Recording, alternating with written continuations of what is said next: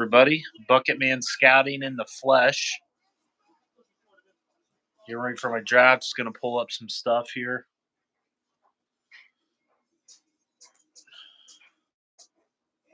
You guys excited for the draft?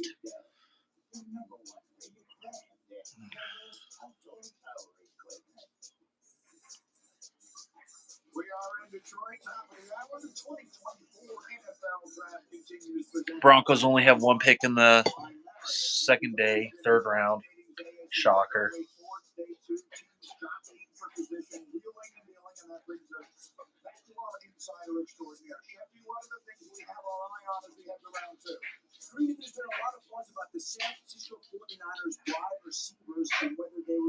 Pull up my draft board real quick here for you guys.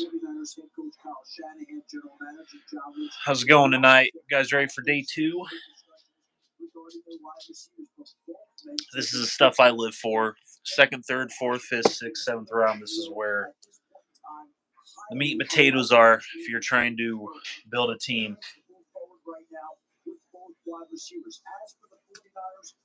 Draft board.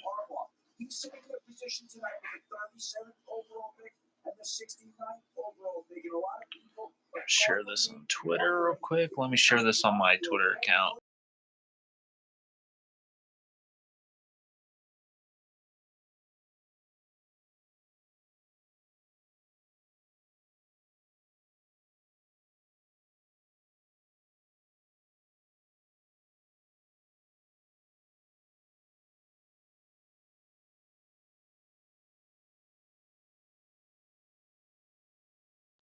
Put that on there.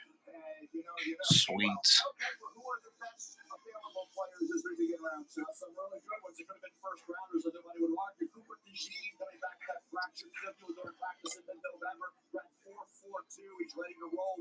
I want to see where Junior Colson goes. He's my top-rated linebacker, middle linebacker. I scouted him coming out of Michigan. He's a guy that I would love the Broncos to take, but they don't care about coverage linebackers. Position. There we go. If you guys want to join, you guys can go ahead as well. If you guys want to talk a little bit about the draft and what you guys are seeing. First time I'm doing this, so I'm kind of new to this fucking shit.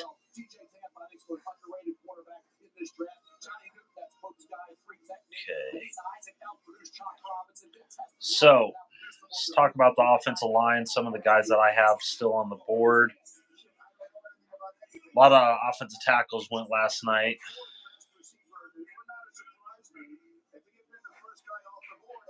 So,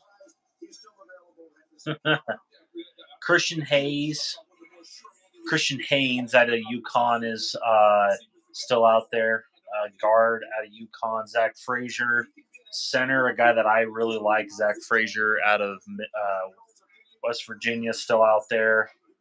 A guy that's very underrated that I think could go in the third round is Christian Mahogany, my top guard. I love Christian Mahogany. He's a beast.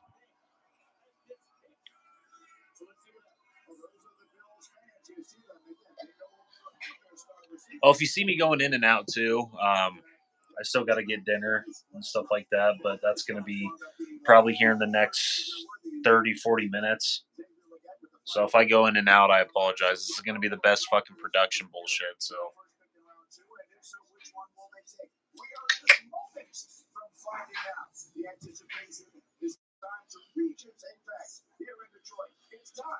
See who the Bills, they've traded back and garnered some draft picks. See what the Bills are going to do here with that first pick in the second round. Cedric Van Pran from Georgia, 6'4". He's a guy that I like. Kind of fits that power-centric run scheme. Let's see who else that we can look for. Let's see who else is on my board. Offensive line-wise.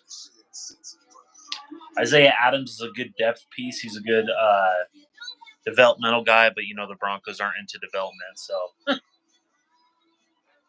Javen Foster is a guy that I really like out of Missouri, 6'6", 313.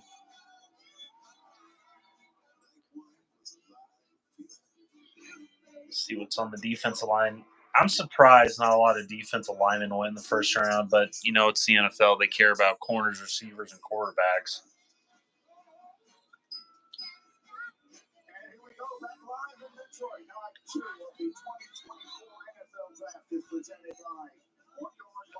See who I have here.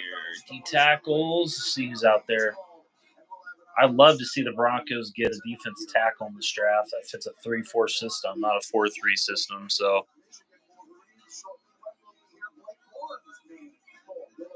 T'Vondre Sweat's my top-rated D tackle on the board right now, 6'4", 366. Kind of has a Vince Wilfork feel to him. I like. Mason Smith I like out of LSU. Dwayne Carter I like. He can kind of fit that 3-tech and a 3-4. He is 6'2", 302 pounds, has a little bit versatility to his game on that defensive front. Yeah, talk about those receivers. Receivers.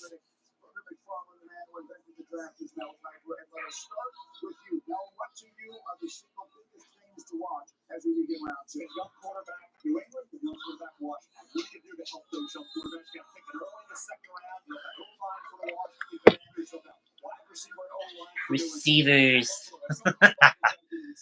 God, we're going to get a receiver. My prediction is the Broncos get an edge, a corner, a receiver with this pick. It's going to be one of the picks in the third round they're going to take. Corner, edge, or receiver. And Bubble Man, if you come across this live, huge praise to you because you called it months ago. So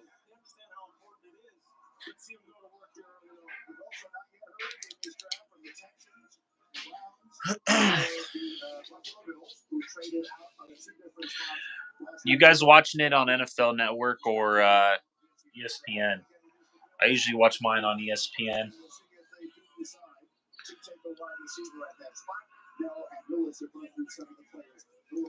4 people live, probably all bots.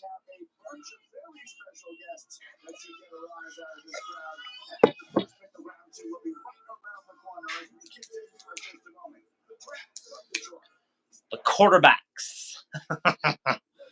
Quarterback. I just did a film breakdown on Bo Nix. Go check that out. Yeah, look at all those quarterbacks that went.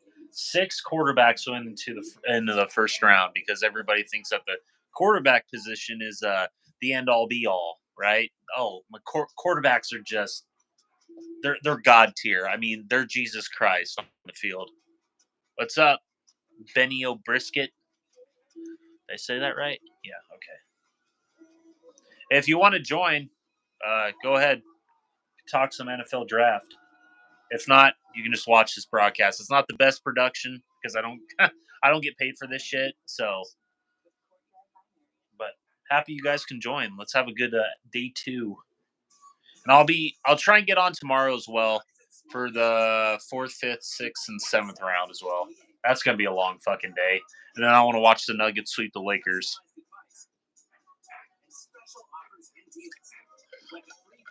I think my girlfriend got me some Qdoba, I think it is. Got me a protein bowl, I think. I'm not sure what she got me. She said she's going to surprise me. So if you hear my German Shepherd freaking the fuck out, I apologize. Yeah, let's fucking go. Day 2 of the draft. My apologies. This is what I live for. I was up the day before yesterday. Yeah, the day before day 1 of the draft, I was up till like 4 or 5 o'clock in the morning getting some stuff done with the pre-draft stuff. So happy what the Chargers did. They got my top-rated prospect in Joe Alt. He was my top-rated prospect. I like who else? I like what the Steelers did, getting my top-rated left guard in the draft from Washington. My top guard in the entire draft is Christian Mahogany. Christian Mahogany's a fucking beast. I wonder if any of these, god tier quarterbacks are going to go on the second day, because quarterbacks are the end all be all, right? My God, dude, we got Bo fucking Nix. Are you guys excited? We got Bo Nix. He's going to transform the Denver Broncos. He's going to transform them into Super Bowl contenders. He's the next Drew Brees. Quarterback.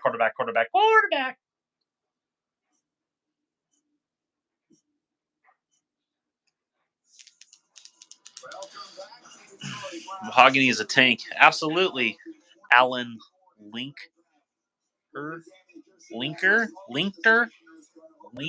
I can't say that. I apologize. I'm not good with grammar, really. Not the best.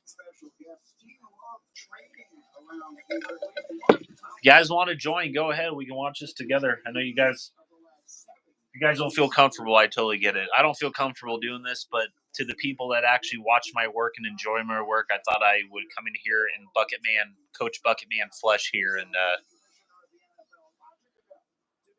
show you how lovely my face looks. You guys probably see me at Denver Broncos Mile High View. No commercials, no bullshit. Go check that out. It's a good channel. Shout out to Liver's a fucking beast. Bubble Man, Mile High Bubbles, another channel you guys should go check out. He's a fucking beast. All right, they're booing the commissioner, folks. So I think the Bills are up. You guys like my Michael Myers mask? Oh, you're not a Denver Broncos fan? Learn a lot from you. Love the breakdowns. Hey, thanks, man. If you have any prospects you want me to break down or any players you want me to break down, let me know. I could try and get that fit into. You guys like my Michael Myers and Denver Broncos. No, you're not a fan. No. I have a helmet right there. I got this right here. I just don't need to show my fandom because this isn't a fan-centric channel. I have a Broncos thing right there.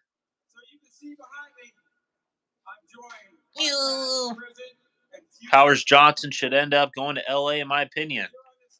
Yeah. He would be good there. They covet that shit.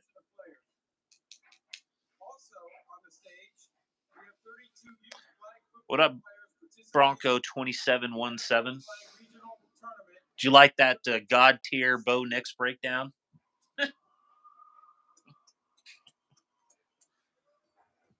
Bo Nix, baby. He's the next Drew Brees. God, these fucking fans.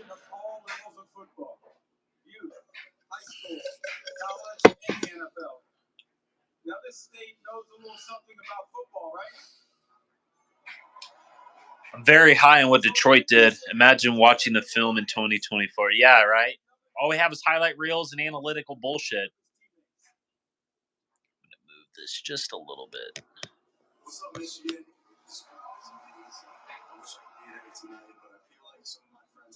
JJ McCarthy.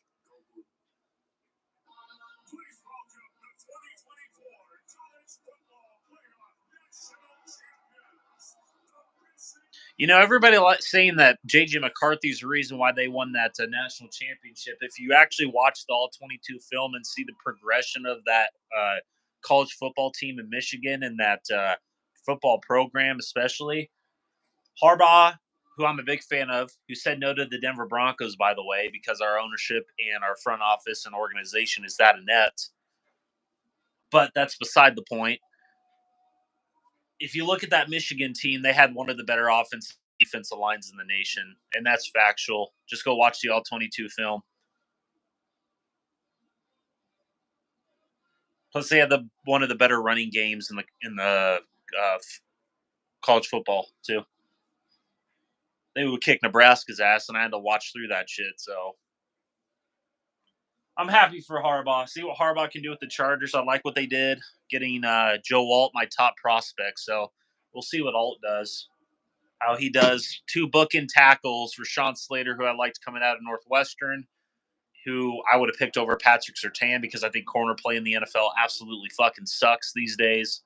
And then Joe Alt, who's another guy that was my top-rated prospect in this year's draft.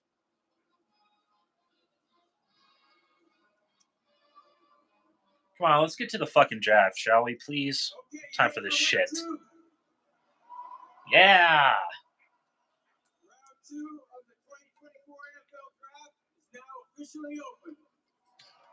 Bills are on the clock, folks.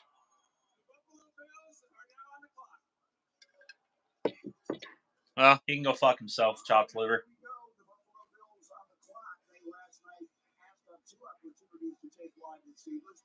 Chopped liver, if you want to join in, go ahead. We got some fans. Got some fans, man. Fans. Ooh. Yeah, I'm not a Bronco fan.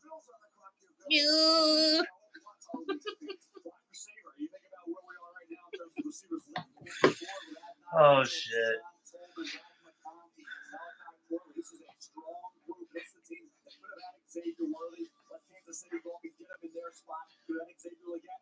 I wonder if they should go offensive line here. Get Christian Mahogany, please. Put him at left guard. And then move Connor McGovern to center. Fuck the Walmart Generals.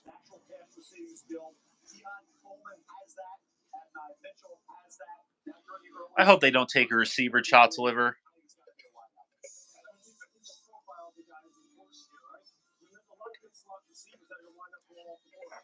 Not a soft cultural fan. Yeah. Fuck that shit. This is football. They taking defense? Are you ahead of me, chopped liver? Or is that what you think they're going to do?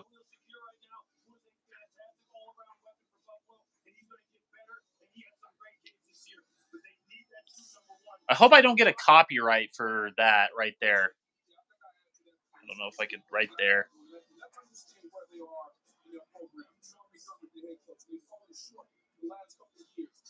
They're draining the fucking clock. Hey, chopped liver, I really hope my boy Christian Mahogany goes here. That's where I want him to go, is Buffalo. He fits that system really well.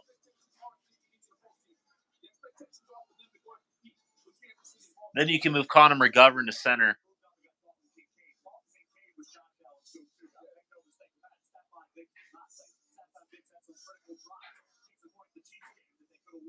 If you hear my DARPA dog, just FYI, I want to reiterate, my girlfriend should be home soon, my significant other, whatever.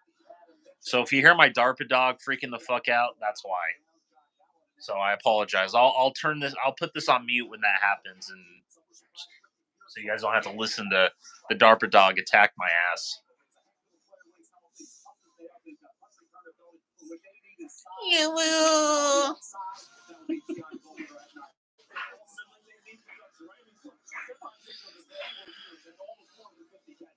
God, this is going to be such a long broadcast. It's going to fucking suck. Haters would love to hate. You know what I can say to those haters? They don't know shit. Come with an arm. Yeah. You're going to attack my fucking ass. So the top prospect I have on the board right now is Sweat from Texas, the defensive tackle, who reminds me a lot of Dalvin Tomlinson, has some Michael Pierce to his game. He's a zero tech. He's my top prospect right now. Junior Colson is number 2. Cooper from Texas A&M is number 3. Both Colson and Cooper are both linebackers that would fit perfectly in a 3-4 system.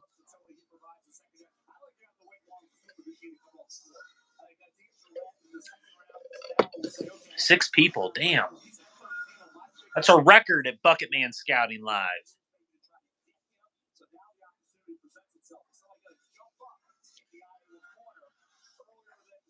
Cornerback.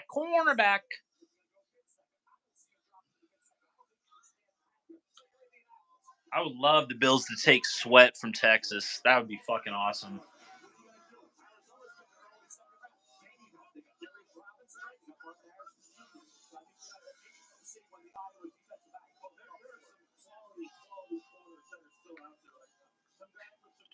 Who do you guys have as your top prospect right now?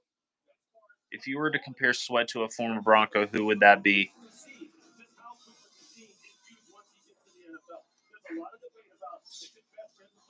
Terrence Knighton, who is, by the way, Sweat, the answer Bronco, Bronco 2717. Sweat reminds me of Terrence Knighton a little bit. He doesn't have the elusiveness that Knighton has, but Knighton was more of that, that plug and play guy where he was more of that zero tech, and he would take on two blockers. So that's who I would remind me. Who's the other guy? I think he reminds me a lot of Terrence Knighton. I would say that would be my comparison to him. If he's not going to become a Bronco, he would probably get ran out of town.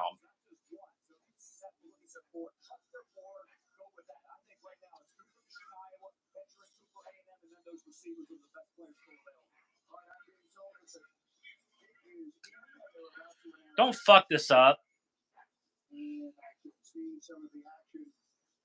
Love the young 5-techs, Michael Hall, and yeah, those guys are good players. Hall fits more of a 4-3 system because he's undersized. Smith the same way. They're gonna fuck this up. We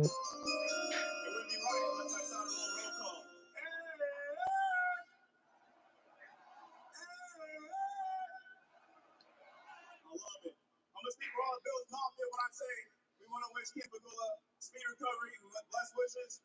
We have all prayers for you.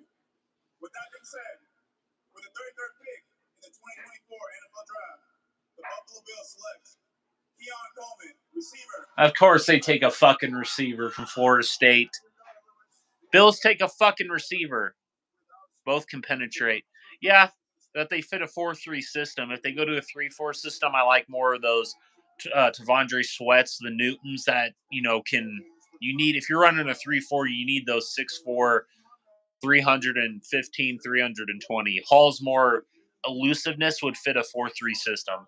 So the Bills take Keon Coleman. God, they take a fucking receiver. They traded all the way back to take a fucking receiver. Yeah. I still would have took defense or offensive line. But that's just me. Yeah, his route running fucking sucks. His route running is dog shit. That's something he needs to get better at, folks.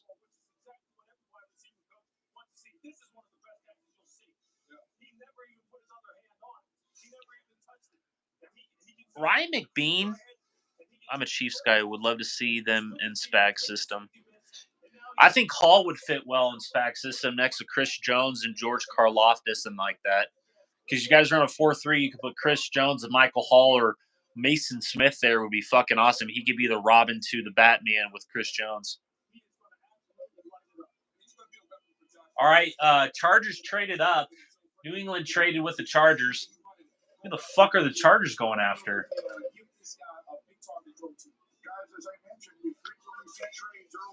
Hey, Bronco 2717. A better comparison for Sweat is Ryan McBean. He was on the 2009 roster. He was more of a zero tech.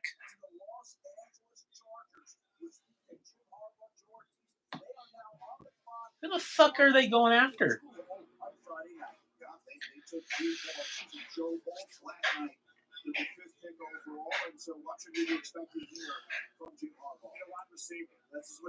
A wide receiver. Come on, Chargers. Take Sweat, baby. Fix your run. They need Sweat. They need a defensive tackle. They need Sweat. They need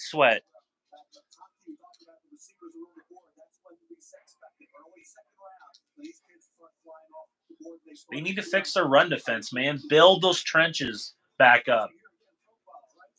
Newton's on the board. I don't like the Rook Oroko guy from Clemson. I don't like that. I'm more of a Sweat guy than that, so trade up. Okay, see what they do here. I hope they don't fuck this up.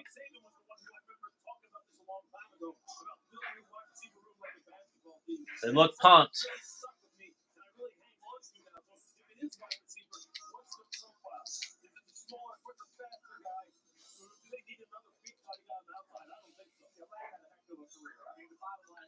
So see what I had on the receiver there, Coleman. See what my top needs: receiver, corner, extra safe for every team, total fools. Yeah, they're dumbasses. They're just there to,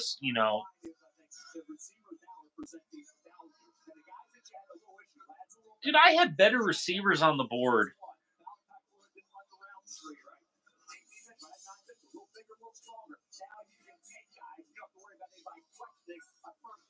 All right, so after this pick, I'll read you the strengths that I have and the weaknesses I have for Coleman, who went to the Bills.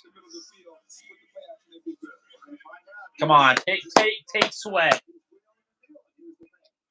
or take Newton, one of the two. You'd be good either way. Thank you. This is rarefied air for a kicker. We don't usually show up in the second round, so for all the great kickers out there, thank you. Yeah, kickers. Take a kicker. The New England Patriots have traded the 34th pick to the Chargers.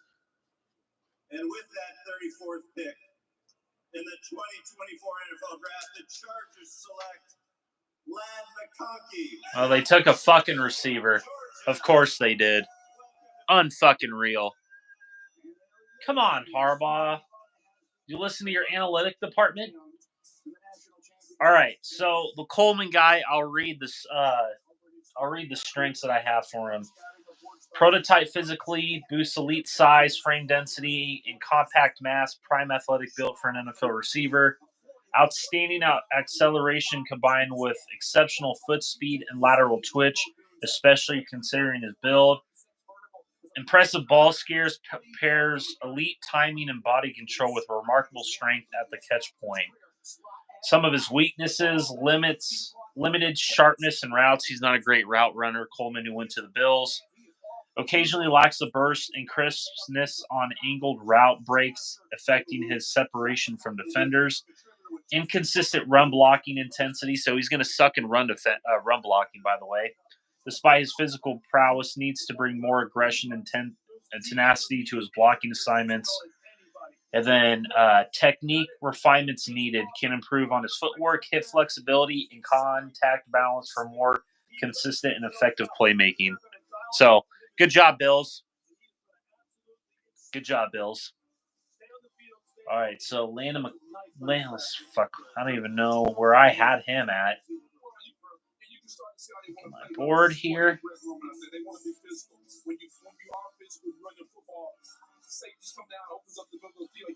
I wonder if he's more of a slot guy. McConkey from Georgia.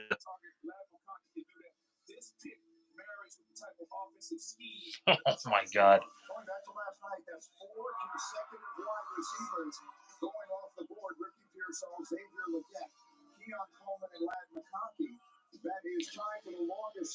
He kind of, come on, Harbaugh. Yeah, I know.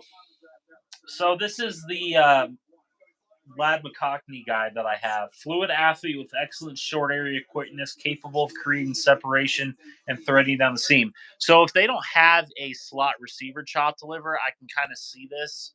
He would be such a good slot receiver. Who traded up? Cardinals traded the pick. Falcons traded up. Precise route running chop deliver with a natural feel for setting up defensive backs. Effective at tracking the ball downfield. He kind of has some Marvin Mims to his game. Lacks the twitch to consistently create separation, so he needs to get better at getting more fluid with his hips. Needs improvement in catch and run transitions. Seems uncomfortable in these situations. And then lacks the size to consistently win on the outside. Better suited for middle of the field and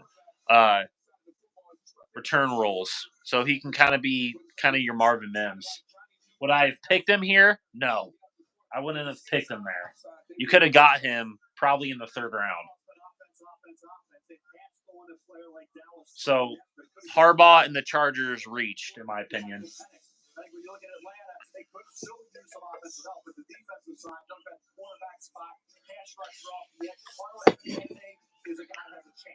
But at Temple, they went to Penn State. Evan Haney has a chance to show flashes that he can develop.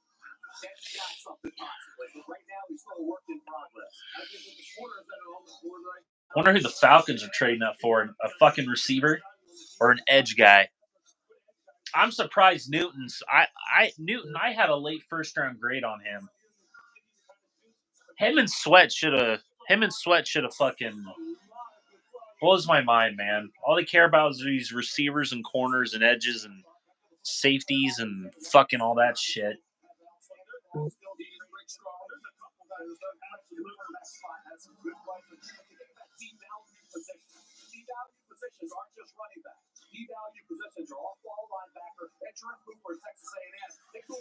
Mel Kiper, shut the fuck up. They're not devalued position. Well, they kind of are because you guys don't give a shit about that. You guys care about analytical bullshit.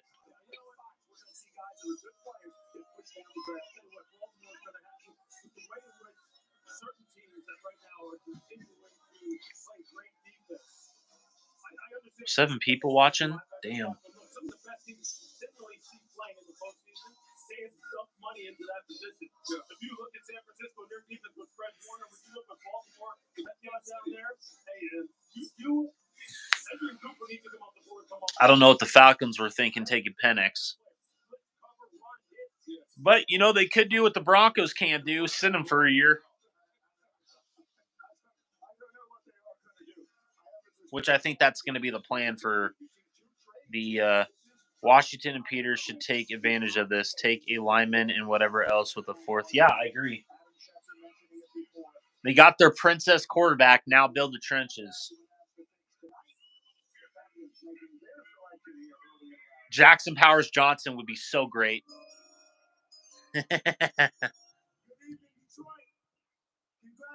Andrew Rison, damn.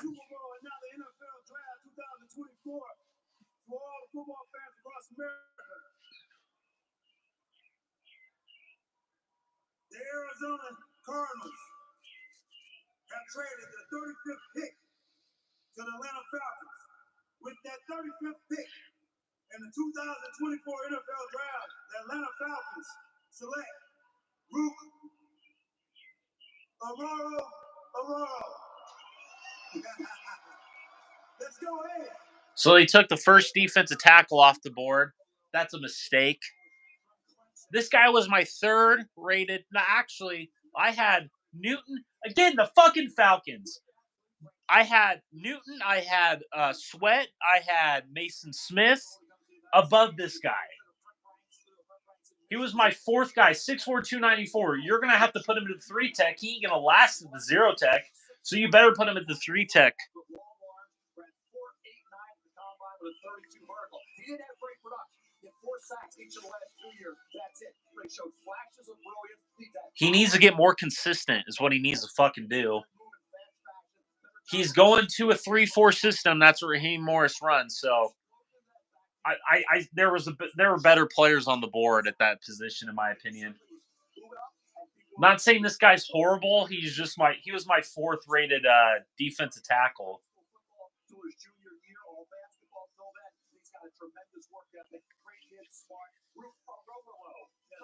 Rook Aurora is his name, folks. Denver Bronco Falcons. Yeah, pretty much. I don't agree with that defensive tackle. There were better players on that board. But if they're going to put him at the 3 tech, then we can see it. All right. Let's see what I had about Rook Aurora, whatever the fuck his name is. Let's look at my see what I had for him. Let's read what. Let's see. Rook Aurora. God, fucking stupid Falcons, bro. If you're going to put him at the 3 tech, then that makes sense. But if you're going to put him at 0 tech, you're fucked. Yeah. Magic Johnson, baby.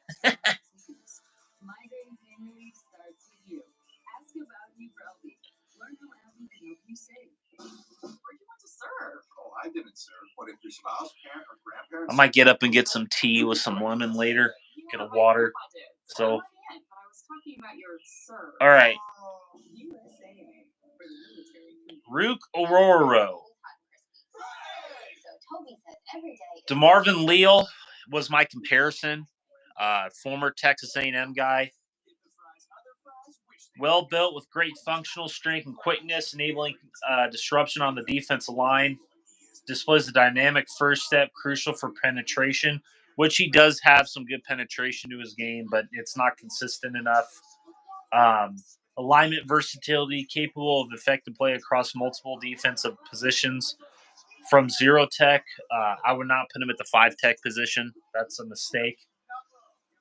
Quickness to cross faces of offensive linemen, showcasing explosiveness and strength in zone run schemes. So he's going to blow up a lot of the zone running schemes. Weaknesses: lacks a consistent pass rush, which I said. Move repertoire beyond the bull rush, highlighting the need for expanding technique. He needs to get more tools in his tool set. Can improve on hand technique and placement to more consistently shed blocks and disrupt plays. And then and this is my last one, while possessing good functional strength, further technique consistency is needed to maximize impact on both run defense and pass rush. So that's my comparison for him, DeMarvin Leal. So see what happens. Line him up with the 3 tech, Raheem. If you're gonna want him be a successful player on your defensive front, you're gonna have to line him at the 3 tech.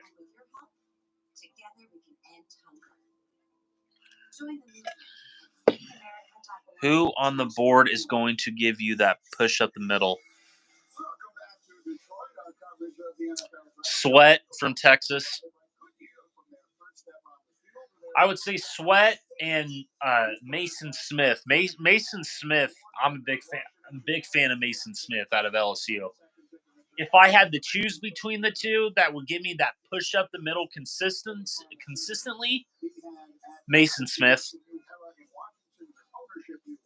But Mason Smith, I think, would be great in a 4-3 system, chopped liver. I would love to see Mason Smith go. Well, I mean, they already have Jonathan Allen and Daron Payne. I want to see Jackson Powers Johnson go here. Or Christian Mahogany. Christian Mahogany, go here. They need guard help.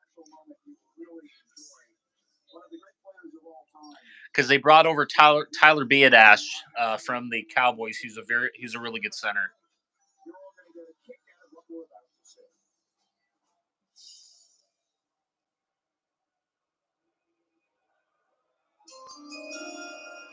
We're honored to have a true legend of the Washington franchise and the NFL to make Washington's selection tonight. Darrell Green's impact extends Darrell Green. His remarkable skills on the field. He exemplified integrity, sportsmanship, and dedication throughout his illustrious career. We are proud to announce the Washington Commanders plan to retire Darrell Green's jersey this fall. A testament to his enduring legacy. Today, we celebrate Darrell Green's extraordinary career. Darrell, you will forever be remembered as one of the greatest to grace the game. 38 minutes? Jesus. I've been on for 38 minutes already. God, time flies. Darrell Green, baby. He was a good player. You don't get much of the Darrell Greens anymore. Kentel Goodell doesn't care. Yeah, he doesn't give a fuck. He doesn't give a shit.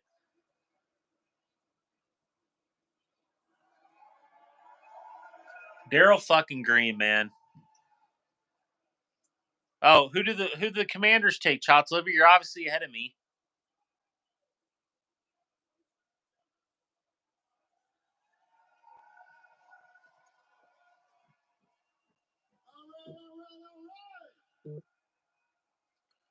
God, dude, I am so fucking behind. Thank you so much. Let me first say this. Hold on. Let me say thank you, Detroit. You guys. Okay, so are you on the same wavelength as me, Chopped Liver? And I appreciate you. The NFL appreciates you. The Commanders. The NFL doesn't appreciate you guys. Just letting you know. Thank you. Yes! Woo! Yeah! They took him!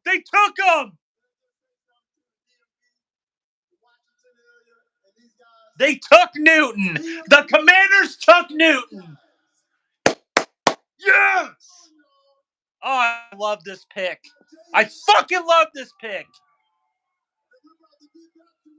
Woo!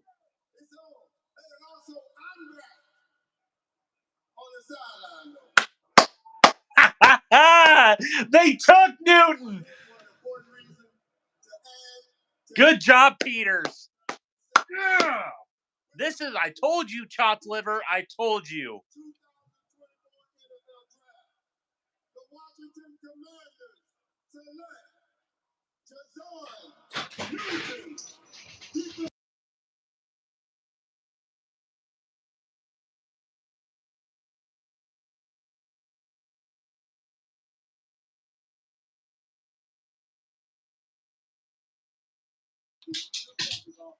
Woo! Love this pick. Oh, Frankie, stop. Jesus Christ.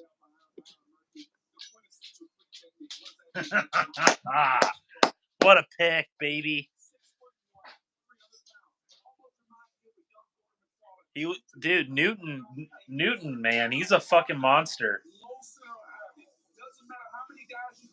He fits that 4-3 system, baby. Woo-hoo-hoo. All right. Let's read it off, folks. Love this pick. Jalen Carter. He has some Jalen Carter to his game.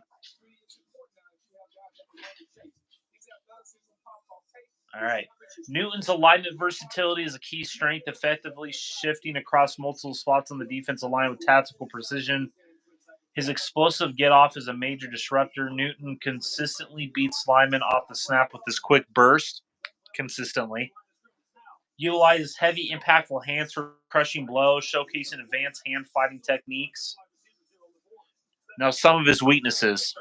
Newton's size profile is less than ideal for a defensive tackle, potentially impacting his effectiveness against larger NFL linemen. Lacks the desired arm length, which could limit his ability to extend and control engagements at the second level. Struggles with handling double team blocks. But when you're next to a Daron Payne and Jonathan Allen on that defensive front, you're the Robin and the Batman, and you can develop. Love this pick.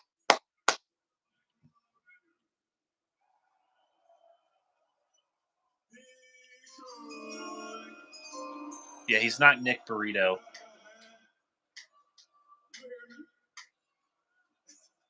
This guy's a hell of a player, too. Michael Nwu from Michigan.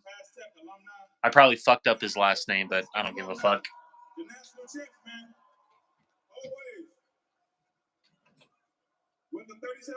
I'll tell you in a minute. I'm going to see what the Patriots pick.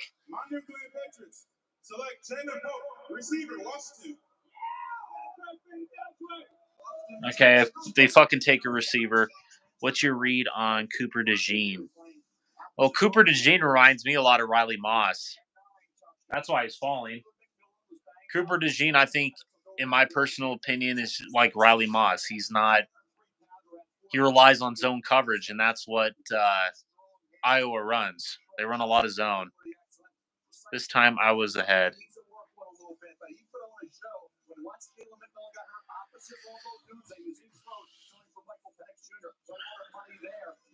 Hey, babe, can you hand me some water?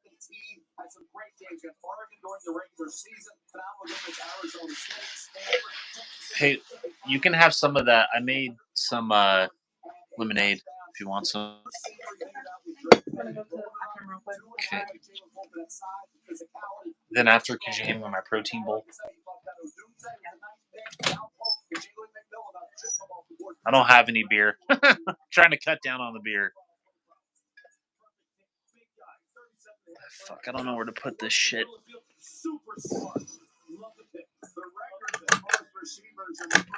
I'll do that later.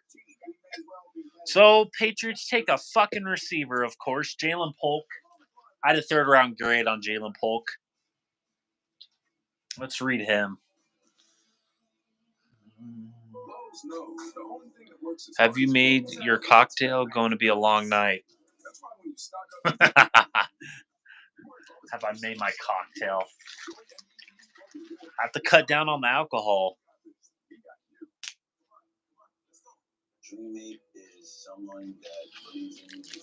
Receiver. Corner. All right, let's look at Jalen Polk. My favorite pick so far in the second round is Newton from Illinois going to the 4-3. Give yourself some TLC, tender, love, and chicken for only $1.99. Sonic Crispy Tender Wraps. Okay, so I got to go to my receiver list here. Sorry, it's taking me. I'm kind of jumping back and forth.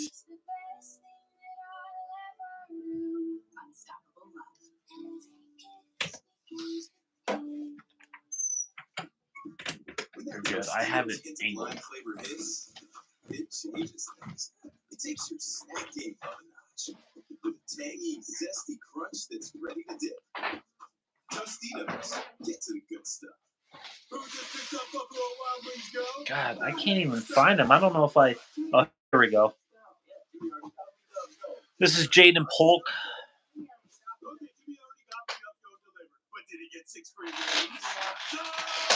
I have him compared to Jalen Tolbert from South Alabama last year. Renowned for his excellent hand strength, Polk displays a remarkability, secure and maintain control of the ball in consistent catch situations. I would have took him over Wilson from Florida State, to be perfectly honest. His superior ball skills and body control make him a reliable target, displays physicality in routes, and at the catch point uses his size strength to overpower defenders. Lacks top-level bursts, why he should be a slot guy. Acceleration, open field plays, potentially affecting his ability to create separation against faster pro defensive backs. Needs to refine technical aspects, especially hand usage and press coverage, to adapt to the sophisticated defenses of the NFL. His route tree, while versatility, can benefit from expansion and refinement to fully exploit defensive weaknesses at the professional level. Thanks, babe. Mm-hmm. It's a what again? Chicken bowl.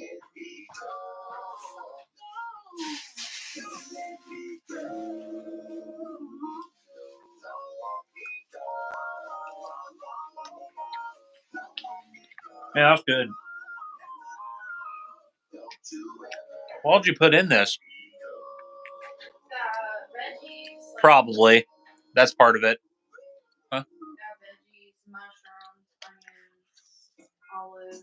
Okay. Thanks, babe.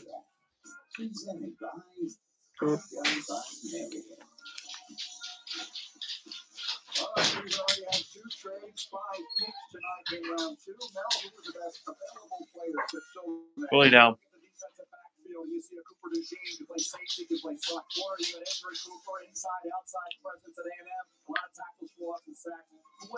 Is that jalapenos in here?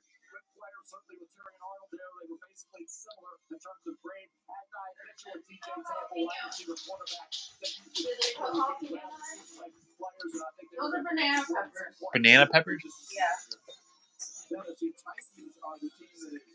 Probably. That's my prediction. They're going to take the corner in the third round. Or receiver, sorry.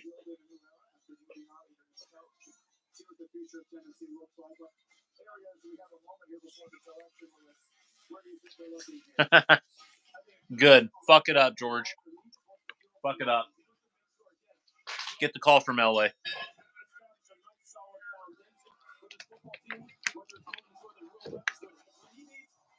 Well, go. First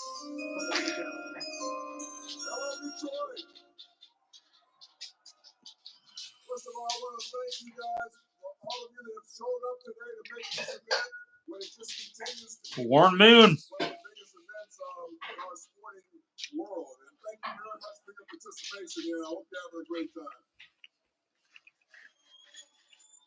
With the 38th pick in the 2024 NFL Draft, the Tennessee Titans select Trevondre Sweat.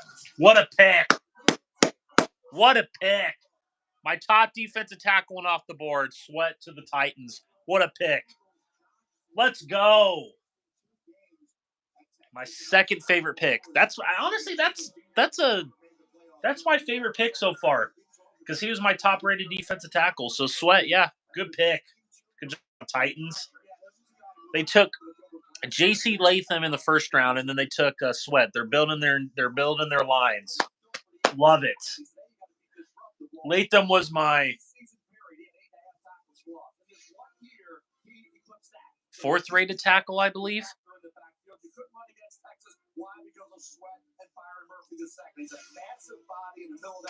What a fucking pick. That's what I'm talking about. Rams traded up, folks. Rams traded up. All right, let's go to my top interior D tackle. He was my top prospect on the board.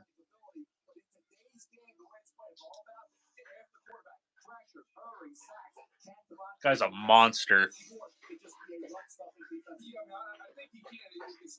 Come on, God. Fucking 6'4", 366. This guy has a lot of Michael Pierce to his game, who I like, who plays for the Ravens. Classic dominating, speed-saving run defender, commands attention with his huge frame, making him a formidable presence against the run, difficult to move off the point of attack. Exhibits super upper body strength, enabling him to engage and disengage from blockers with ease and disrupt offensive lines. Demonstrates good burst and leverage off the snap, hinting a potential disruptive capabilities in the background. And then what else here? Lacks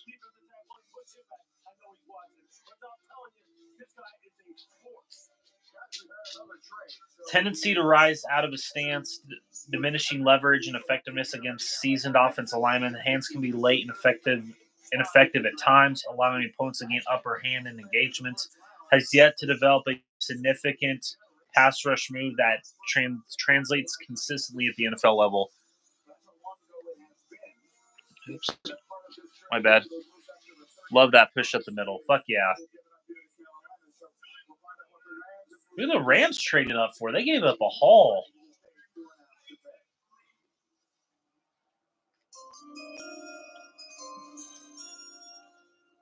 What's up, Detroit? Whose house? Right on, right on. The Carolina Panthers have traded the 39th pick to the Los Angeles Rams. This must be somebody of significance. Junior Colson. 39th pick in the 2024 NFL Draft. The Los Angeles Rams select Receiver. Brandon Fisk, Florida State. Another good one. I love Brandon Fisk from Florida State. That is a hell of a pick. Good job, Rams. Woo! That's a good pick by the Rams. Good pick. This guy is a fucking beast. He's going to fit that 3-4 system like a fucking glove. 6'4", 294, I think. Yeah. He is going to be that 3 tech.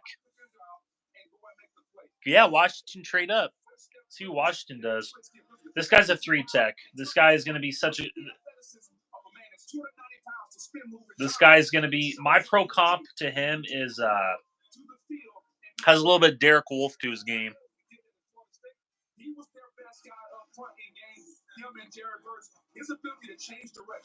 Washington traded the pick, chopped liver. Philadelphia traded up. There's a run on defensive linemen. I wonder if they're going up to get maybe an edge rusher. The pair next to Jalen Carter and Jordan Davis on that defensive front.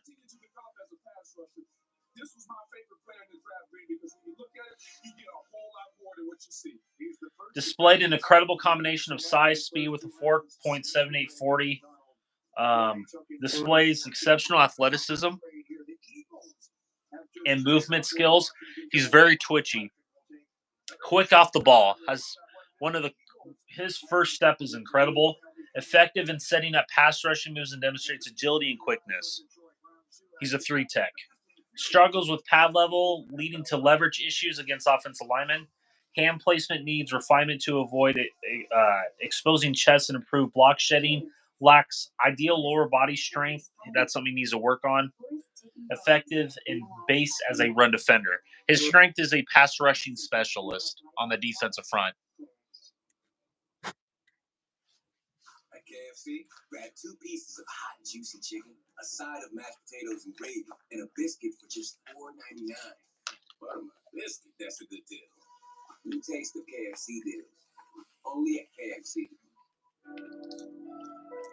It's love at first sight. Over there, crap corner. Cooper DeJean might fall there. He's a zone guy, just like Riley Moss was. And I told you guys that coming out of Iowa last year, and you guys laughed in my face. Not everybody.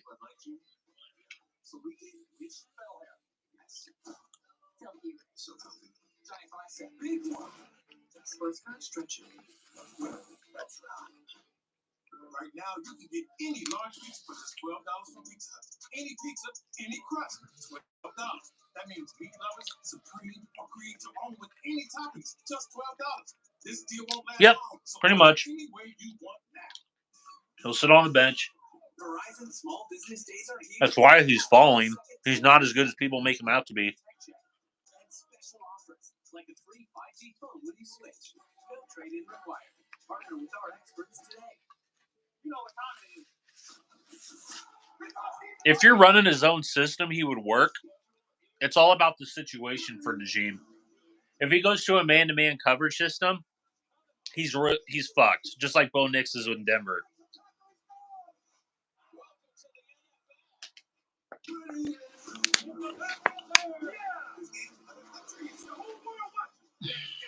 He's royalty fucked.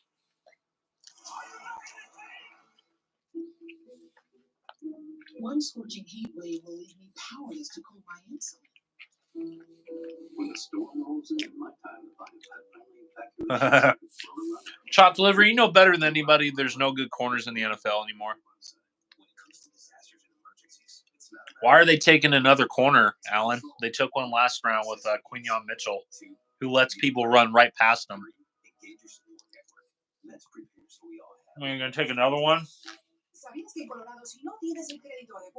I wouldn't do that. You know who they need to take?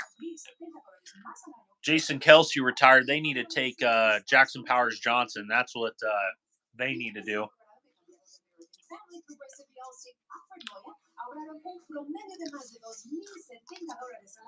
Llámanos hoy y descubre cuánto puedes ahorrar. Fredloya Insurance celebra 50 años, ayudándote a ahorrar más en tu seguro de auto. I mean, if you want to double down on 2 shitty corners, be my guest. I'd hate that move by the Eagles.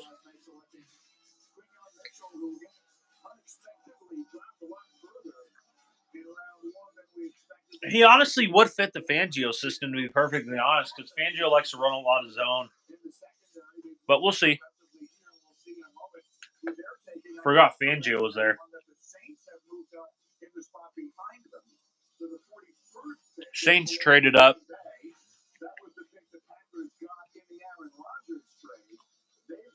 Broncos on the clock?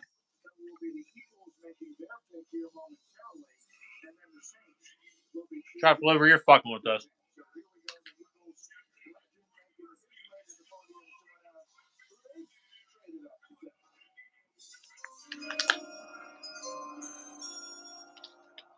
See who they take. Yeah. First off, I want to say, go blue, all day, baby. Eagles. Y'all already know. Pick from Peyton trade. Yep. They used that pick from the Peyton trade to trade up. It's an honor to be here in the hometown of my city of Detroit. And 14 years ago, the Eagles have definitely changed my life. And to be a part of this organization going on my 15th year, I'm definitely excited to be able to announce this pick. And the Washington Commanders. This stuff is fucking good. To the Philadelphia Eagles. And with the 40th pick in the 2024 NFL Draft, the Philadelphia Eagles select Cooper DeJean. What a shitty fucking pick. What a shitty fucking pick. Alan, you're right. They double down. What a shitty fucking pick, dude.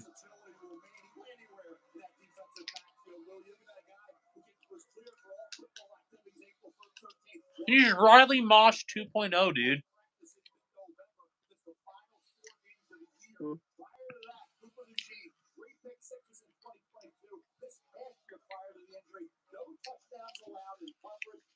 Yeah, they played in the Big Ten West, bro. Big Ten West is shit.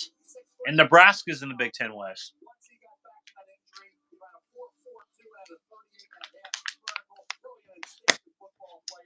Fangio runs a lot of zone, so I could see where this makes sense. But again, corner play is so neutered.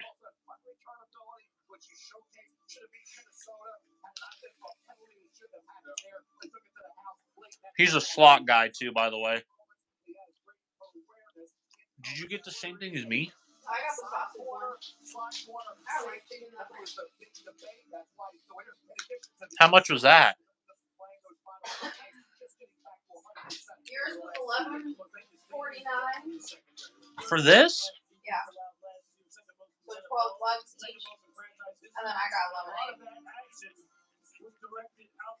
Yep. She's the real MVP, folks. Although I have to clean up after her all the time, but just kidding. I'm not.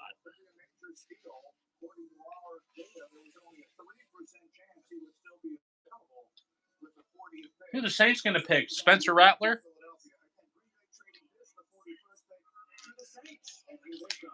I'll read Cooper DeJean after this. I'm surprised he's not a Bronco. Chops liver, Taysom Hill. The Green Bay Packers have traded the 41st pick to the New Orleans Saints. And with the 41st pick in the 2024 NFL Draft, the New Orleans Saints select Kool-Aid McKinstry. Took a fucking corner. So there he goes. He slid into Patrick Surtain, slotted down as a true freshman, and has arguably been the best corner in the country. Yep. Good. Yeah, that's a good one. All right. Now it is the Saints who move in, and now Kool-Aid is headed to New Orleans. Kool-Aid has been there since day one for Nick Saban. It really was the star prior to Terry and Arnold developing this little grabby at times. Defensive back. The ball hawking talent of some of the other corners. He didn't have that only 2 rare interceptions, but 21 pass breakups the last 2 years. Football. All right, Cooper DeJean. Pro comparison, Riley Moss. Possesses rare mass and frame density for a corner. Okay, I mean that's really nothing from the string. So here's some fleet-footed mover with exceptional correction, twitch, and recovery athleticism. Boosts impressive long track recovery and gap closing speed. Hawking in front of balls. Can snap into phase and really align himself with trail receivers on fades and seam routes. Weaknesses: sometimes loses his balance when sinking to match whip and out routes. Muscle bound frame prevents him from fully sinking and redirecting on occasion. Doesn't quite have the elite fluidity and hip freedom, so he's not really hip to hip. I don't really like that from a corner. He's Riley Moss 2.0, in my opinion. All right, Kool-Aid. So the same strength of Kool-Aid. Let's read him. He kind of has some Roger McCary from Auburn in his game. Exhibits exceptional awareness and zone coverage, consistently reading and reacting to the quarterback and unfolding plays. Boosts impressive length adequately leveraging it to disrupt passes and immediate receivers with extended reach. Admirable skill in bump and run, utilizing foot quickness and hip fluidity to mirror and challenge receivers instantly. Yeah, I agree. I would have. And then I'll finish the weaknesses with Kool-Aid. In the 2024 NFL Draft, the Houston Texans select Kamari Lassiter, defensive back, Georgia. No, fucking corner. So a lot of corners going here. Here's my favorite note of the entire draft. Now, Kamari Lassiter. Finishing up with Kool-Aid and his weaknesses. Allows receivers to stack him deep. Needs to tighten vertical phase and deny deep ball leverage to NFL level and aerial threats. Struggles against physical route runners, so he's going to struggle with that more physical frame, like little Jordan Humphrey, especially on sharp breaks. Much sharper mirroring against agile physical receivers in the short and immediate game. Displays choppy transition in bail technique during zone looks, hips, and pedal needs smoothing to stifle comebacks and curls effectively. I think his competitiveness, his toughness, his instincts is better suited inside more than outside. I think when you go down, All right. how physically he wants to be. Let's look at this guy. There's no question that he run faster. He would have taken off the board on the first day. There's nothing he can't do. He does everything you ask him to do. Down in Georgia, This guy, Laster, third round guy. I don't think I did. I mean, just absolutely lights out route recognition instincts. Had he run faster, he would never have been here. The Texans, for the great season they had, their secondary was 29th in completion percentage allowed. Okay, this is Laster, the strengths.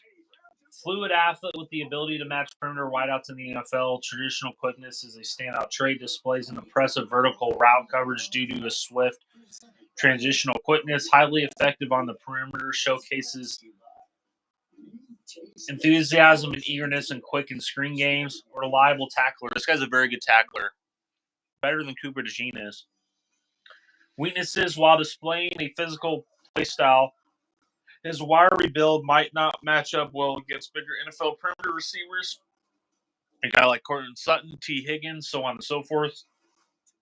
Shows a tendency to rely on grabbing to enhance disruptiveness, which resulted in penalties during his initial starting year. And needs to develop ball skills. Has a history of losing assignments and transitioning or looking back for the football. So, see how he does. Hi, I'm Grok, your new roommate.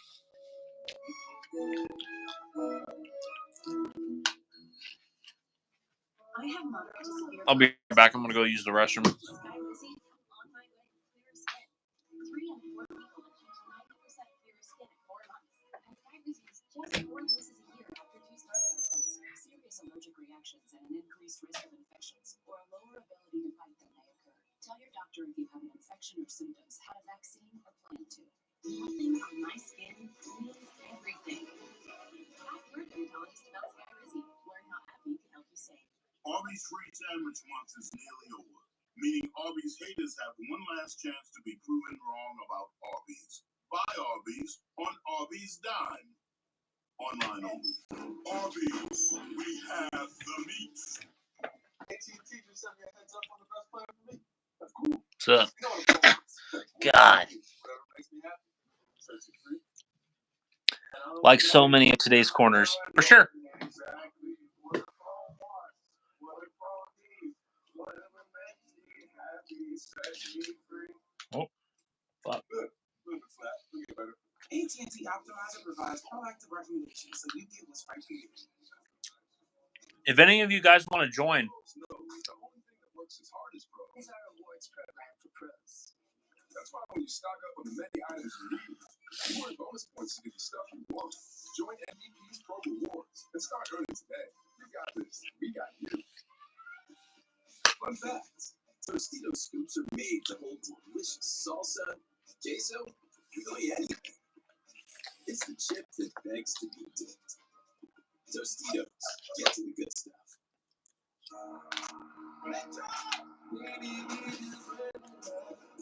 For 3 games, these 2 teams have battled, and now the Lakers are facing elimination. The NBA playoffs, Nuggets, Lakers on ABC.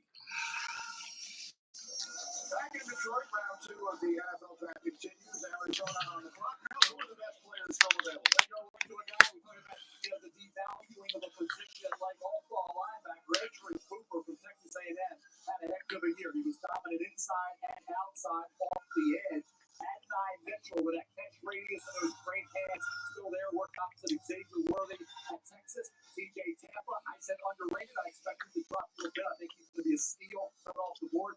Lisa Isaac. Perfect Bronco, TJ Tampa from Iowa State. Just a little teaser. Arizona traded down Peter Irvin. Atlanta moved up a little earlier this night for the 36th.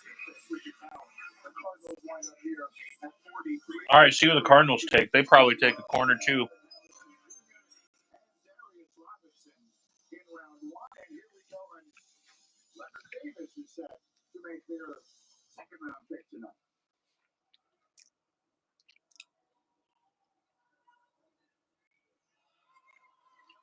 Is that Emmitt Smith? What's up, Detroit? Oh, I I don't remember him much.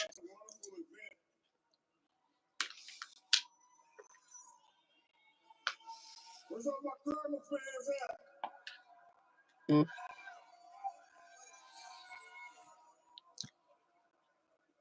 the 43rd pick in the 2024 NFL Draft, the Arizona Cardinals select Max Melton, defensive back, Rutgers. No fucking corner. All right, Max Melton. I had a 3rd round grade on him. 5'11", 187, so it should be a slot guy.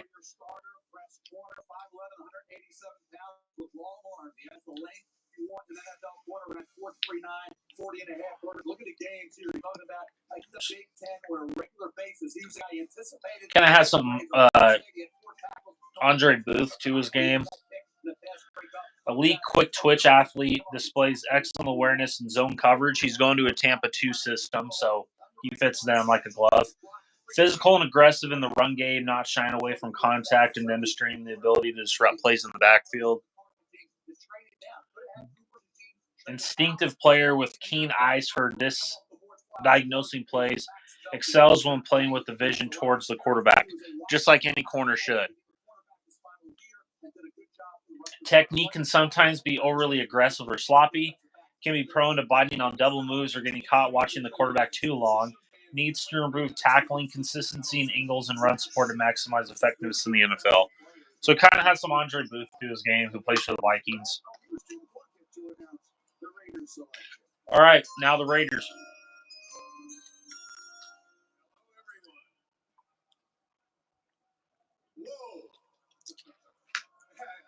Jim Plunkett. The 2024 NFL Draft, the Las Vegas Raiders select guard Jackson Powers Johnson. Yeah! Woo! Raiders!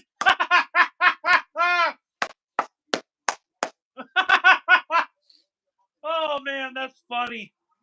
My top center in the draft goes to the fucking Raiders, boys. Oh, my God. You guys know how to feel about Jackson Powers. 6'3", 328. He fits them so fucking perfectly. They're gonna run the fucking hell out of the football. What more do I need to say about Jack? Oh my God.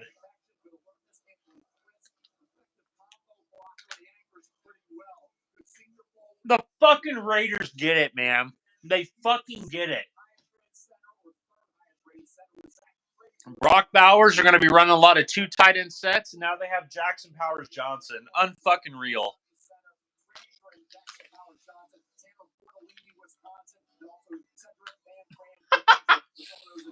Holy shit.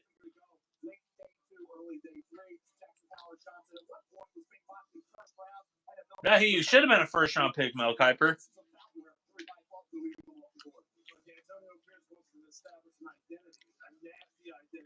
That's a hell of a pick, man.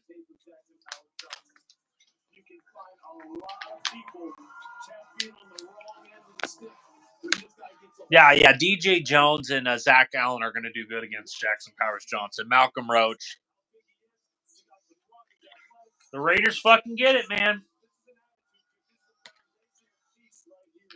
Foundational piece. You said it. Are you quarterback lovers?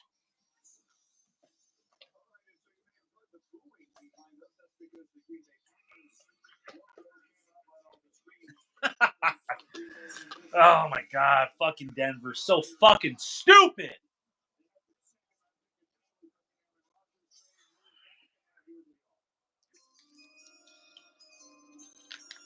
Unfucking real. Brian Bulaga. He was a hell of a right tackle, better than Mike McFlinchy.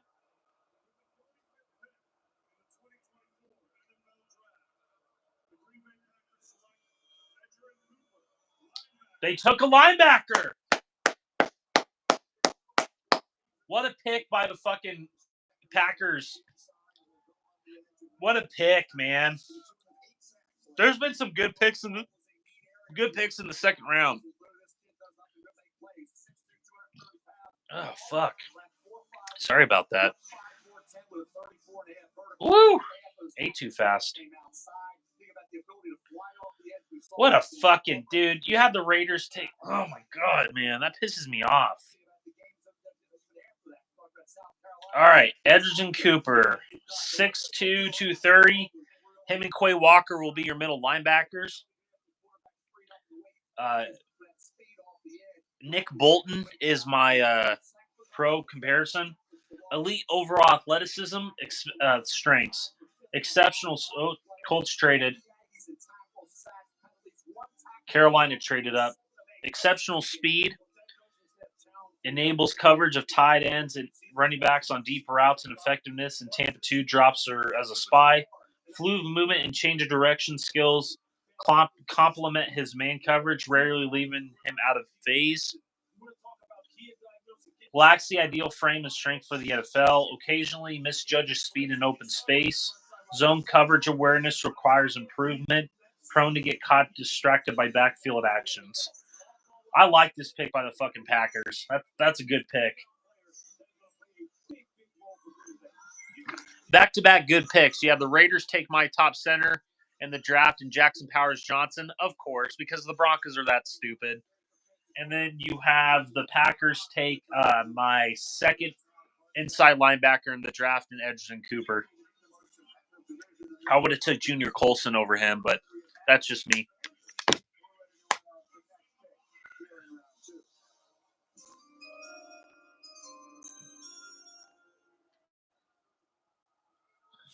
Ten people. Damn.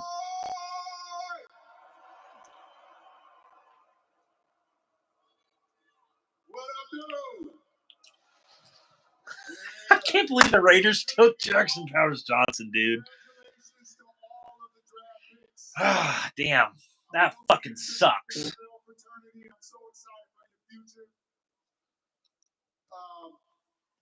All the coaches, all the players that I played with, just want to give you all a special shout out and thank you. I know Coach Saban is in the house.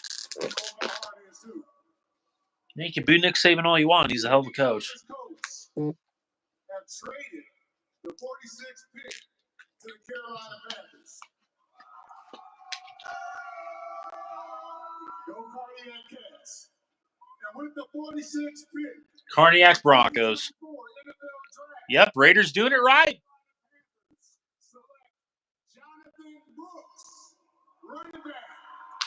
Wow, they took a running back, Jonathan Brooks. He wasn't even my top running back in this year's draft.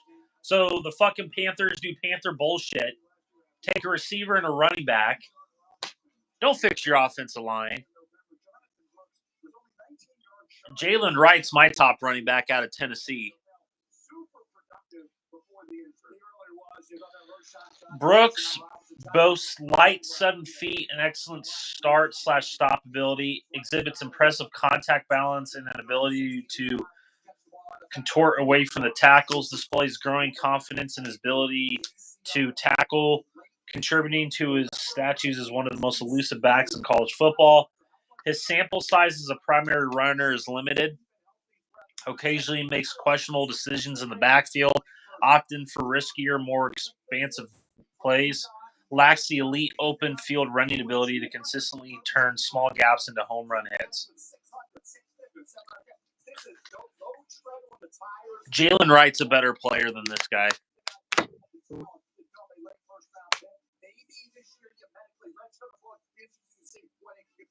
And I think the thing that stood out most to me was his vision. Very patient runner, great vision, understands how to set up his blocks. Doesn't always have to be super fast to the hole, but fast through the hole. Football.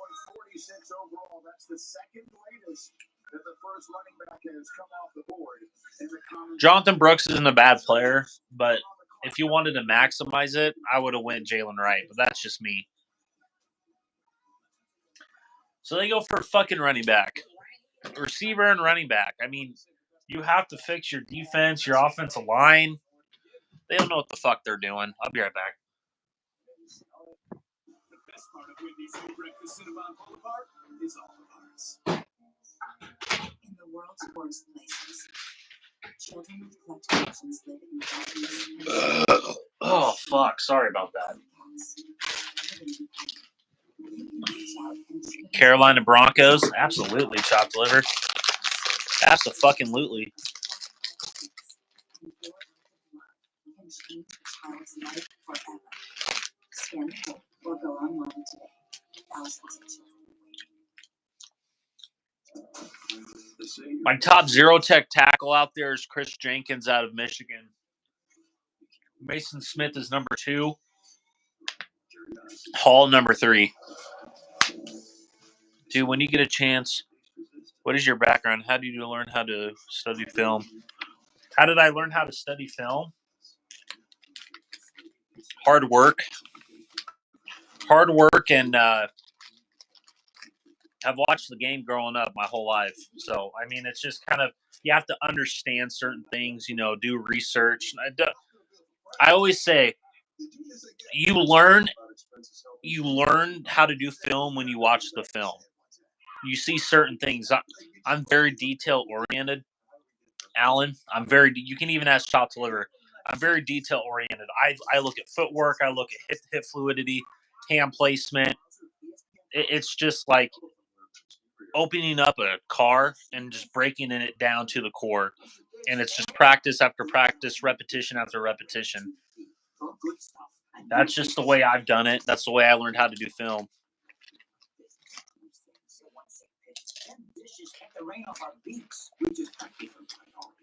I don't have anything that's fancy. It's just kind of straight to the point, hardcore at Buckingham Scouting. Denver Broncos Mile High View. Bubble Man, Mile High Bubble. Yeah, I encourage you. If you want to watch film, go watch film. You can get it virtually anywhere you want, basically. I mean,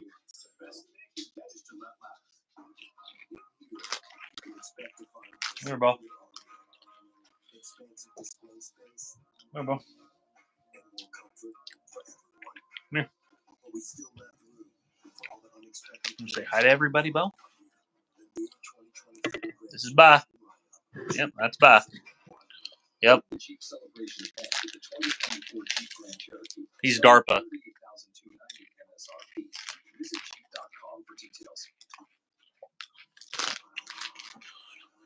Anyway, all right, let's get back to it, Bo.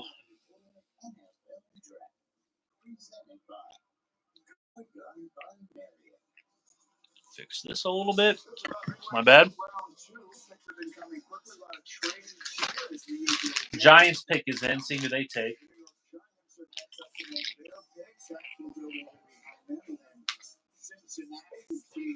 But if you want receivers go in this second round, corners have gone here after night one where they were very few defensive players. If you guys are ahead of me, let me know who they pick, and I can get ahead of this. If you guys are ahead of me, let me know who these teams pick. Please. Please and thank you.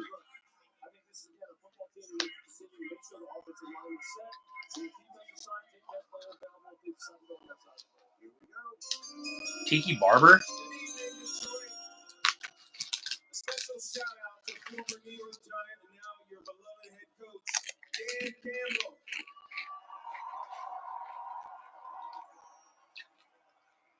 I see you, G-Man.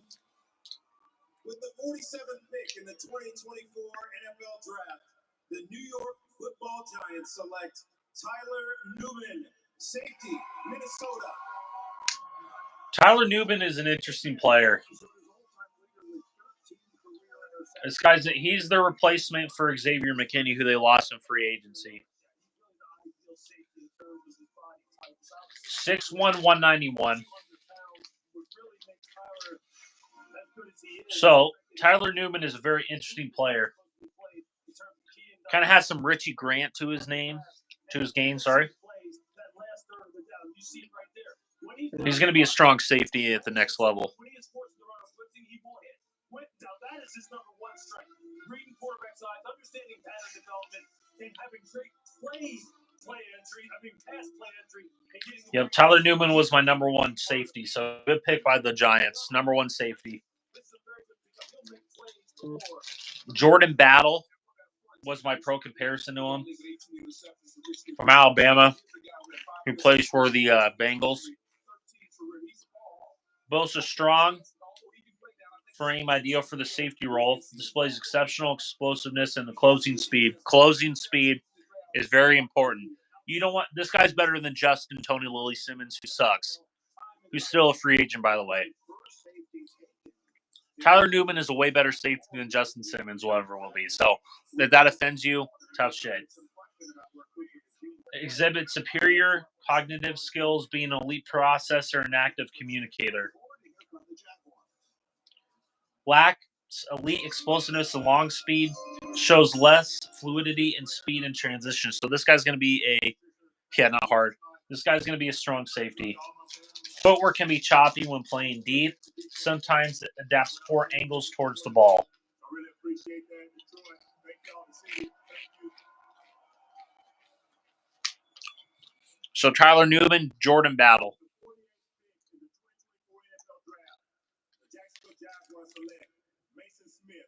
Good pick good pick. That's a good pick by the Jaguars. Mason Smith.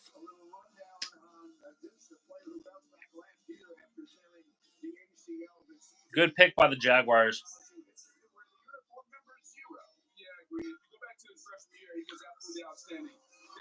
This guy 6'5", 306.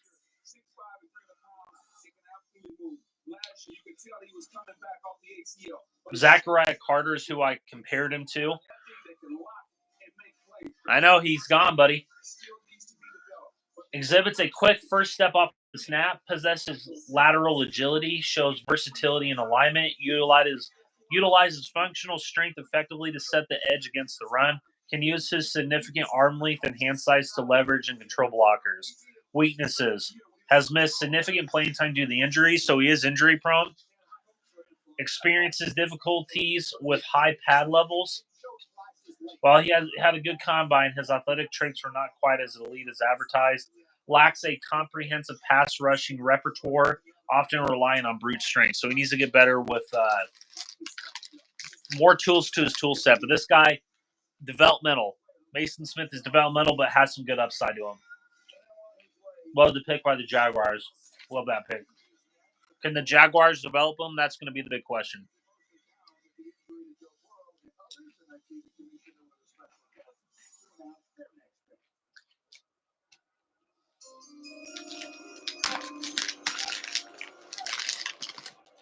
Washington's coming up again. Washington's having a good second round.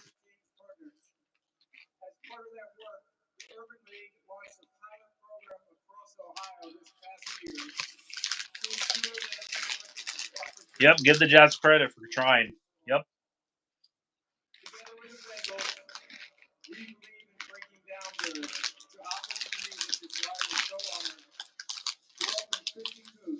President and CEO of the Urban League of Greater Southwestern Ohio, to announce the Bengals pick tonight.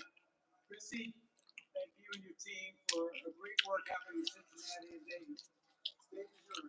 Hey, Chopped Liver, I think they're suppressing my live stream. Let's get it, Houday Nation. Houday, Houday.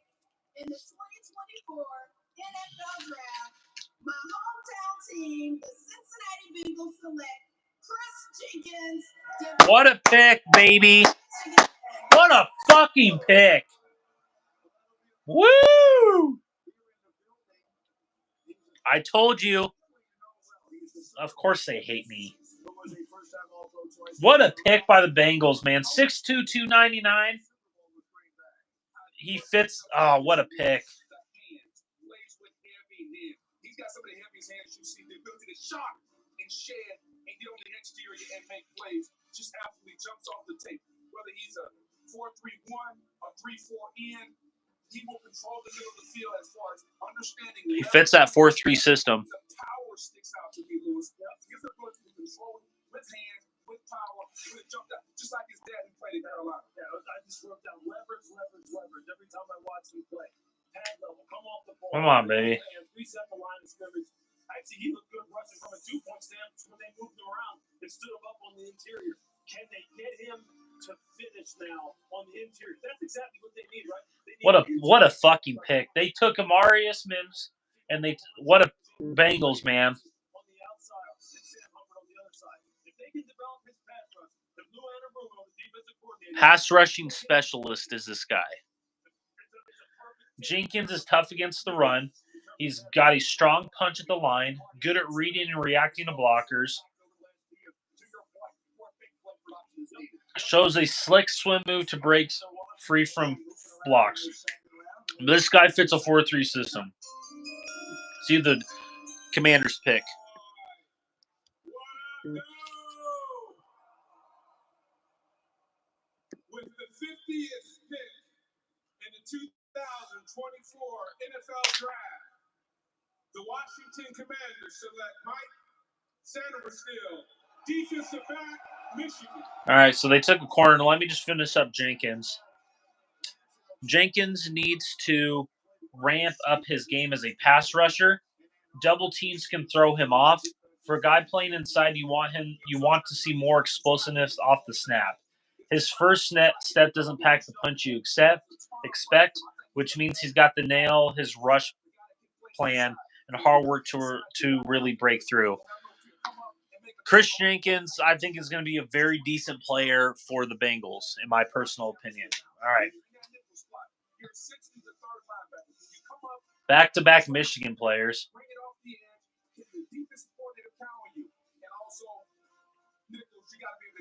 you cover guys underneath, come up and make tackles? I played with one of the greatest nickelbacks who finally got to the Hall of Fame, and Ronde Barber. His ability to play man coverage, to come up and tackle, to blitz was there. I'm not saying this young man is Ronde Barber, but he possesses all the skills, whether it's run coverage, whether it's blitzing. And then the thing I love, when the ball is in the air, can you catch the football in zone coverage, reading, diagnosing quarterback's eyes? This guy has some Clark Phillips, the third out of Utah, who I liked coming out. He plays for the Falcons. Exceptional ball skills, exhibits a relentless motor and unmatched effort on every play. Advanced route recognition capabilities. I really like this guy. I think this guy is, yeah. I actually like this guy, Chopped Liver. I think this guy's a good player.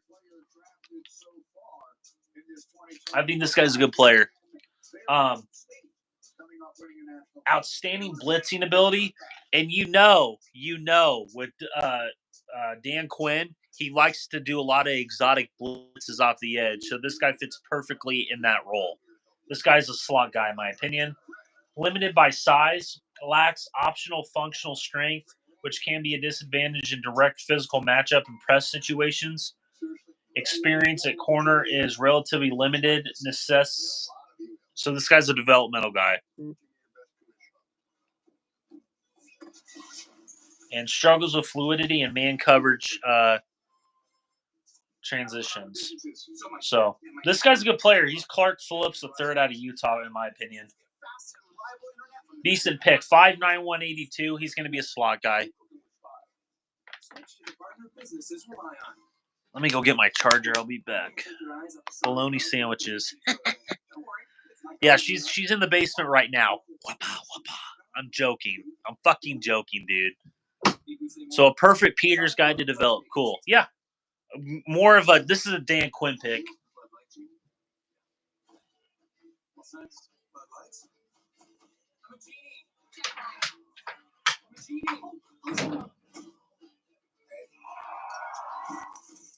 Want to upgrade but still paying off your large phone? Break free from 3-year device contracts. Switch to T-Mobile. They can't be on the fucking bed. And upgrade you to one of the latest 5G phones free. Get them off the bed, please. Get them off the bed. Where do you see yourself? All right, I gotta plug this in real quick. Oh, fuck. Let's go. Mm. Go run. Go slide. Go play. Go for it. Walmart General Corner incoming. I think a Walmart General Receiver incoming. All right, gotta plug this in here. Ah, fuck. Fucking hate technology. All right, sorry about that. The impact of a meal goes well beyond feeding our bodies. I really like that pick from Commanders, man. Futures untouched. Everyone deserves to live a full life. And with your help, together we can end Fuck. hunger. Ooh. Join the movement at feedingamerica.org/act. We're back in Detroit. Our aerial coverage is provided by Goodyear, celebrating You guys want to see something cool?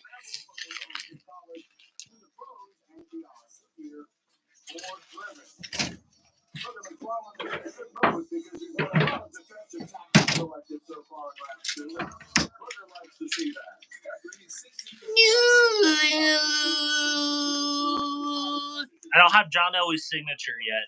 Still working on it.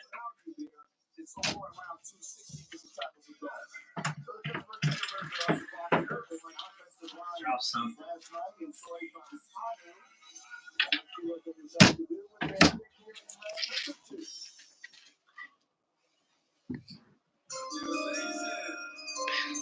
Pacers winning. With the 51st pick in the 2024 NFL Draft, Pittsburgh Steelers select Zach Frazier. Good pick. Best center on the board. Good pick. What a pick by the fucking Steelers, man. Love that pick. That's a good pick. Dagger. Nice. What a pick by the fucking...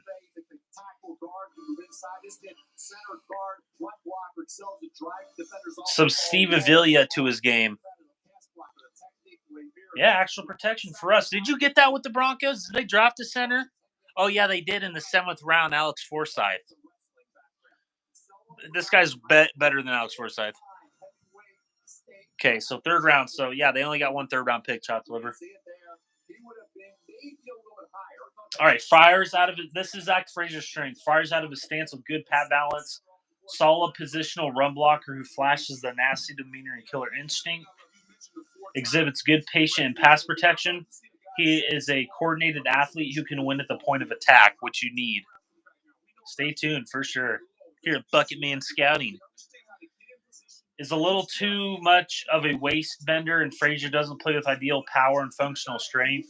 Lacks elite athleticism and quickness. His arm length and lateral range are average. Struggles with strike timing and placement and pass protection. This guy's a solid player. Steve Avila. Steve Avila right here. Understand, look at the hands. I gotta get low. I gotta bend my knees.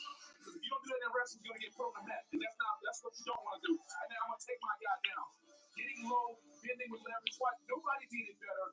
He reminded me really simple of the Iowa Center Linderbaum. His wrestling. He is not Tyler Linderbaum. He's not. He's Steve Avila. I love to see when your secondary sport comes into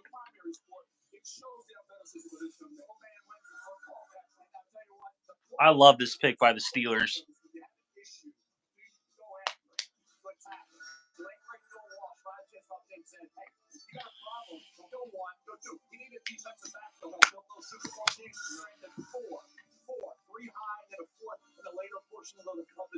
Look at that, man. Look at all the centers they have drafted. 9 Pro Bowls, 7 Pro Bowls, 9 Pro Bowls, man. Look at that fucking graphic. That is insane. Mike Webster, one of the greatest centers in NFL history.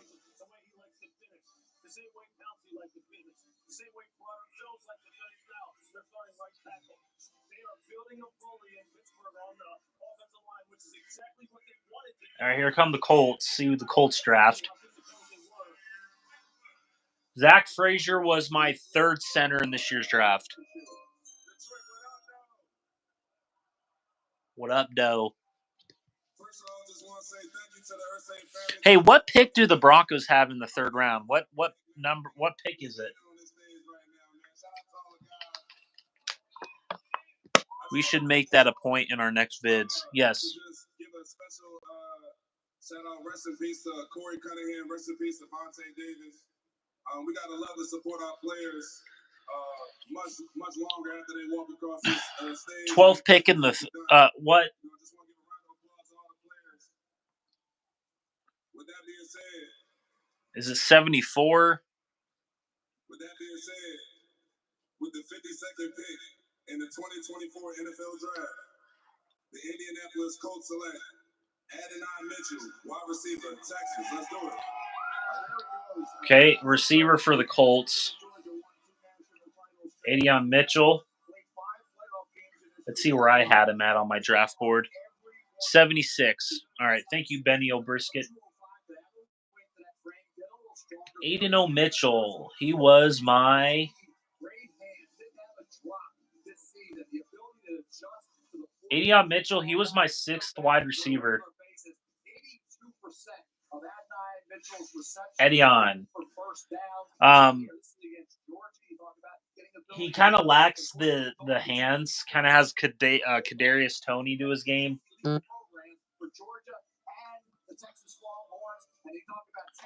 Okay, so explosive, elite long speed.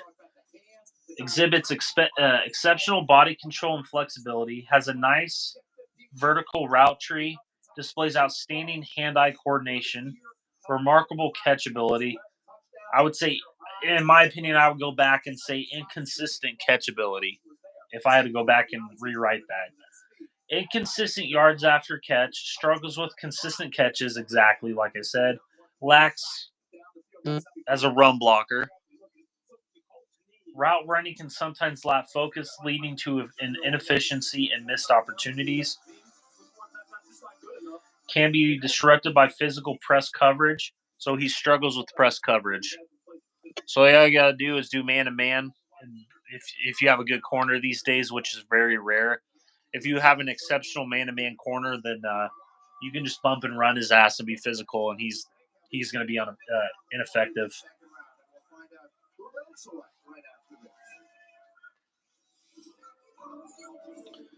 There's been some good picks so far. I really like how the 2nd round's been unfolding, especially in the middle.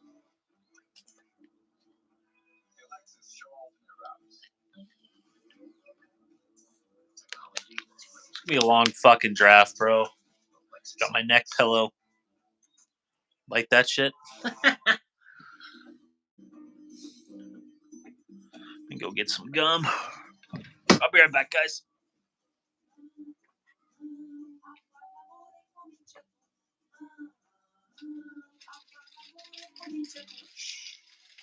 Don't say you can take the heat until you try. It's spicy and crispy. No one wants to hear it unless you've had spicy pepper sauce on the top. You got a bath one, guys. At Ace, your backyard is right in our backyard. So when you need to feed your grass, remove the weeds. Go to the best place that delivers on top minerals like paper, Toro, steel, and Scotch. No way. So stop online.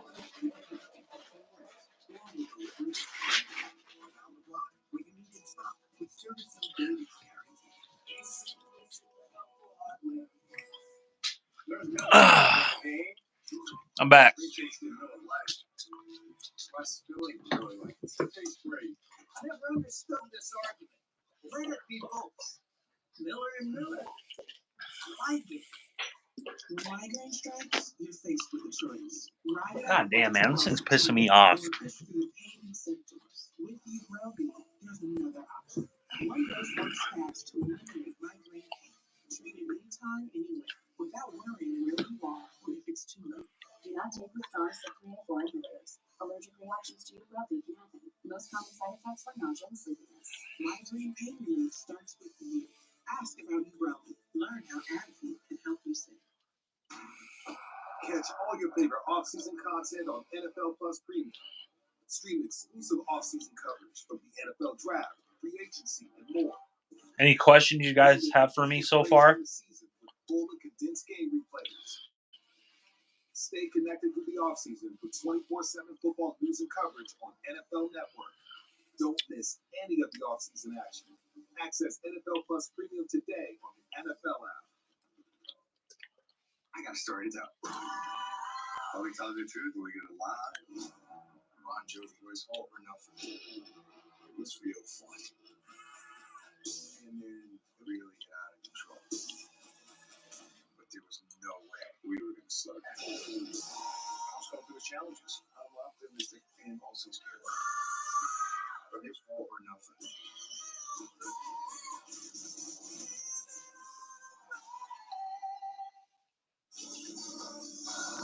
Back in Detroit, we continue round 2 of the NFL Draft. Washington Commanders getting set to make a pick, and Adam Schefter, they've been very busy. Well, they have a new head coach in Dan Quinn, a new general manager in Adam Peters, and he's making moves, and they're making the types of picks to turn around this franchise. Already you see them take Jaden Daniels, who one head coach said is Lamar Jackson 2.0.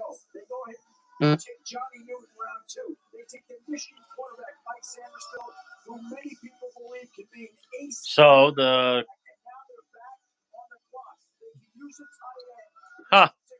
Washington took Kansas State tight end. Got that sent by a buddy of mine, Ben Sinnott. My thoughts on Penix's future? It's all about the development that's going to take place in Atlanta. Do I like the pick?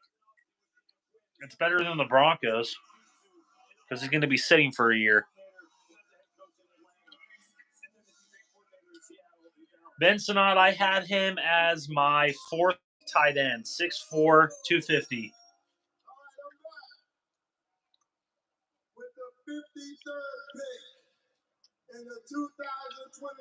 This guy has some Trey McBride. He has some. I think this is a good pick. Good tight end, Tucker Kraft. I think Tucker Kraft is a good comparison to this guy. So let me go to his strengths real quick for you guys. Demonstrates above average speed, effectively stretching the seam and threatening crossers. Exhibits strong ball finding and shielding abilities in traffic. Displays solid blocking strength. So he's a solid blocker.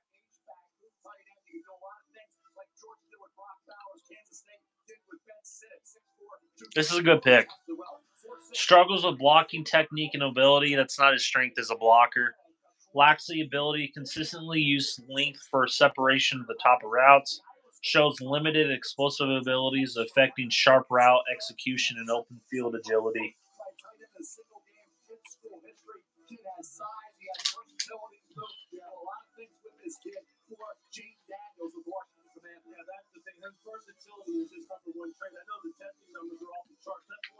This is a solid pick, and he fits it.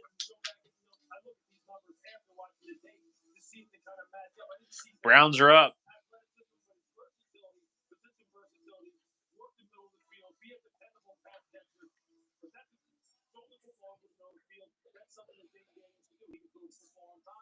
It was my 4th rated tight end. I had Cade Stover, Sanders from Texas, and Brock Bowers, who got picked to the Raiders. Raiders have had a good draft, by the way. I don't care what you fucking say. Raiders Raiders, and I would also say the Commanders have had a solid draft.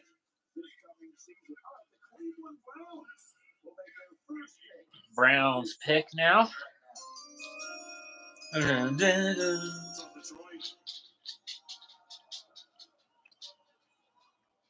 proud to be represented by Cleveland Browns tonight. It's especially meaningful for me because they drafted me in 2016. It's very meaningful for me because I'm here with Peggy Reisky, the founder and CEO of the Trevor Project. They do incredible work for crisis intervention for our LGBTQ youth, and it's really, really a great job. Thank you very much. LGBTQ, baby. Thank you for the Browns for having us. Thank you for the NFL for the continued support of me. Yeah, push that agenda down our throat. This is football. NFL draft, the Cleveland Browns select Michael Hall, Ohio State. There you go. Fits the system. What did I say? 4-3. 4-3. 4-3. What a pick. Michael Hall, Ohio State. That's a good, solid pick by the fucking Browns. The first thing that jumps off to me is his quickness. With another guy, 6'1" to 6'2", 280 pounds, but he's got that first step quickness. Anytime that you're running a 4-3, you All right. that has that twitch that can get upfield. The problem is didn't see it enough, limited experience. But when he's in there, he shows flash, he shows the quickness, the ability to play A gap to A gap, B gap to B gap. Down at the Senior Bowl, I thought he was the best pass rusher on the interior. Gotta find him. He can play basketball on grass. The ability to give you the crossover, make the offensive lineman lean one way and go back the Yeah, other way. can't have that, no. The upside is truly there. I just didn't see the consistency of the flash that he showed. He needs to show Michael Hall. Third-rated defensive tackle. 6'3", 290. 3 tech. Levi Uzurike from Washington is my comparison to him. Exhibits quick off the mark agility and effective footwork, possesses significant upper body strength and reach, demonstrates a high motor and reactive hand fighting skills capable of executing a powerful bull rush. Has a weaknesses, has a body type that doesn't ideally fit traditionally defensive positions. It needs to improve hand placement and technique. Struggles with recognizing and reacting to blocking schemes in a timely manner. Bo Nix or Tom Brady?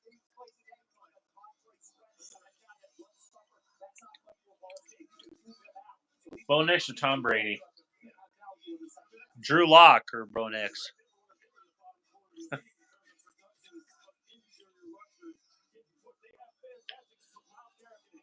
That's a good pick by the Browns. It's a good, solid pick. My third-rated defensive tackle. He'll line up next to Dalvin Tomlinson on that defensive front.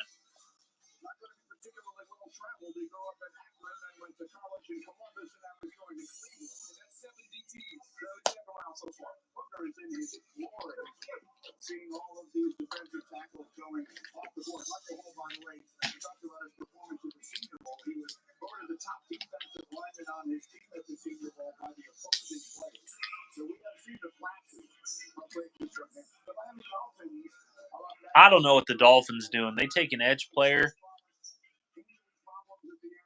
Just fucking don't get what the fucking Dolphins are doing.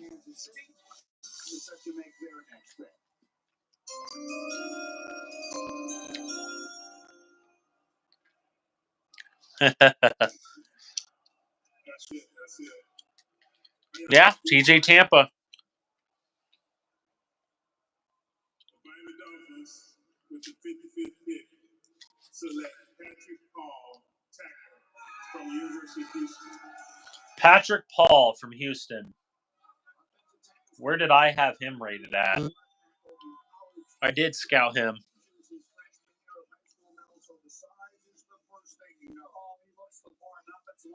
6'7", 331. He is my, in terms of tackles, if I can get to it, there we go.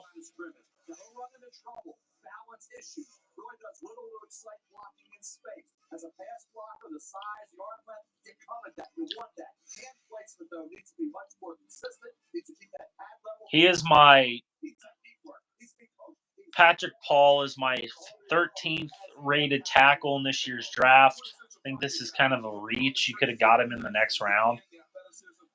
Abraham Lucas is my pro comparison. Spencer Brown.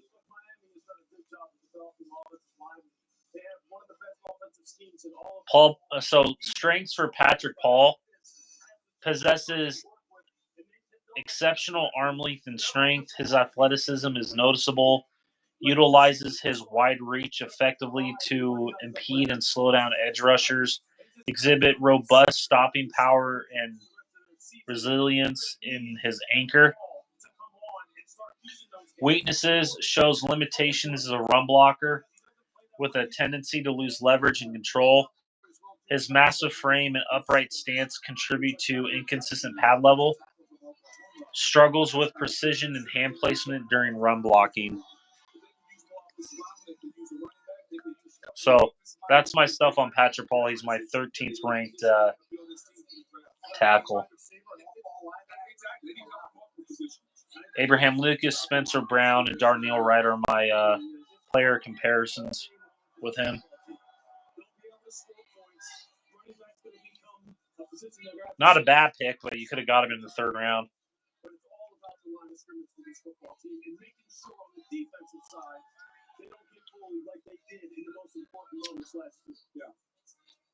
An interesting offseason for the Cowboys. They have the 3 huge contracts hanging over their heads. Dak Prescott, CeeDee Lamb, Micah Parsons. All that needs to get settled. They really need to have a huge draft. Everyone is waiting for them to make some moves. Talk about Dak Prescott's contract. See what the Cowboys go after. They need offensive line help.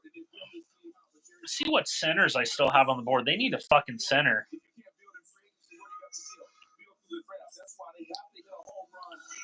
They need to get a fucking center. See who's available. Jackson Powers Johnson, Barton, and Frazier are all gone. Frazier would have fit perfectly with them. So I had him mocked.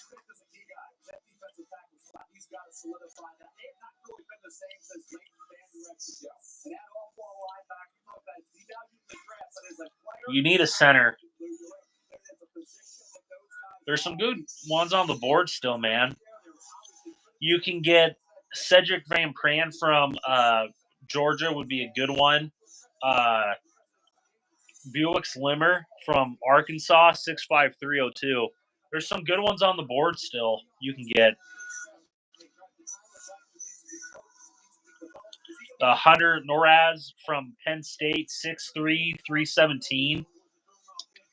My third, fourth, and fifth centers that I have ranked are still on the board.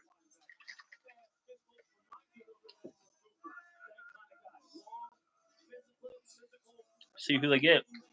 They might trade this pick. Come on, Broncos, trade up. I know you're that stupid.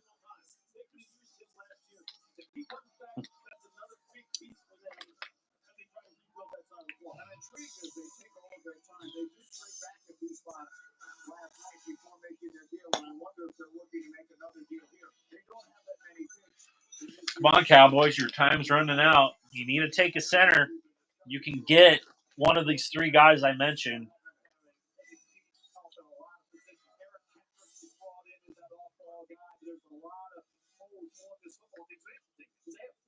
They might take her. Possible third-round Broncos wide receiver Jeremy Burton. See where I had him ranked. After this pick, I'll check it out. Cooper Beebe would be a good one for them from Kansas State. You could slide him in the center. He's a guard. You can slide him. He has position versatility. They might take a fucking punter.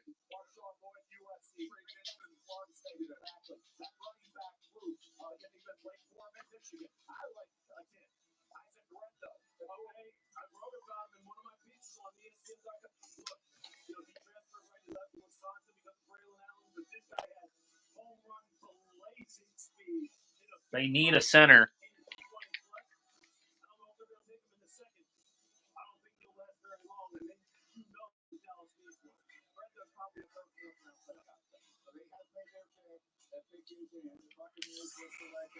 Junior Colson. See.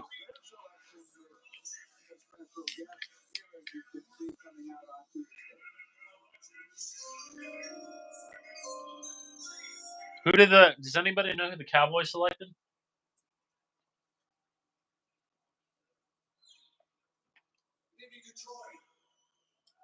I'd like to introduce a few people who are up here on stage with me. Our family's household, our number one Cowboy fan, my son, Chase.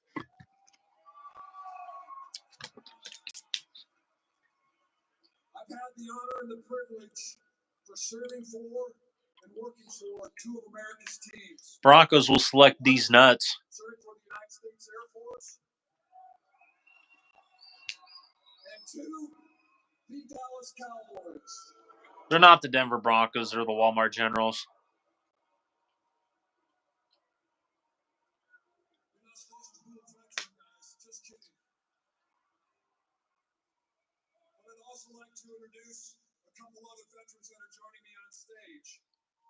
Earlier today, the NFL, alongside the Bob Woodward Foundation and Move United, hosted the first ever USA Wheelchair Football League Veterans All-Star Game.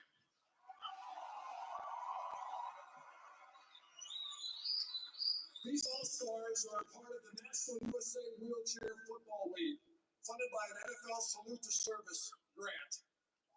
Please join me in welcoming the co-captains of the game today, retired U.S. Army Corporal Jason Rainey.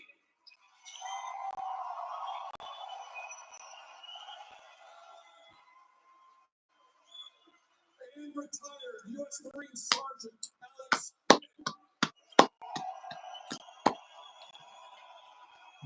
Go Marines. To make the pick today for the Dallas Cowboys, I'm going to turn the mic over to Jason, who led his team today as the quarterback to win the league championship this last year. Jason, take it away, sir. Thank you. With the 56th pick in the 2024 NFL Draft, the Dallas Cowboys select Marshawn Nealon, defensive end from Western Michigan. What?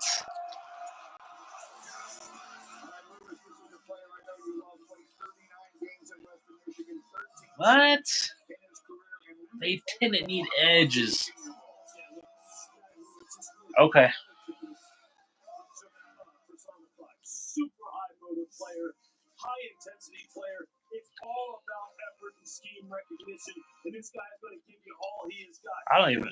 Nealon, my 9th ranked edge player, 6'3", 267. He's going to be that.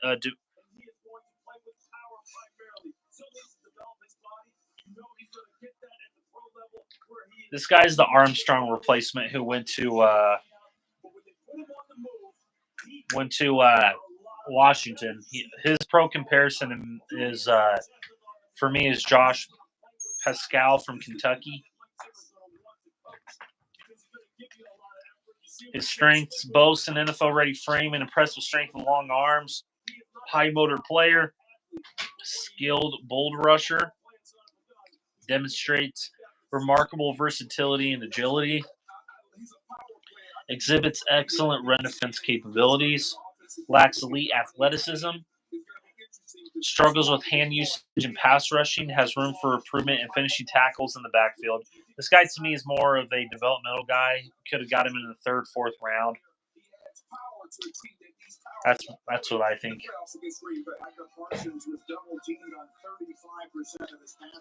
But he's your Armstrong replacement, so.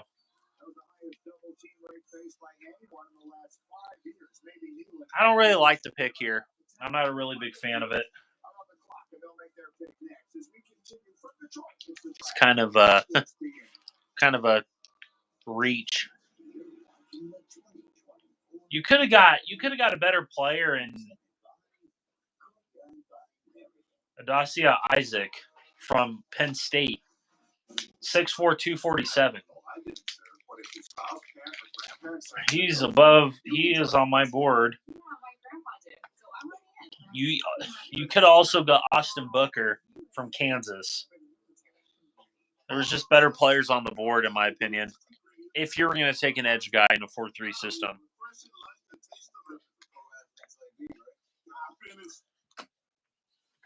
Buy one wrap, get 150% off in the Subway app today. No, the only thing that works as hard as Pro is our rewards program. Anyway. That's why when you stock up on the many items you need, you earn bonus points to get the stuff you want. Join MVP's Pro Rewards and start earning today. You got this. We got you. When these orange dreamsicle frosty, this takes me back, man. It's like taking a trip down memory lane. I didn't know they sold dreamsicles on memory lane. The flavor that takes you back. Yeah, they do. Orange dreamsicle frosty. Hello, Ghostbusters. It's Doug. We help people customize and save hundreds on car insurance with every mutual. We got this situation. Sure, I can help. You do this now. Come on, let's go. Dreammate is someone that believes in you before you believe in yourself. You gotta push through, bro. You paved the way for me. That's how you win Dreammate, bro. It's messed up. I never dreamed. There's a dreammate. It's possible. God, these Bronco content creators are so fucking stupid.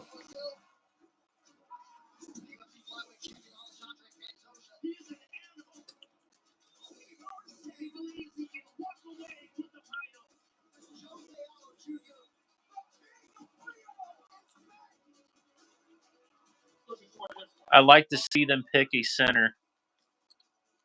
They picked a center last night, Bubble Man. My second-rated center and Burton from Duke. So they don't need a center. I would like to see them get Junior Colson because they lost Devin White in free agency. Because when people are fed, futures are nourished. Everyone deserves to live a full life. And with your help, together we can end hunger. Join the movement at feedingamerica.org. I'm going to expose Bronco content creators following. Yeah, fuck them. Beginner said that he was frozen in and not able to leave his house. When Will and I did long distance, we would always stop at Chick-fil-A. So we called and Liz answered the phone. It's like, what can we do to make this happen? We got the team ready, changed a few schedules for the next day. She catered our entire 300-person wedding in less than 24 hours. And made it beautiful. Girl, I got you. Thank you. It was perfect. Lots of dancing. Real guests pay for their testimonials. Welcome back to the 2024. Thank you all for watching. I appreciate it. Taking time out of your day to watch this.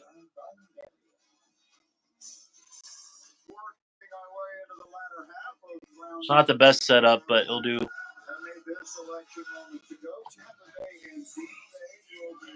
You fucking suck.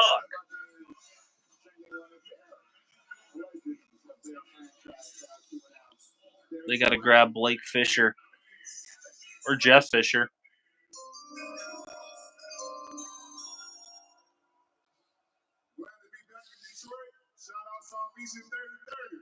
Yeah. See who they take. 2024 NFL Draft. The Tampa Bay Buccaneers select Chris Braswell. He fits it. He fits the system.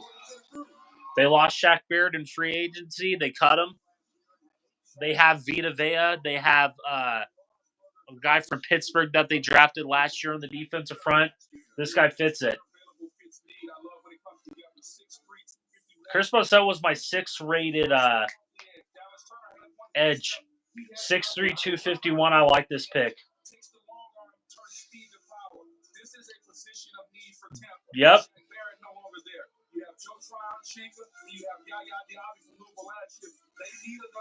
Yep. This is a good pick. I like this pick.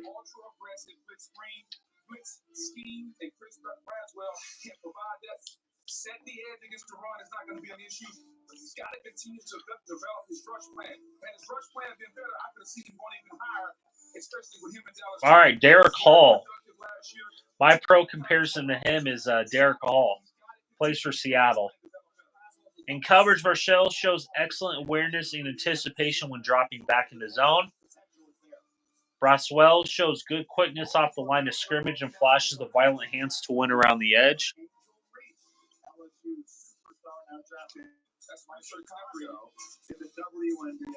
Quick on his feet, making those horizontal shifts look easy and keeping O-line guessing.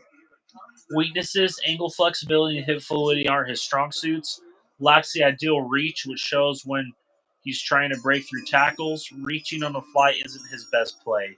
His power game is top-notch, but it'll stand up on the burst strength of NFL linemen. Oh, shit! That's a good pick. Good call. Good call, Bubble Man.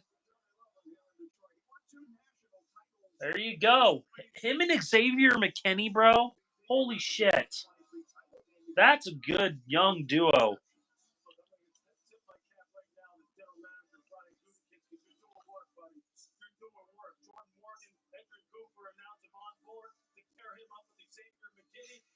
Fucking Packers, man. They're having a good draft again.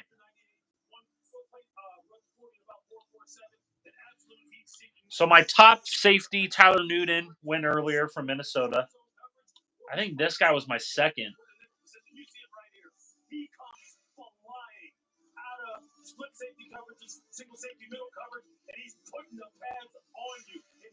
Was he my second? Yep, he was my second. Yep.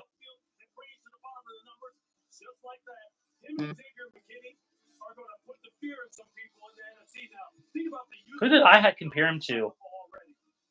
Kirby Joseph from Illinois. That was my pro comparison.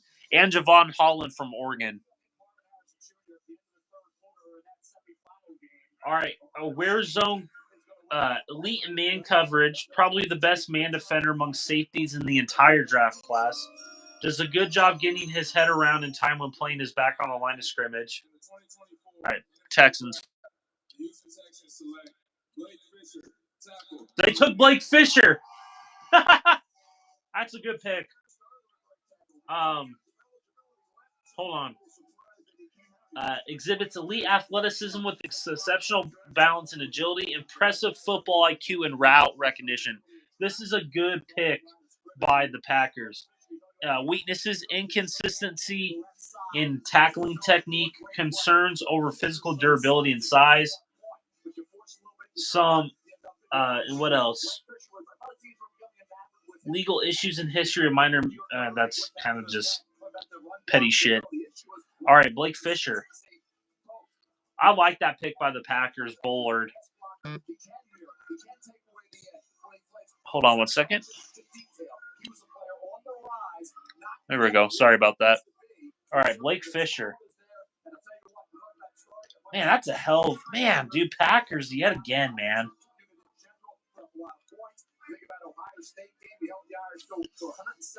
All right. Blake Fisher was, in terms of tackles,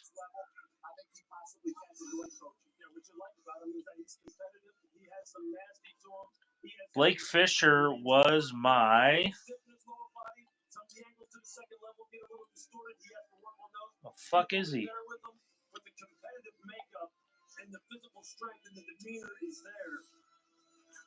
Prototypical second-round pick here for an offensive tackle. All right, the Bills will be next. They began this evening by making Keon Coleman the first pick of the second round. We'll see who they take at number 60 when we're back in Detroit in just a moment.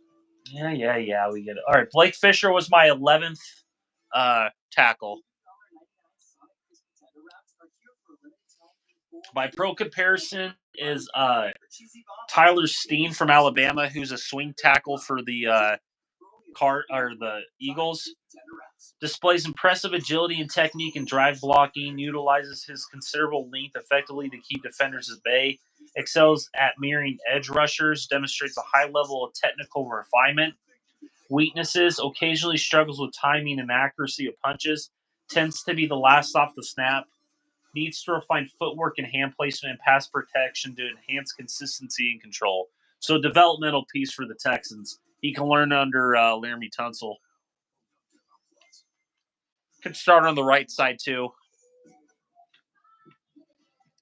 So, solid pick. Man, I love what the Packers are doing, though. Excuse me. You must be Isaac. Come on in. Here's my pride and joy. Kendall Kitchen safety.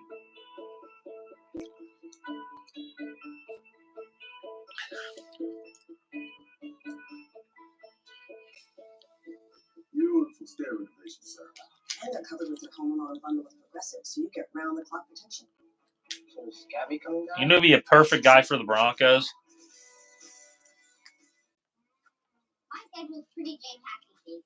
I've got 2 free birthday parties on Saturday, and Sunday, that's my me time. How's that work? Works for me. Works for me. At KFC, grab 2 pieces of hot, juicy chicken, a side of mashed potatoes and gravy, and a biscuit for just $4.99. Butter my biscuit, that's a good deal. New taste of KFC. Ah, damn. Sorry about that. Only at KFC. AT&T just sent me a heads up on the best plan for me. That's cool. They know what a pro wants. Whatever makes Hey, you know what be good, Chot's liver? Look up this guy, Troy Franklin, Oregon receiver. That's what the Broncos are going to do. They're going to get him, dude. I guarantee you. Troy Franklin, book it. Yep, that's the receiver right there. From Oregon, baby. Troy Franklin. We are back in Detroit as we work our way towards the end of round 2. Phil Kuiper, who are the best players still available? Yeah, we're getting into the later portion of round 2. Guys that had that second round grade are still there. Our quarterback TJ Tampa from Iowa State. Adisa Isaac, because he didn't snap well. We talked about that earlier. And the guys that I think are going to be really nice players. I'm turning this on. There we go. Is that better?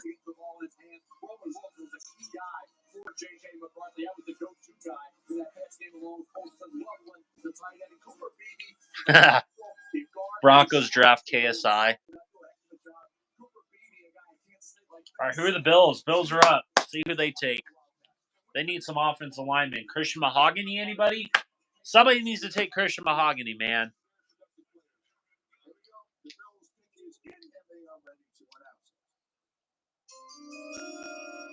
Yo, first of all, shout out to Troy for hosting such a great event. Y'all did a great job. Much love. Shout out to all my people in Buffalo. Cole Bishop. Donald Trump. Mom and Dad love you guys. Siblings, all that. With the 60th pick, Who would go? 2024 NFL Draft, the Buffalo Bills select Cole Bishop, DB, Utah. Okay. They take a fucking safety. See where I had Cole Bishop.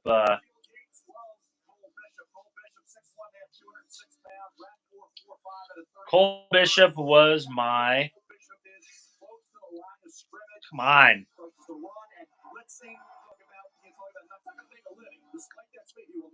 Cole Bishop is 6. He's my 7th safety. There are better safeties on the board. Man, I did not have a good grade on him.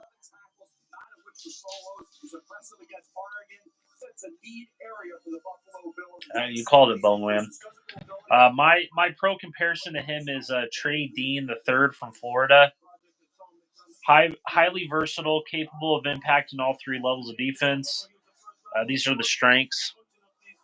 Exhibits strong instincts and exceptional vision and route recognition. Effective tackler with an ability to close ground quickly. Displays a robust frame with good length. Weaknesses: while showing good burst, lacks top end speed for sideline to sideline plays. Stiffness and coverage with less fluid hip movement. Tends to vacate coverage zones in pursuit of making plays. So Justin Simmons. Trey Dean the 3rd is my pro comparison.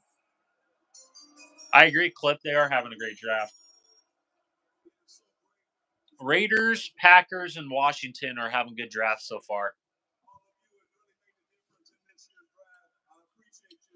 They took safety Jaden Hicks. He was the 3rd safety in my. It's a thrill to be here with Barry Sanders, the greatest running back I ever saw. My pro comparison to Jaden Hicks was Brandon Joseph. And a special thank you to everybody here. Yeah, Buccaneers are having a good draft too. And across the United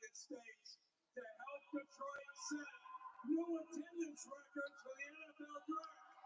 It's a great time to be in this league.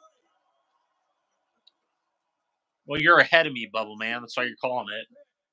In the 2024 NFL Draft, Something the Broncos fall. Yeah, I know. Yeah, they're dumb. Ennis Rakestraw Jr., defensive back, Missouri. What?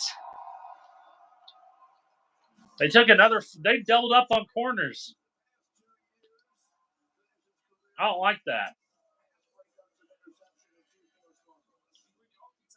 I don't like that, man. That's fucking ridiculous. Yeah, but they have safeties, Bubble Man. That's why I was kind of like, what?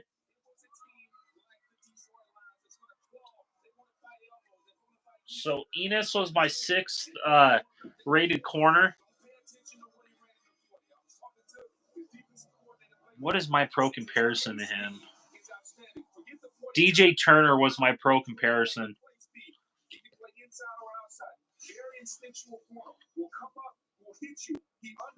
He's a physical player, though. He's physical as all hell. Instinctual player with keen understanding of the game, exhibits superior man coverage skills, remarkable twitch and agility, allow for quick direction changes. His length is a significant advantage, enabling him to contest catches effectively and disrupt passing lanes. Yeah, Ball, that would be good. Good call, Ball, man. If they take Junior Colson, I'm going to lose it. Ran slower than expected at the combine. Light frame could hinder effectiveness against more physical, imposing receivers. Zone cover skills are underdeveloped, so he's a man-to-man corner. But my pro comparison to him was DJ Turner from Michigan last year.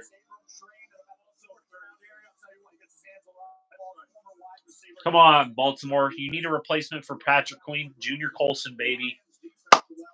Or Christian Mahogany. They need to replace Kevin Zeitler.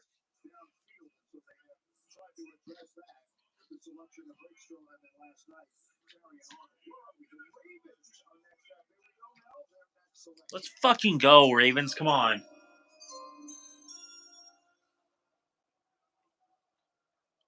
first like to say rest in peace to my younger brother, Willie Nada. I miss and love you every day. Willie Nada, man. That guy was a beast back in the day. Spend some time here.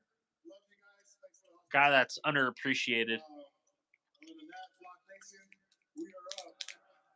Kendall? 66 Is that who they picked? in the 2024 NFL Draft. The Baltimore Ravens select Roger Rosengarten, tackle, Washington.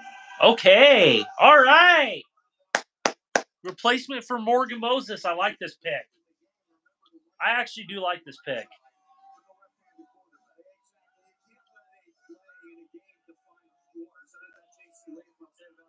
Where was he rated? Solid pick.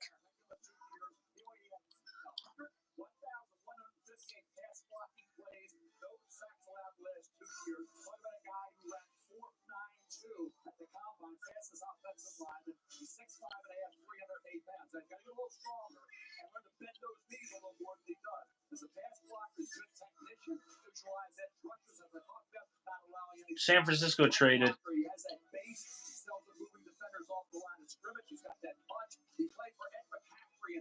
Kansas City traded up.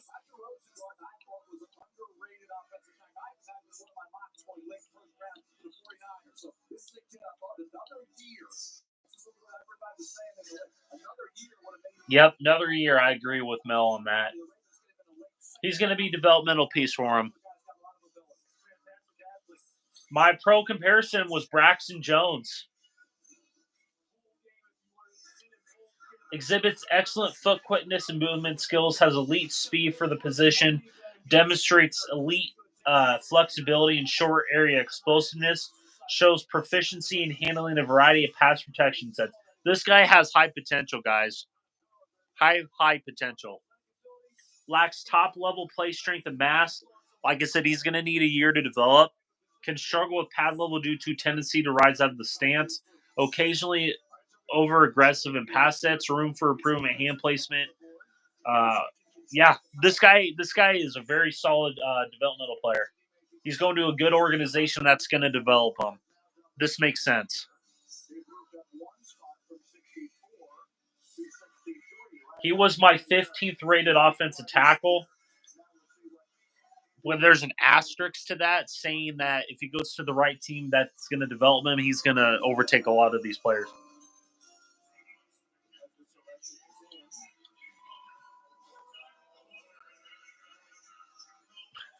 Yeah, that one Walmart General fan trying to be a douche.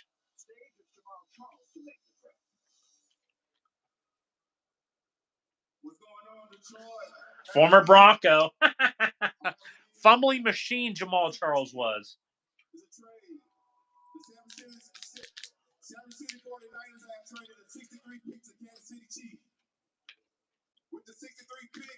They need a corner.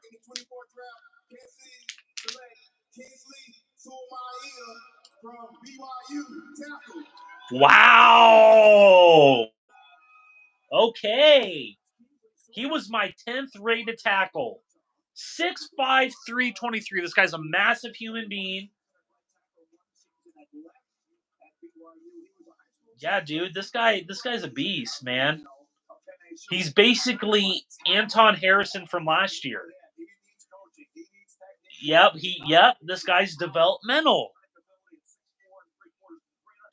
Exhibit exceptional first step explosiveness and ability. Possesses a massive frame, complemented by extraordinary arm length. Demonstrates the ability to displace opponents with powerful extensions. Excels in leg drive. Displays impressive balance and recovery skills. Weaknesses: occasionally exhibits false steps. Hand usage and efficiency is placement still developing. Has a tendency to bend at the waist. Can improve anticipation. Can improve anticipation and approach at second level run blocking. That's a good pick. That's a solid pick by the Chiefs. I gotta charge my phone here. 10% or 20%.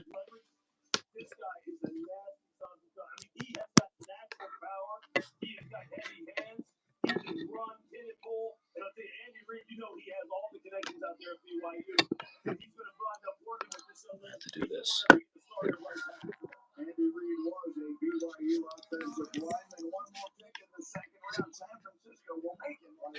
Sorry, guys. God damn it.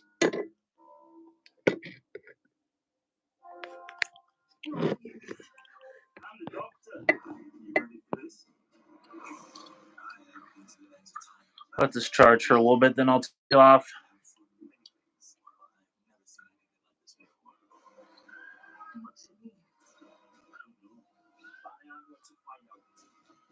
Man, that's a solid developmental pick for the Chiefs.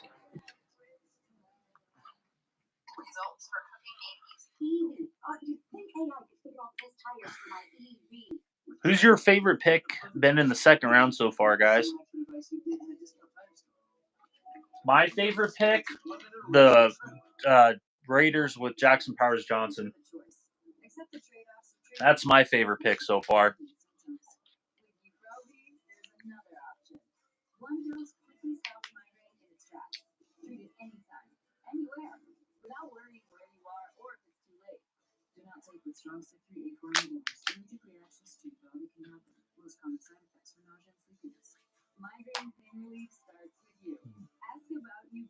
Fuck Mile High Huddle. Fuck you guys. Fuck you, Mile High Huddle.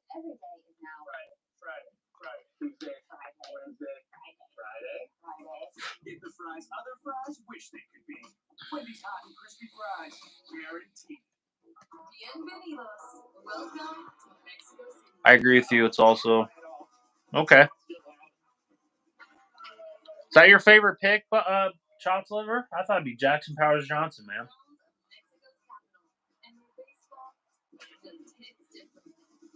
Sean Payton saying he baited the Vikings. He didn't bait fucking shit. They have more firepower to jump. Clothes are more than just laundry. They're what you live your life in, which which is why Downy does more to make them softer, fresher, and better. Because it's just a blanket. Until you bundle your new favorite person in it. Just a hoodie. Until it's felt by your first love. Just a jacket. Until it's the smell that brings you back home when you're far away from home. And that's why Downy does more than just soften and freshen your clothes. Downy breathes life into your laundry. Fuck DMVR.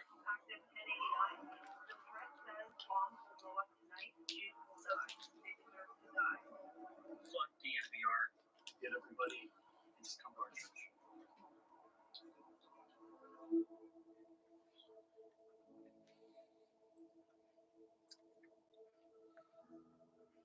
Thank you for welcoming us in. Now we call Elliot to See how my video's doing on that Bo Nix shit. Welcome back to the 2024 NFL Draft, where we are in the second round, the final pick in the second round, number 6. Final pick in the second round. Let's fucking go. One slot. And coming into this round, there has been some speculation that the 49ers could potentially explore a trade for Junior Colson, please, for the tonight. But they both say that they are likely to stay in San Francisco. The 49ers are not looking to do anything, and right now they are on the clock about to make their selection for Junior Colson be a perfect fit for these guys.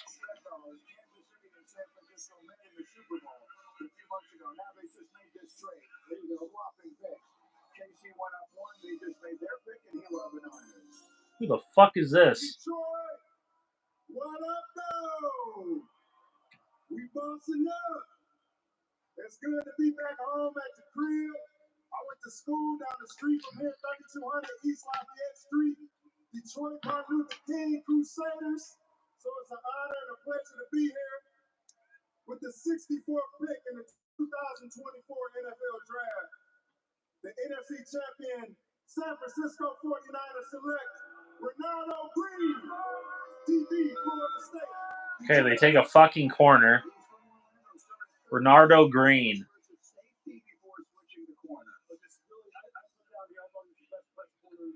Ronaldo Green, I have as, in terms of cornerback, where do I have him rated?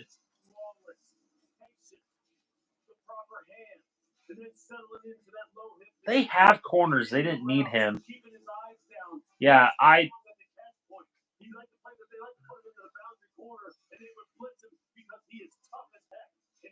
Just look at that technique. He doesn't fall for it at all. The offhand stab right there as far as coming up with the DBU. Again, same thing. Then he's going to come up there, he's going to stone you. Just like that. This is a San Francisco 49er type of pick. And you see there, you see who he's going up against.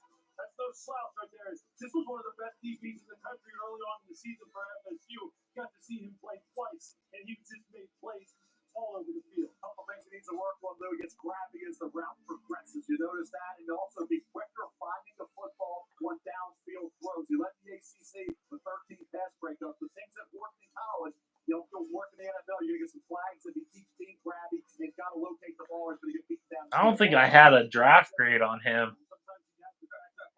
I thought his counterpart was better than he was, Jaron Jones.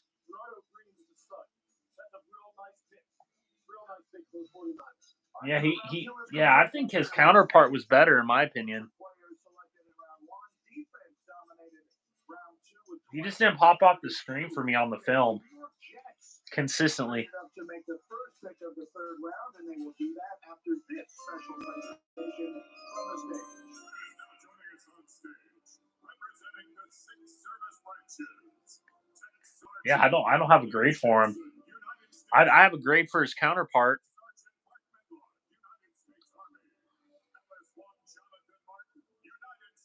Did I put him in the safeties? Maybe I put him in the safeties. Oh, yep, I put him in the safeties. My apologies. He's a safety for me. I figured I that's my bad. Yep, this guy's Kareem Jackson for me. He's a safety in my opinion. So Ronaldo Green exhibits explosive athleticism and quick movement, displays exceptional reaction speed and ability, Big hitter. Yep. I have him as a safety clip. Around average size for a cornerback. Sometimes exhibits under-controlled footwork and balance. See, that's why I had him as a safety. Yep, I have him as a safety. He should be a safety. Kareem Jackson. That's my pro comparison to him.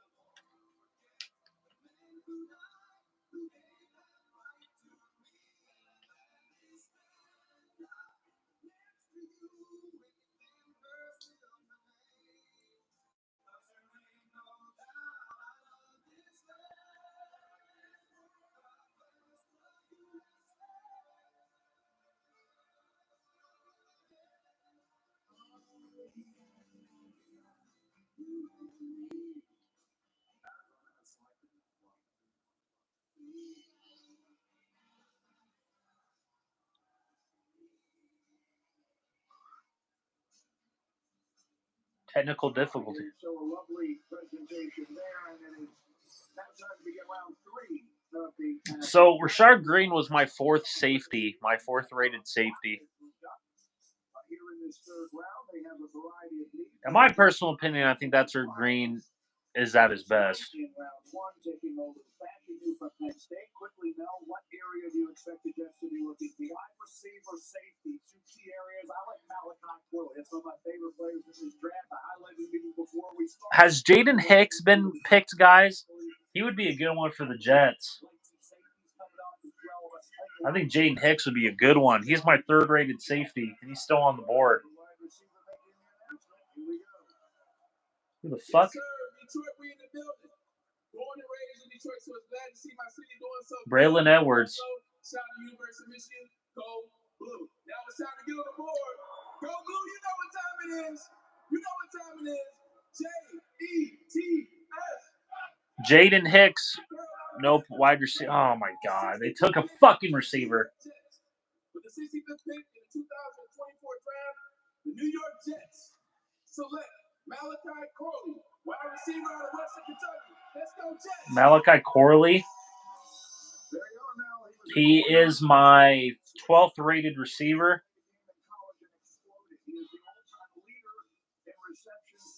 My pro comparison to him is Jaden Reed from Michigan State. Elite athletic skills. Corley is a terror and run after a catch scenario, so bubble screens, he'll be better. Okay, Clip, thank you. I'm just reading the strengths for Corley. He demonstrates impressive hand skills. His transition from defense to offense is evident in his play. Though he may not be an instant fit as a traditional receiver, his innate ability suggests he can contribute immediately in a specialized role. Weaknesses: transitioning to a more sophisticated NFL offense may require Corley to refine his route running and adapt his play style for more varied coverage schemes. So this guy's a developmental piece. His production, ran only a limited route tree. Given his size and expected pre-draft testing results, there are questions about his fit as an outside receiver. So this guy, to me, is more of a slot gadget guy. They already had that there with Trevor Gibson. I don't understand that. I don't like that pick. I don't like it. They have, oh my God. Jets pull a Denver Broncos there. Or, I'm sorry, Walmart Generals.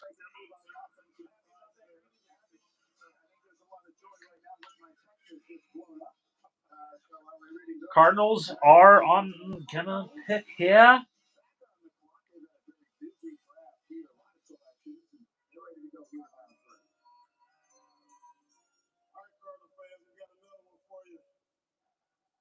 With the 66th pick in the 2024 NFL Draft, Really? Arizona Cardinals select Trey Benson, This is a good pick. Florida State. Trey Benson is my third running back. Coming back from the devastating knee injury that he suffered while he was in Oregon, had 2 My pro comparison to him is Seminoles, and the measurables are all there now. Ran Rashad Johnson from Texas. This is a solid pick, man.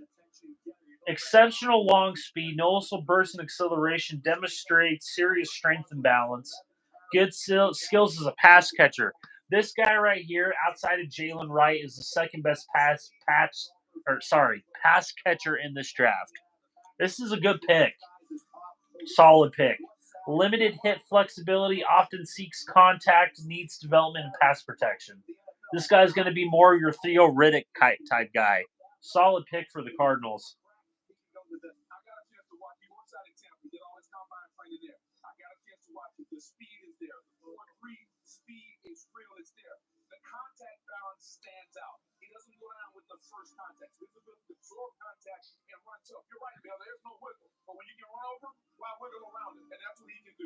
He's got good run vision, though. He'll flash the occasional jump cut, but he's a one cut to get it downhill.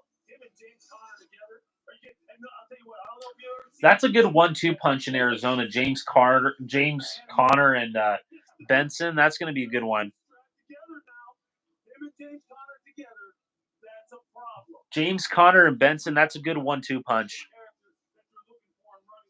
It's a solid 1-2 punch. Solid pick. Commanders are up, folks. Jalen Wright's still on the board, my top running back. Running back to be drafted. That was the middle of round 2. Now we've had our second going off the board in round 3. The Washington Commanders are set to make the first pick of this third round.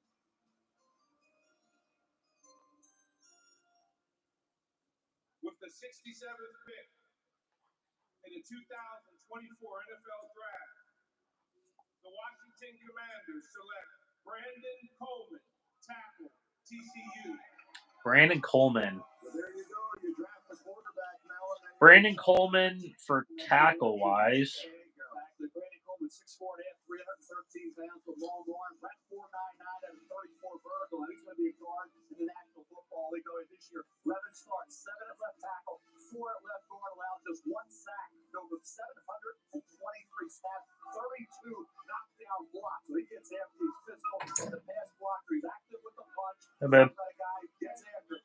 Defenders at bay will get caught leading and balance issues, guys. Also a little concern for me. You're good. He has that torque. He moves defenders, effective on seal blocks. Now, you'll see him block in space, but you'll see consistently. He's to finish more, be more consistent with his leverage. So he's still a guy who needs to be coached. Wonder if I put him as guard, because I had him as a guard in the NFL too.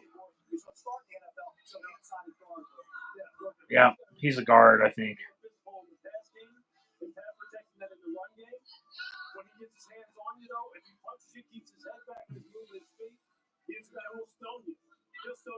Brandon Coleman.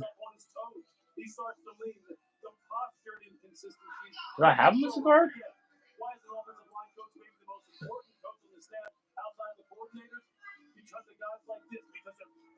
Doesn't make any sense. The Commanders allowed 65 sacks last season, tied for the second most in the NFL, so they need the help. The Patriots and then the Chargers will make the next picks. Here in round 3 of the NFL draft in Detroit. Trying to find him here. The 2024 NFL Draft is presented by I didn't have a draft grade on him. Marriott, the official hotel of the NFL. I think there was better players on the board. Yeah, I didn't have a draft grade on Brandon Coleman. I think there was better players on the board. Giant bicep, big one. Sports car stretching. Let's rock. When that Tostitos hint of lime flavor hits, it changes. If you're going to go for a tackle, man, I just don't understand it. You could have got a better tackle in that. Tostitos, Claves from Pittsburgh. He's 6'6", 327. Developmental guy? Yeah, I don't know much about him. I have better tackles than he. I have way more better offensive tackles than he has than what the Commanders got.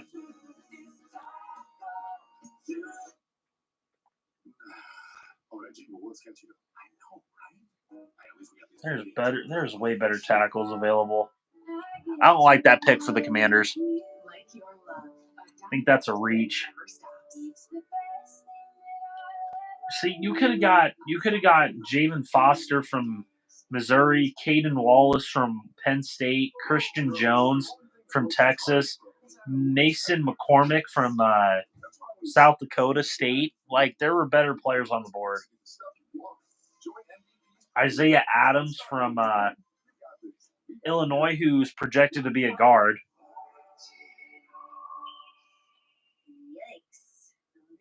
That's what I'm saying. You could have got a way better player. If you're going to go guard, I have better guards than he, Clip. So I'm trying to tell you. Christian Hayes is still on the board. Connor Beebe still. Mahogany, my top guard in the draft, is still on the board. Zach Zinner. Just.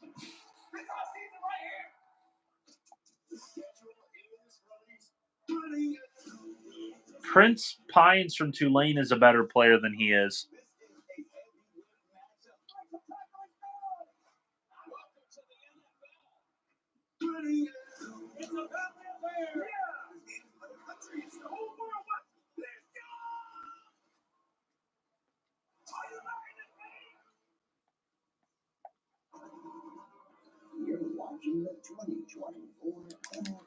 Chops Liver, if you're still watching, what do you think of that pick?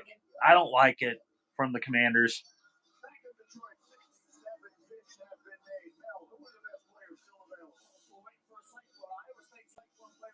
Are they, Bubba Man?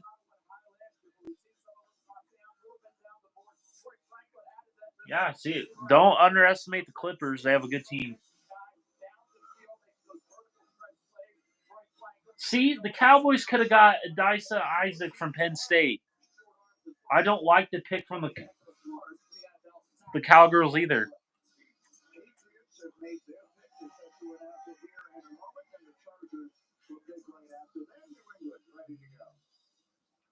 Okay.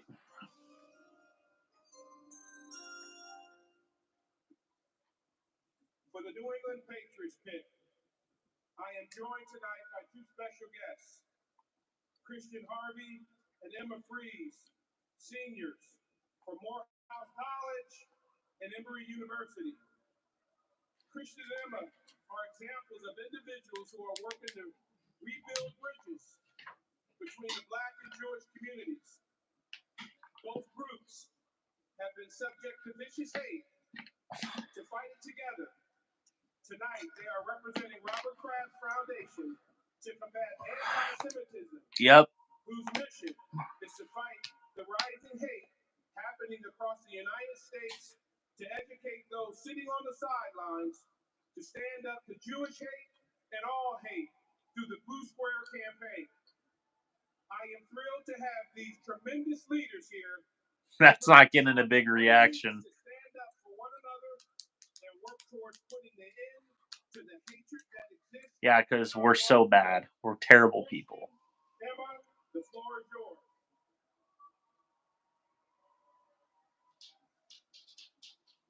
Thank you, Mr. Vincent, and the entire NFL for your support. We are honored to be champions working to fight the rising hate happening in communities across the United States. Yeah, I know. There's so much hate. With the 68th pick in the 2024 NFL Draft, the New England Patriots select Caden Wallace. Caden Wallace. I just mentioned his name. My 19th rated tackle, 6'5". He's way better than what this. Again, Rasheed Walker is my comparison. Strengths displays a loose bounce movement with strong ability to regain balance and anchor effectively. Combined burst, patience, and excellent weight distribution and pass sets. Efficient in navigating combo blocks. His athleticism allows him to effectively handle angle, drive, and base blocks. Weaknesses: tends to overcommit in pass protection against speed rushers. Loses effectiveness after the initial contact due to a narrowing base and rising pad level. Footwork can be inconsistent in pass sets. I like this guy. This guy is going to be a good player. Could be a good swing tackle for the Patriots. But you have to say right now, the LA Wolf is doing nice work again. A lot of these GMs are on paper only, I get it. But Caden Wallace, Salem Bolt, I mean, these are nice pickups for New England Patriots as they refocus us. Once again, young quarterback, what do? You got him a receiver, you got him an offensive line. See who the Chargers go after. Christian Mahogany? Thank you, Detroit. Thank you. This is a very special. How does Christian Wallace get taken over Christian Mahogany? That blows my mind. This is also a very reflective night for us in the green room, especially us old guys who get a chance to remember our careers. And it gives me an opportunity to thank the NFL for having us, but also the Chargers who stuck with me during my battle. Caden Wallace, 19th ranked tackle. Allowed me to play 10 years. So for all my teammates, my coaches, thank you very much for all you've done for us. There were better tackles on the board. Tonight, Jim Harbaugh got one of his boys with the It's going to be the running back, Blake Corum. The Los Angeles Chargers select Junior Colson. Woo! Woo! Chargers are killing it. Chargers are killing it. My number one linebacker, baby. Yes! Woo! Oh, dude, this guy's going to be so good. What a pick. My pro comparison to Junior Colson is Danny Trevathan. Let's fucking go! Impressive coverage skills, quick to diagnose play action, exhibits strong run defense, effective communicator pre-snap, consistent tackler with ability to move sideline to sideline. Weaknesses: struggles with changing direction, occasionally hesitates against zone runs, inconsistent in using hands against the run, angles against outside runs can be shallow. This guy is Danny Trevathan X. What a pick by the fucking Chargers. Chargers are killing it.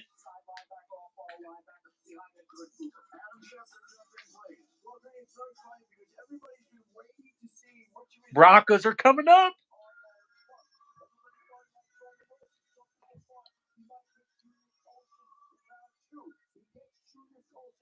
What a fucking steal, man.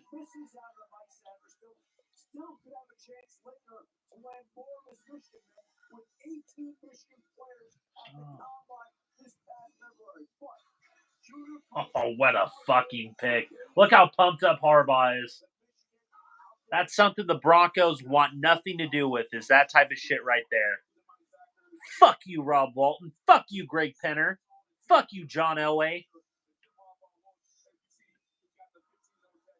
Fuck you, Joe Ellis.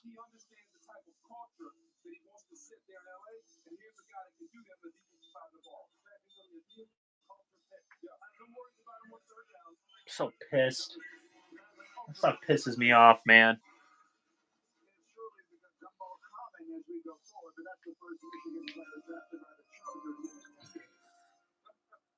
27 years ago, me and my identical twin brother were picked in the 1997 draft. I went as the 36th pick. My brother was the 6th pick in the 3rd round. He's now a Hall of Famer. With the 6th pick, the 70th pick overall, in the 3rd round of the 2024 NFL Draft, the New York Giants select quarterback Andrew Phillips Okay, fucking Phillips takes, or Giants take a defensive back, Andrew Phillips.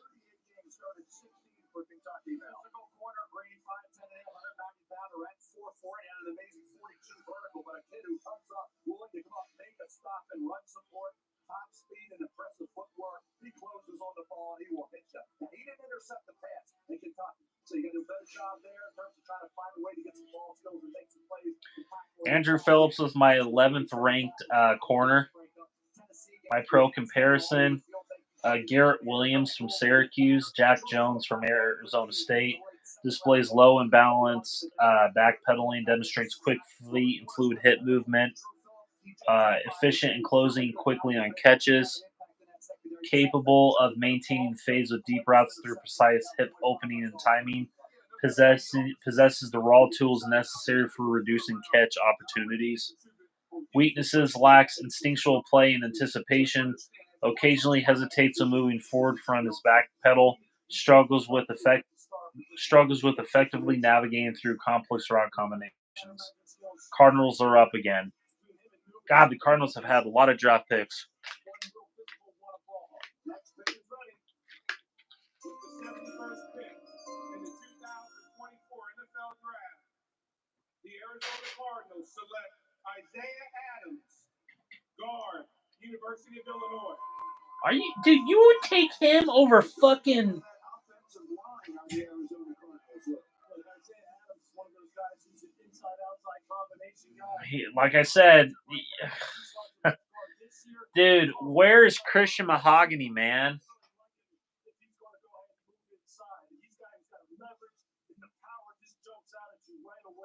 He moves people on down blocks with ease, with absolute ease. Real good footwork, real good hand placement. He kicks off the ball real nice. Right now, Isaiah Adams is my 17th ranked offensive tackle, which he will probably move into guard. My pro comparison is Spencer Buford from UTSA. Exhibits a powerful and wide frame capable of absorbing and neutralizing the force from defenders. Quick off the mark. Excels in double team and combo blocks. Proven effectiveness in executing climbing poles, which I think they're going to use in Arizona.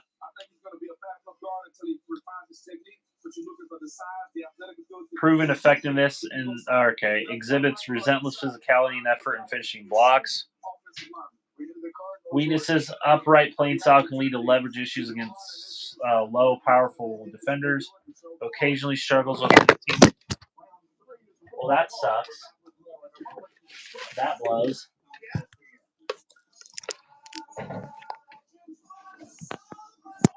Gotta love the iPhone. Sorry about that. Occasionally struggles with maintaining balance and positioning and sustaining blocks.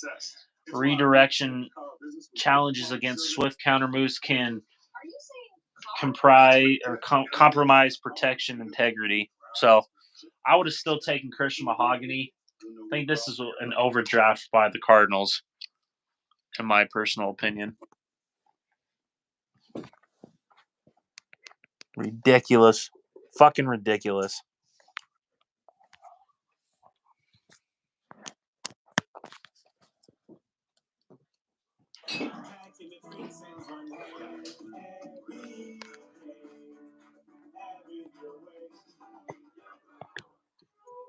Fuck it. It does look like the Generals are going to take. Dude, if they take Tampa, man, that's. When do the Broncos draft next? Yeah, and Jackson Powers Johnson. That'd be insane. When do the Broncos pick?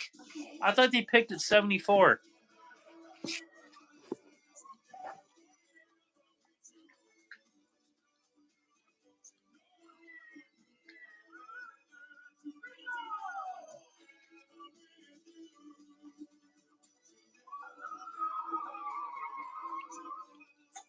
$76.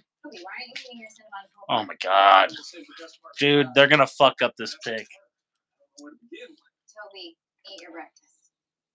Yeah, just smell it. The best part of Wendy's new breakfast Cinnabon Pull Apart is all the parts. It's love at first bite. with Haagen-Dazs. White chocolate raspberry bar. That's Dazs.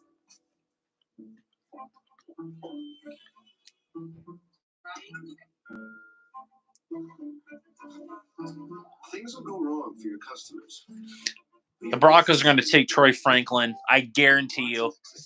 I guarantee you they're going to take Troy Franklin. By understanding your customer requests. Tell him, Bo. 90%. They're going to take Troy Franklin. Let's create That's my pick. in service of customers with the Watson X Assistant. IBM. Let's create. The new $1.99 Sonic Crispy Tender Wraps are here for a limited time in bold flavors like hickory barbecue or cheesy Baja. Give yourself some TLC, tender, love, and chicken for only $1.99. Sonic Crispy Tender Wraps. All right, see who the Panthers take. All right, so we are back in Detroit to mix the Browns 3 of the NFL Draft. Our aerial coverage is provided by Goodyear. It's live to reach the next destination. Goodyear, more driven. Carolina on the clock now. It's like they'll put this in. We should have it momentarily, and then we'll hear from the Cowboys as we work our way through the 72nd and 73rd picks here in this draft. Being told the Panthers pick will be announced momentarily. We've had the 2 running backs go off the board. 6 quarterbacks went quickly. Haven't had one since. Here comes the Panthers selection.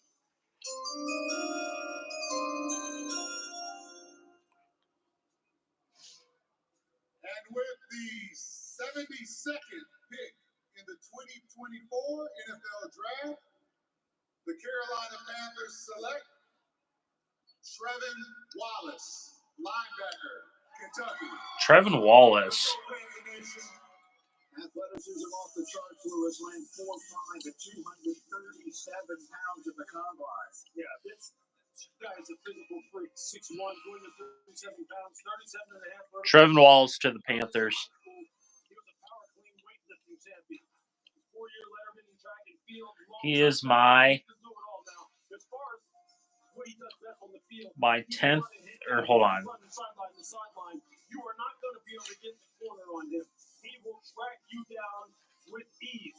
He has strike at the point of attack, meaning he can roll his hips, shoot his hands inside, and he can win at the point. Yep, he is my 10th rated linebacker. There you see the sideline to sideline speed because he got caught up on too many blocks that he should have been getting off. Who was my pro comparison? I don't think I have one.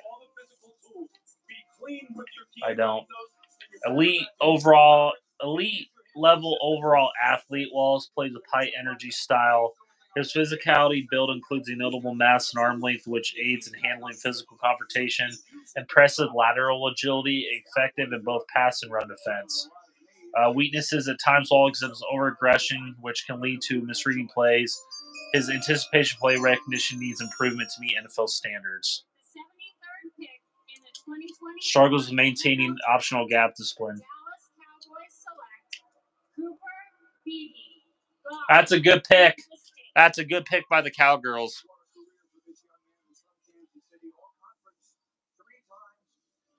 Wallace kind of reminds me of Justin Sternad. All right, Cooper Beebe. That's a good pick for him. He could slide into center.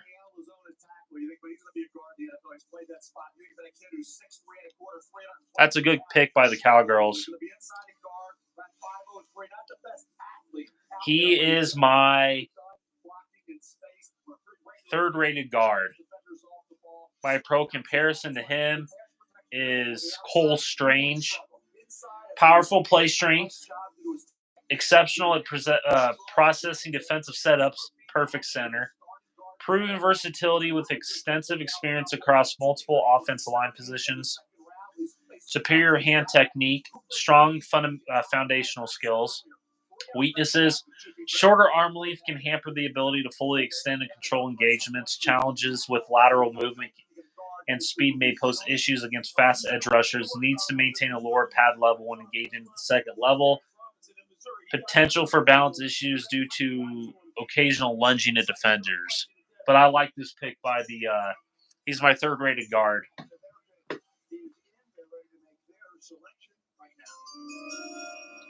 God, it's going fast. Holy shit.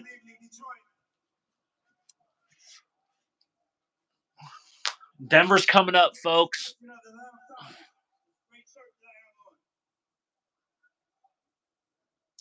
With the 74th pick in the 2024 NFL Draft, the Atlanta Falcons select Braylon Trice, linebacker, Washington. Braylon Trice, 16 sacks the last 2 seasons. edge guy. He goes to Atlanta, as did the quarterback, obviously, for Washington, Michael Penix. Braylon Trice drew a lot mixed opinion. Yes. And that's the thing, Bob. You saw him and you say, okay, he could be maybe a late one, early two. Now he's in the 3rd round. Why? Because that was the case throughout the whole evaluation process of Braylon Trice. Yes, he got pressure. Finishing at the NFL level. Plays a little high. Think about his production overall was pretty good. Troy Franklin, Bubble Man. Hey, what's up, Brandon? Braylon Trice was my 11th rated edge player. My pro comparison is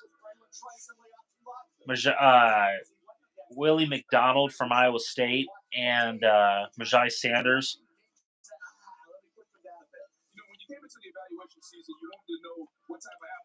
Impressive size and build, strong at the point of attack, efficient at disengaging for blocks, converts speed to power effectively during rushes, proficient in countering offensive line techniques, weaknesses, lacks elite quick twitch capabilities, average in directional changes, displays some stiffness in ankles and hips, tendency to aim low in tackles.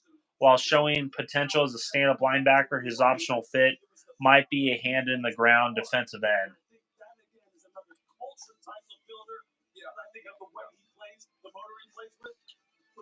They may have got something here in the 3rd round with him. Maybe they did address the pass rush. Well, the eye test kind of got some run to the teeth. We'll see. The Chicago Bears make the 1st pick of this draft. They'll make the next one. All right, Mile High View's back. I got 14 people in the live. That's crazy.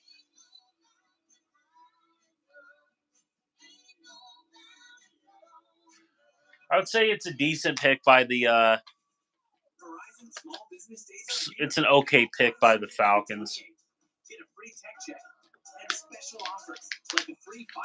He can be their Vic Beasley. They're not going to, Clip.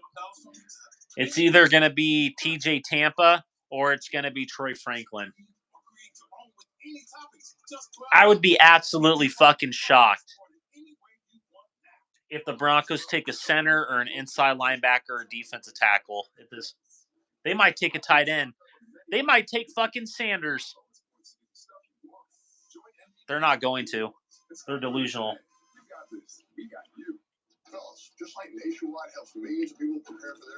Everybody in the chat, who do you think the Broncos are going to take? Or, sorry, the Walmart Generals. I know who Bubble Man wants, and I know who Bubble Man thinks they're going to draft. Mile High View. Yep, Bubble Man. TJ Tampa is his pick. He can feel it.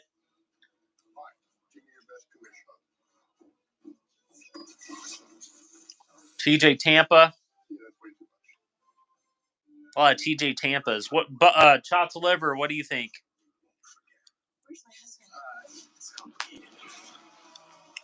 Cliff says Van Pran. Man, you have too much faith in this front office, Clip.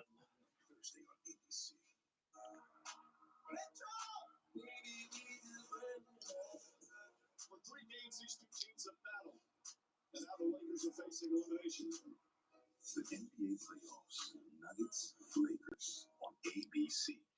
Let's go. Broncos are gonna fuck this up, guys. Go play.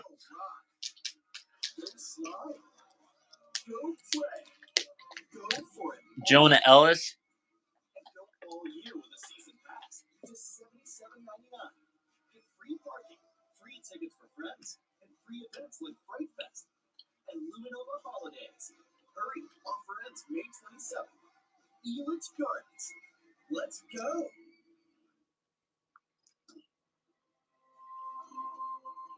Of course, a fucking edge. The impact of a meal goes well beyond feeding our body. Okay, so we got one edge, one center, a corner. Because when people are fed, futures are nourished. Everyone deserves to live a full life. I'm saying Troy Franklin, receiver at Oregon. Together we can end FeedingAmerica.org/act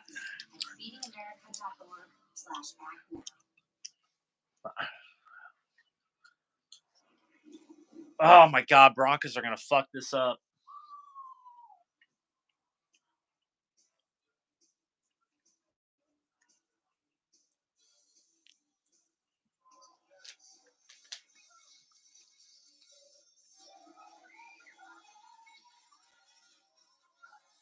Some of the sensational pictures and moments, the draft moments brought to you by Haagen-Dazs. That's what this weekend is about. Dude, this is gonna be such a fucking... Yeah, take Spencer Rattler. Coming through directly before your eyes. The very first one you saw there, of course, the Chicago Bears quarterback, now Bears quarterback, Caleb Williams. He was the first pick, and the Bears are now going to make the 75th pick. See the Bears take.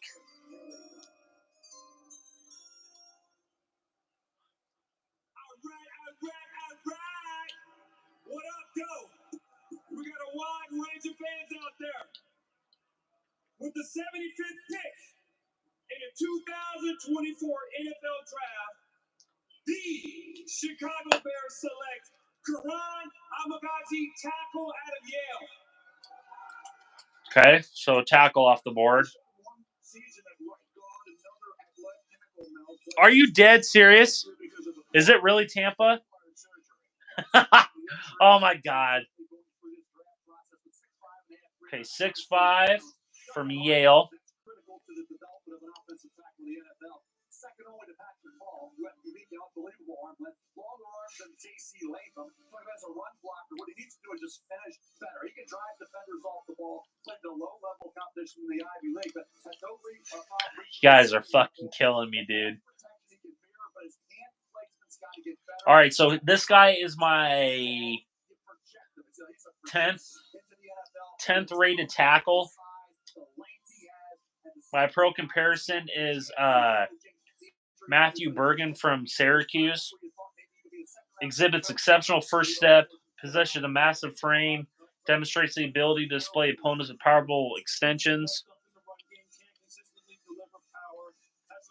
Flexible hips afford him remarkable block ceiling capabilities. Weaknesses: occasionally exhibits false steps. Hand usage and efficiency, his placement still developing. Has a tendency to bend at the waist. What the fuck is this? All right, Broncos, fuck it up. Who the fuck is this? On behalf of the Walton Penner Family Ownership Group. Fuck the Walter Penner Group. Oh, Tony Scheffler? And the legendary Bronco players I played with. Champ Bailey, Al Wilson, John Davis, Chris Steele, Matt the Hawk Prater, and the greatest undrafted wide receiver in NFL history, Rod Smith. The world's greatest fans. Super fan, Alan Levine Jones, who we lost recently. Rest in peace, Bronco Benny. My coach, Mike Shanahan. Put Mike Shanahan in the Hall of Fame. Let's go, Broncos. God bless Bo Nix. Are you fucking kidding me, an edge? In the 2024 NFL Draft, the three-time Super Bowl champion Denver Broncos select Jonah Ellis. Linebacker. Oh my! Oh my God! What the fuck? An inch! An inch! What a bunch of dumbasses!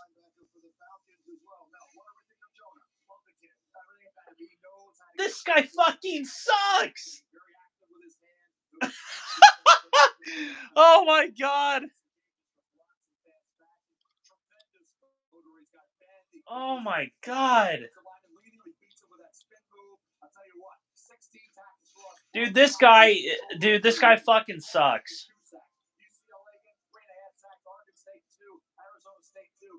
This guy's a 4-3 defensive end. This guy is a 4-3 defensive end. 4-3 defensive end. This guy's a 4-3 defensive end.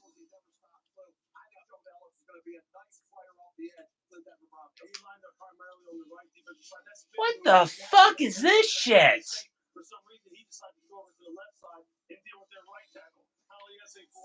Oh my God. This team is a fucking joke. Oh God, this guy's so bad, man. He's undersized. He's 6'1". We got another Nick Bonito. We got another Nick Bonito. Good job, Denver. Another Nick Burrito. What a bunch of losers. The Las Vegas Raiders select Delmar Glaze, tackle, Maryland. This guy sucks, dude. This guy fucking sucks. Oh, God. Nick Burrito. Yeah, Nick Burrito. This guy fucking sucks. All right, the DeMar Glaze from Maryland.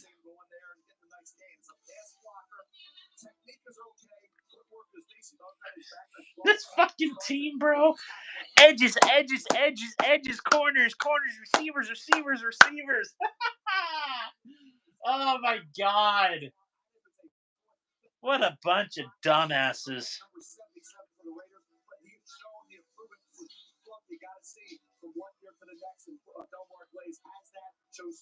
All right. God, dude.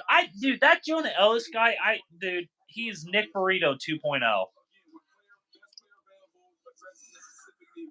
I would rather have Troy Franklin, Bubble Man.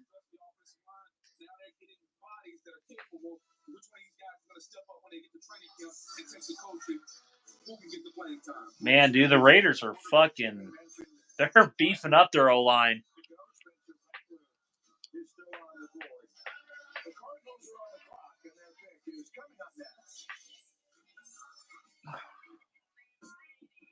Dude, Christian Mahogany was sitting in your fucking lap.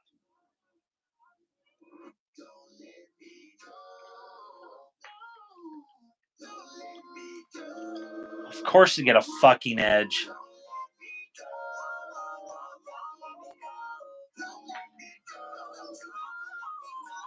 God, what a bunch of dumbasses.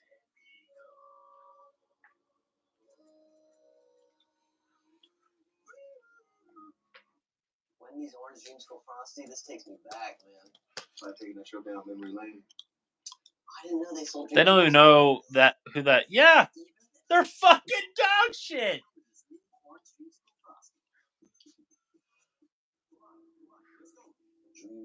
Oh my God, what a terrible fucking pick.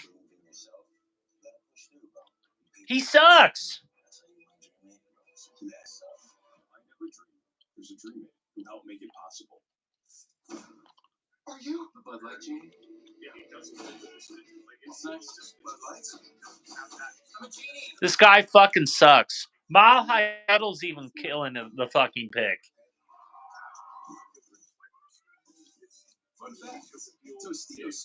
Denver is the new old Detroit Lions and Cleveland Browns. Yep.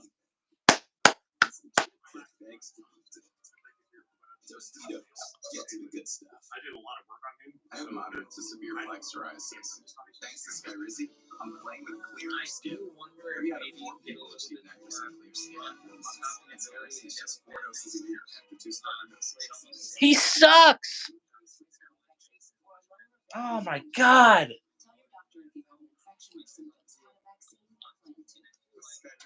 Nothing on my skin means everything. What a bunch of dumbasses. At KFC, 2 pieces of hot, juicy chicken, a side of mashed potatoes and gravy, and a biscuit for just $4.99. Butter my biscuit, that's a good deal. New taste of KFC deal. Oh my God, dude, this team is a joke.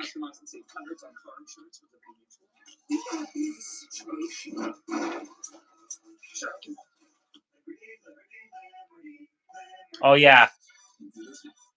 So why should we hire you? Where did you see yourself in 5 years? Yeah, I don't know. Right. It's a great point, though. Like, it's something you don't really think in that conversion, but then wind up kind of using. He's not in everything. Like, You can add a guy like that. So Luther Ellis was a Bronco. He was the team chaplain. I don't see a need for edge rushers here. I think it's naturally one guy who wants to work from the Everybody is killing this pick. Everybody, I've been looking at every content creator. They're killing this fucking pick. It's a shitty pick. It's Nick Burrito 2.0. I thought your edge room was fine, Denver.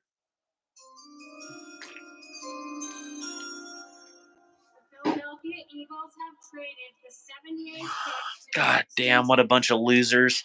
With the 78th pick in the 2024 NFL Draft, the Houston Texans select Kalen Bullock, defensive back, USC. Now, good size, good speed. Lewis, sorry, this one is for you. He's from Pasadena. Picked up 9 balls for the Trojans in 3 seasons. Yeah, this is a real good athlete at 6'2", about 190, 4'8", 40. Kalen Bullock. He was a safety. Body control, all the things you look for in a deep field player, and a guy who can play multiple positions in the back end. Meaning he can come down and cover tight ends and man coverage. He is my sixth safety. My pro comparison is Trevon Moehrig from TCU. Exhibits elite ball skills, displays instinctual play recognition, strong tackler, showcasing good physicality and technique, contributes on special teams, good speed and agility, has shown the ability to make plays on the ball in critical moments. Weaknesses: lacks elite explosiveness. While aggressive, can occasionally miss tackles by overcommitting. Deep zone positioning at times limits involvement and run support. Just doesn't allow him to really match up well against big running backs, big tight ends down the field. The Indianapolis Colts. God damn, man. Next selection here is they're coming quickly. They had a Jonah Ellis, man. It just, that move is just so fucking, dude, that, if that doesn't tell you all you need to know about this organization and where it's at right now, I don't know what does.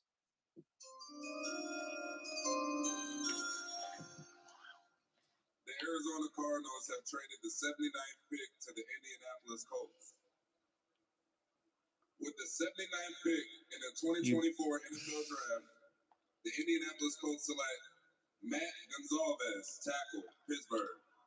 That's a good pick. That is a very good pick. Good tackle prospect from Pittsburgh. I like this guy. 27 pounds, got that shorter arms you prefer with inside. But lots of it is a run block. You talk about a guy has the ability to create easy movement. Pass protection is where you think he may struggle. He got by with that at the collegiate level. Can it work in the NFL? Talk about sustaining pretty well, walls off defenders, and a guy that He is my 16th rated tackle.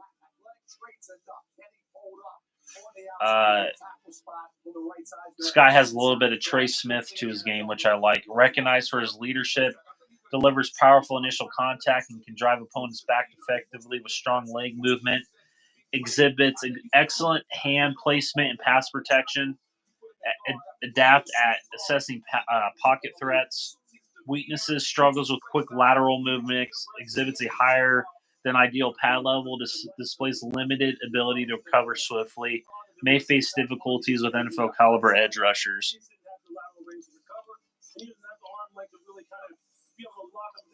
God, this fucking pick. Fucking Jonah fucking Ellis, man. That is probably the worst pick in the entire day 2 draft. That is just some fucking... I'm going to be perfectly honest. Jonah Ellis wasn't... The guy sucks.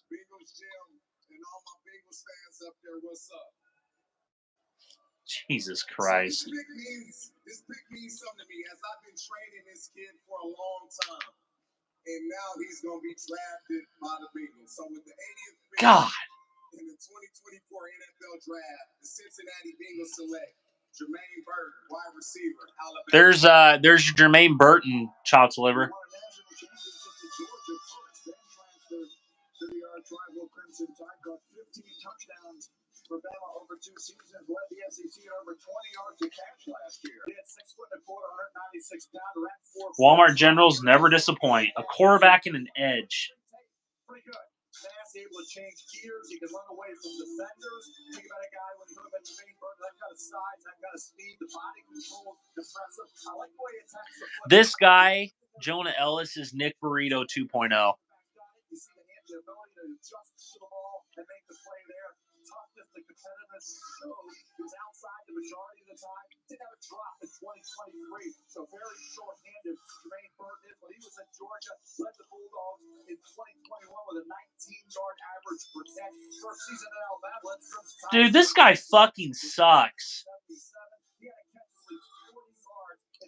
Oh, I cannot wait to do the film on this guy. Dude, he fucking blows.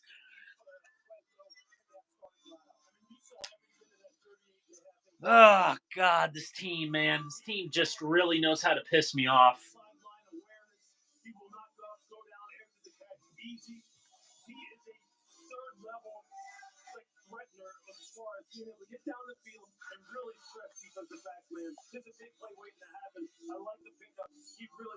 This guy, Jonah Ellis, is a 4-3 end who gets eat up by tight ends. Your guy Burton chopped liver went.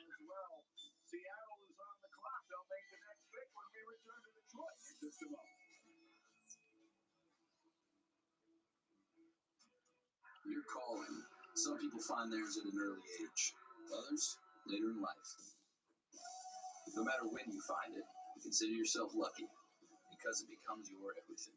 I like them overall. I think that and that's why trucks are probably the best that they were going to do.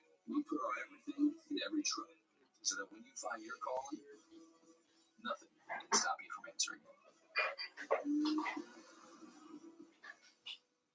Want to upgrade but still paying off your large phone? Break free from 3-year device contracts. Switch to T-Mobile. You guys will pay off your phone. Upgrade to one of the latest 5G phones. Lowe's knows the only thing that works as hard as pros. Is our rewards program for pros. That's why when you stock up on many items you need, you want bonus points to get stuff you want. Join MDK's Pro Rewards and start earning today. As I stated before, the Broncos have a bunch of Robins in their edge rush room. But Yeah, Denver Broncos Syndicate loves this move, by the way. I wonder where he got the Batman and Robin shit from. Yeah, look at those PFF grades. The dude fucking sucks.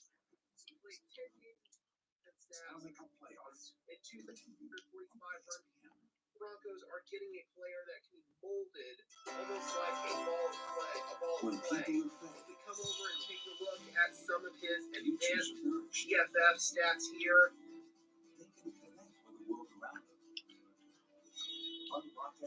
Sorry guys, just bear with me.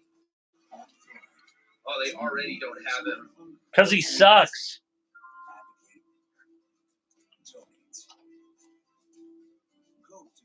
Okay, so yeah, PFF doesn't even have him in the premier stats, so that's what we're going to walk with right there, numbers-wise. I haven't watched a whole lot of Jonah Ellis film, but I know people who have really liked what they've seen.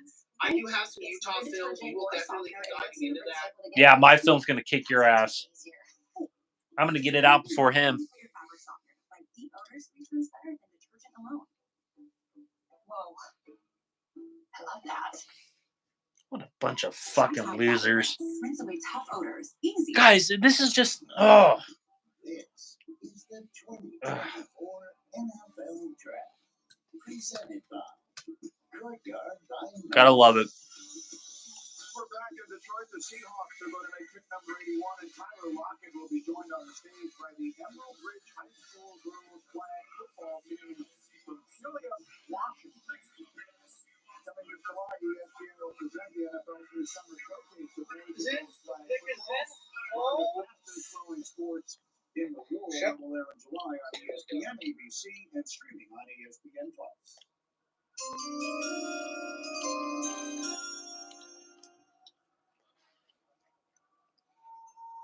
No wonder you only have 4.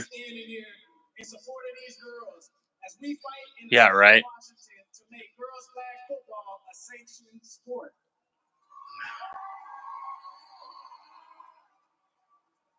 that's watching in Washington. Let's vote and make this happen. The dude sucks, chopped liver. To all the 12s and everybody watching, with the 81st pick in the 2024 NFL Draft, the Seattle Seahawks select Christian Haynes. Okay, that's a solid pick.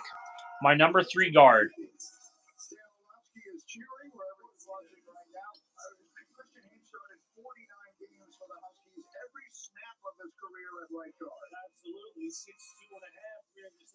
Exhibits elite timing, demonstrates formidable technique and run blocking. This guy's a run blocking machine.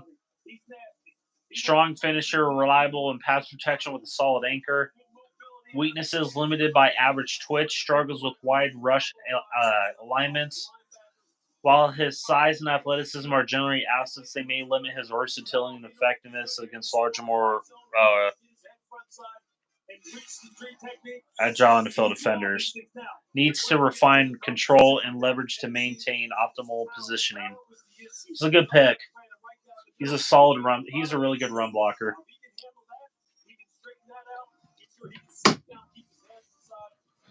God damn, man. What a bunch of dumbasses. Team fucking just...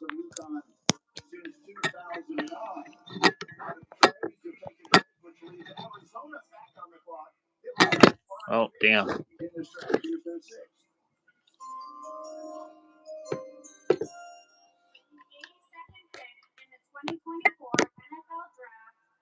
Arizona Cardinals select Tip Ryman, tight end, Illinois. Tip Ryman? So that was the 6th pick they made you, the 4th of the brother on the offensive side of the ball. Hey, Greg, I love guys like this. Former walk-on, added 50 pounds, 5-0 over the course of 4 years.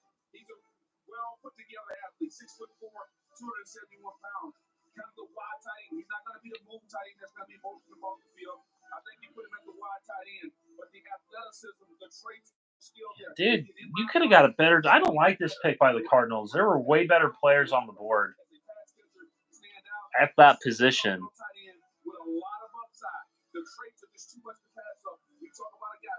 My pro comparison was Leonard Taylor. Displays powerful blocking abilities, good burst off the line of scrimmage, excels in the run game. He's a run blocking machine. He's a knack for making high-impact plays. His football IQ. Weaknesses, struggles with explosiveness and agility, limited route running detail. We can become top-heavy. This guy's going to be a blocker. It's got to all come together. It's got to be something you can hang your hat on right now. It's supposed to be there's some other interesting players that are still on the board. Guys like the Bell from Florida. Really, to me, from an athletic standpoint, present tremendous value that I thought was the Rams have made on the defensive side of the ball so far. Who's this guy projected to be? For their first pick in the 2024 class. Detroit, allow me to introduce my daughter, Isabella Bruce, 14 years old, 8th grader, state qualified in the 4x100. He's 21.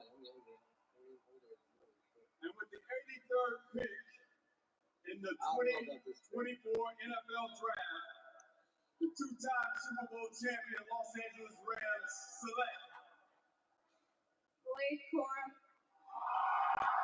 Oh, shit. Rams got Blake Corum. That's a good pick.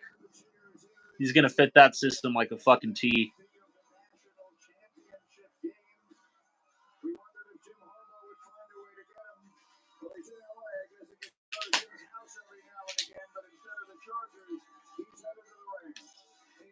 He's 5'7.5", 205 pounds strong, 27 reps, good athlete, 35 and a half vertical. He's about a lot of carry, 675 career carry. This kid carried that football team. Side of that, we're didn't get a lot of running with football. It was all this young man getting it done, efficient runner. Blake Corum was my 4th running back. To get to the ground, he's an effective stiff arm. He has curve, he has cutback ability, pretty good hands coming out of the backfield, effort, blocker, pass protection. But it's from a technical standpoint, but the effort's always there. Top end speed, not necessarily the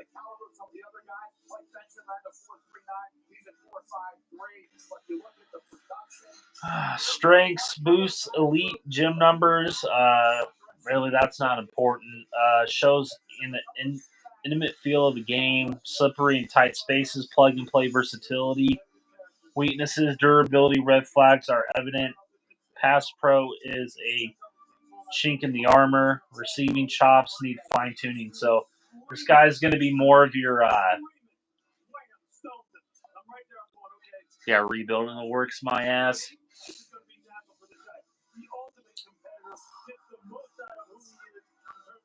He'll be good, and because they have Williams, so him and Williams could be a good 1-2 punch.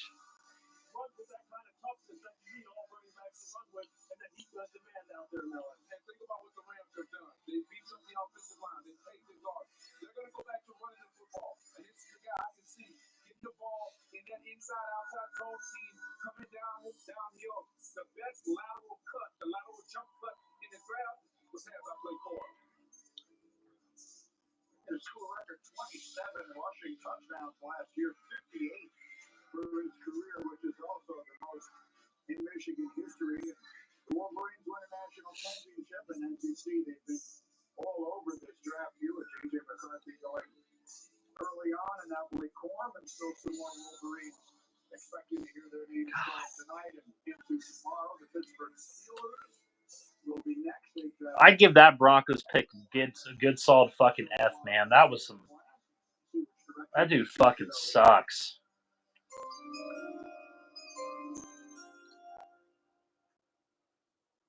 With the 84th pick in the 2024 NFL Draft, they're stupid. Steelers select Roman Wilson, wide receiver, Michigan. Back-to-back Wolverines again. He's from Hawaii. So Roman Wilson to the Steelers. He is my 8th receiver. He's 5'11", so more of that slot guy. Hey, Chots Liver and Bubbleman and everybody in the chat, go watch this film against USC. And that's going to be the one I'm going to be posting later.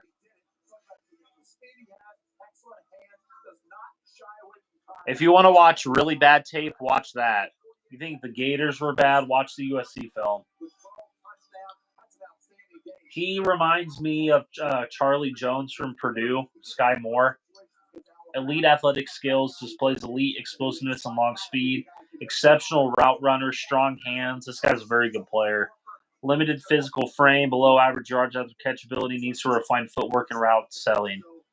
He's a good short area type of receiver.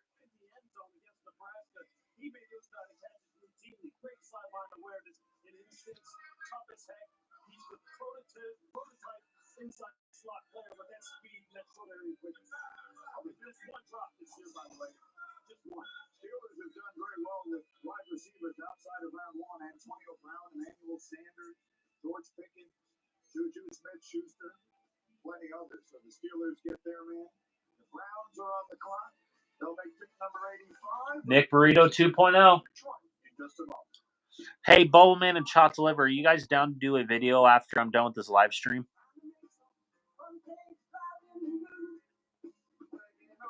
At Ace, your backyard is right in our backyard. So when you need to feed your grass, remove the weeds, or wrangle those leaves, go to the best place that delivers on top brands like Bingo, Toro, Steel, and Scott's. No warehouse. I gotta piss. I'll be right back. Stop online or order online. We'll have it ready for pickup in 15 minutes. Or we'll deliver it the same day. Around the block, where you need it stocked. With service so good, it's guaranteed. AT&T just sent me a heads up on the best plan for me. That's cool. They know what a pro wants. What a pro needs. Whatever makes me happy. Sets you free. And I'm thanking you for knowing exactly what a pro wants. What a pro needs. Whatever makes me happy sets me free. Good. A little bit flat. We'll get better. AT&T Optimizer provides proactive recommendations so you get what's right for you. I can't believe it. Get to work at Target. I hope she knows she's getting deals automatically. Oh, I'd tell her if it wasn't a dream. Looks like Pamela just let that guy know he gets unlimited same-day delivery. And she's going to save an extra 5% with a Target Okay, chopped liver. You are weak. Meals are real.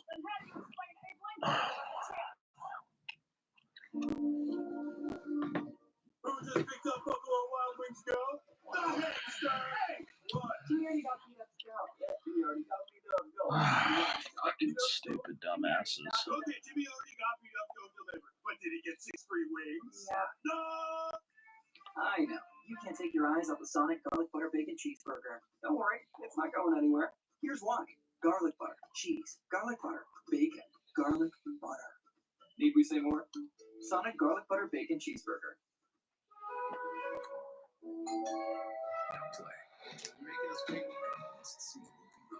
Hi, I'm Grant, your new roommate. To the bus. And then if we don't join you, then, you know, it's our own. Wendy's fries are always hot and crispy. Hey! So Toby says Sean every Bates day pick. is now I think he's gonna get round 3 and George Bates. Friday. Get the fries, other fries, wish they could be. Wendy's hot and crispy fries, guaranteed. Worked on both of them. Spent a lot of time. They're Back in Detroit now, who are the best players? Still editions coming up for the best available. With you guys at top of Nate Wilson, outstanding linebackers all over the field that can play. Just tested well, reacting to injury concerns, durability concerns. Jalen McMillan, a guy who was full back up this year. Jalen Bolts kind of stole the show with Romo Duze being the star. Jalen McMillan, one more underrated receiver. All he does is get the ball. So you know, Browns have made only one pick so far. They didn't have a first rounder, so they chose Michael Hall in the second round, and they will make their third round pick right now. good to see everybody again. I saw a lot of diamonds last night. I want to tell all you draft picks at home, save your money. It's not about how much you make, it's about how much you keep, all right? Remember that. With the 85th pick in the 2024 NFL Draft, the Cleveland Browns select Zach Zinter, guard, Michigan. So that's 3 consecutive Wolverines that would go off the board. 2-time first-team All-Big Ten, unanimous All-American last year. That one unfortunately broke his leg in that gruesome injury against Ohio State. Zach Zinter's a good player. When you look at a guy, he had a lot of starts, 42 I just got done whipping. So Zach Zinter is my 4th guard. Yep, he's my 4th rated guard. Blocking in space can be a little hit or miss with Zach Zinter as a best blocker. Technically sound, anchors pretty well. Broad upper body and strong hands, exceptional in executing short pulls and second level climbs, intelligent and disciplined. Displays a powerful blocking presence, his experience against elite defensive lines. Technically proficient, weaknesses recovery from that broken tibia. Struggles with quickness and explosive off the snap, faces challenges with 2 gappers. Below average short area quickness and stiffness. I like this pick by the Browns. The pass pro when he gets one-on-one against quality technique pass rushers in the NFL. I think that's where he's going to struggle, especially if technique is not absolutely perfect. Michigan, they won the national championship. You wonder why they had 3 players first time in the college draft ever. They've had 7 players selected in the first 3 rounds. The Niners will make the next selection. What up, though? Once again, shout out to Raymond Robinson Middle School. The Philadelphia Eagles have traded the 86th pick to the San Francisco 49ers. And with the 86th pick in the 2024 NFL Draft, the NFC champion San Francisco 49ers select Dominique Mooney, guard from Kansas. Happy birthday, Tommy Harris. Jordan, a transfer from Central Missouri, started all 25 games for the Jayhawks the past 2 seasons. Did not allow a sack. Splitting his time between guard and tackle. I like this pick, Lou. I was a kid. I was high all along. 6'5", 313. Left guard, 2020. This is a good pick. 2023. What he did at the Division II level. Dominic Mooney played for Kansas. Kansas has rebuilt that program. He's a good player.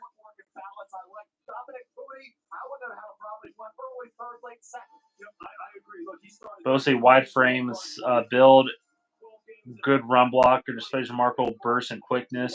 He's going to fit that zone running scheme like a glove. Shows limited range to expand set points, below average arm length, occasional bends at the waist, struggles with hand placement.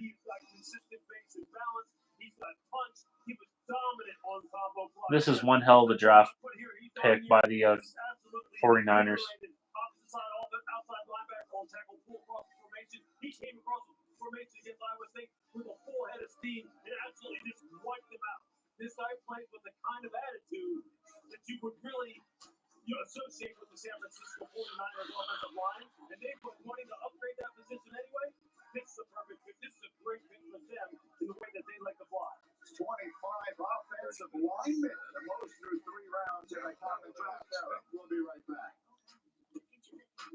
I mean, I saw in the chat here. I want to hear from Lance. Do you think this has any impact on Drew Sanders? Obviously, Drew Sanders trying to find a home. Now you have a very crowded edge, like super crowded. Is this Sanders back to linebacker? I know they talked about the combine.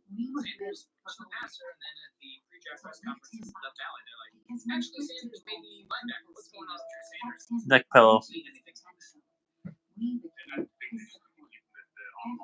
position we continue to use that athleticism and refine that skill set for him because he was on the edge. I don't remember what game it was. I think it was the first game he played off the edge. It was god awful. It was the Lions game. I think it was the Lions game. Horrible. Horrible. Yeah, well, still, I mean,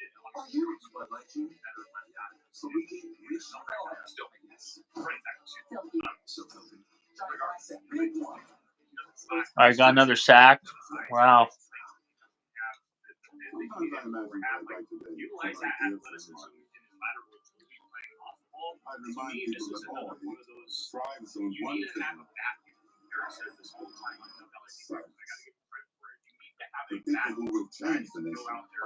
Where's Bubble Man and Chopped Liver? I love how Mile High Huddle, Denver Broncos Syndicate, everybody's saying we need a Batman in their room. Where are they getting all this stuff? And they don't listen to us. The impact of a meal goes well beyond feeding our bodies. But he's not going to go out there and just be Because when people are fat, futures are nourished. He's more of a specialist. Everyone deserves to live a full life. That's been this fun. And with your help, When that's really your only hunger. it's antiquely certified, but he's not the most NBA player. He doesn't have the speed coming around the arc. He's got the one that's what he wants to get from me. So, not a huge fan of his pick. I think that there was a player later in the draft, that is a higher upside player that is a better left defender than Ellis is. I don't know, man. This is another mad thing. Yeah, Mark Schlereth. The last couple of days. It's okay. Not in my house. Upgrade to Cactus Platinum Plus. They're conditioned differently. Yeah, I mean, one thing that I will say about Ellis is that he is very much a energy player. You're going to see a lot of second-hand sacks, I guess is what you call it. I don't know, like ones that are effort sacks. I was right about the Broncos round 3. I said another undersized edge guy. You were. This team fucking sucks. Another Nick fucking Burrito.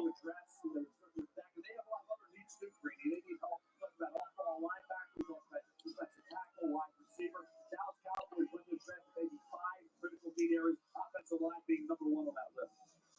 See what direction they choose to go here. They'll pick that.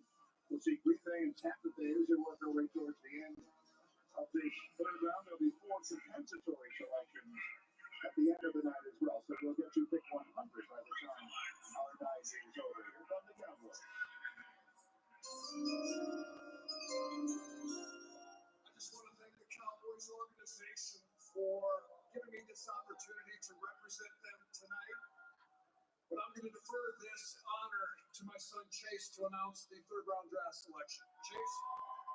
With the 87th pick in the 2024 NFL Draft, the Dallas Cowboys select Marist Liufau, linebacker, Notre Dame. Went to the same high school in Hawaii as did Manti Te'o. Maris Leafau. See where I had him ranked.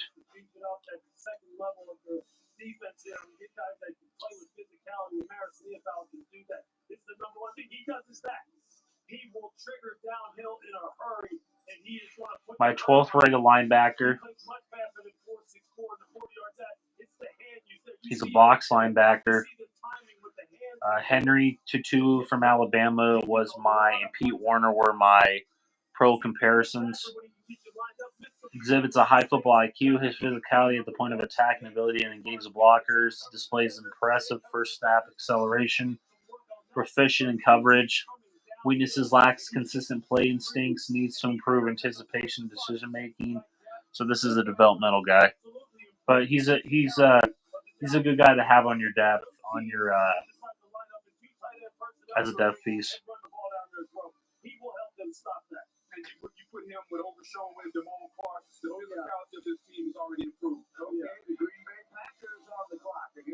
Packers have had a good draft. See where they go. Christian Mahogany still on the board.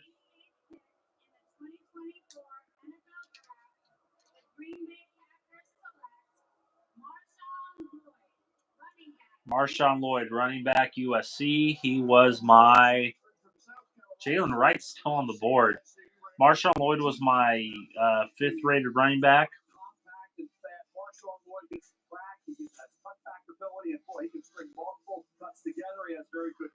Where do I have him fitting in?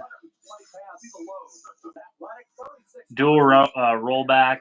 Abram Smith and Pierce Strong were my pro comparison. Exceptional acceleration and burst, poses a constant threat with long speed capability. Displays impressive stop and start explosiveness. High football IQ. Weaknesses: high. His high upright rushing style can detract from balance and power. Displays below average vision at times. Lacks experience and proficiency in pass protection. Jalen Wright would have been a better pick. I don't like that pick for the Packers.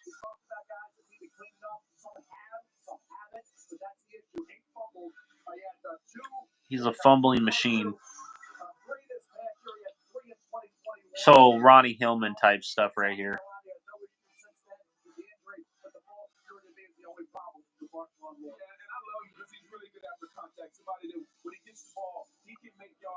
89th pick in the 2024 NFL Draft, the Tampa Bay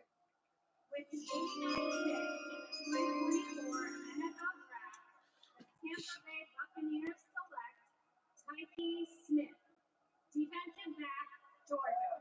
Tyke Smith. With 4 picks and 2 sacks, playing the star position last year for the Bulldogs. Tyke Smith was my 11th rated safety. I don't like this pick by them. He is a man zone free safety. Ronnie Hickman was Delaney Turner-Yell. Yeah, this guy fucking sucks. High football IQ, strong physical presence and run defense, high versatility, commandable ball skills. Has a lot of weaknesses. Lacks ideal size and arm length. Speed is sufficient but not elite. Delaney Turner-Yell. His hip flexibility, acceleration from transition are areas for improvement. Yeah, this guy's Delaney Turner-Yell 2.0. I don't like this pick.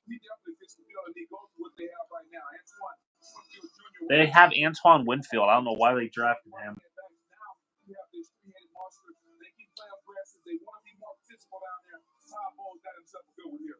I don't like this pick.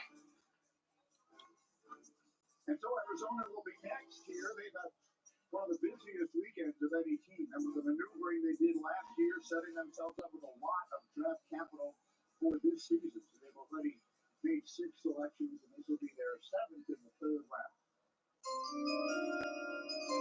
With the 90th pick in the 2024 NFL Draft, the Arizona Cardinals select Elijah Jones, defensive back, Boston College. Elijah Jones.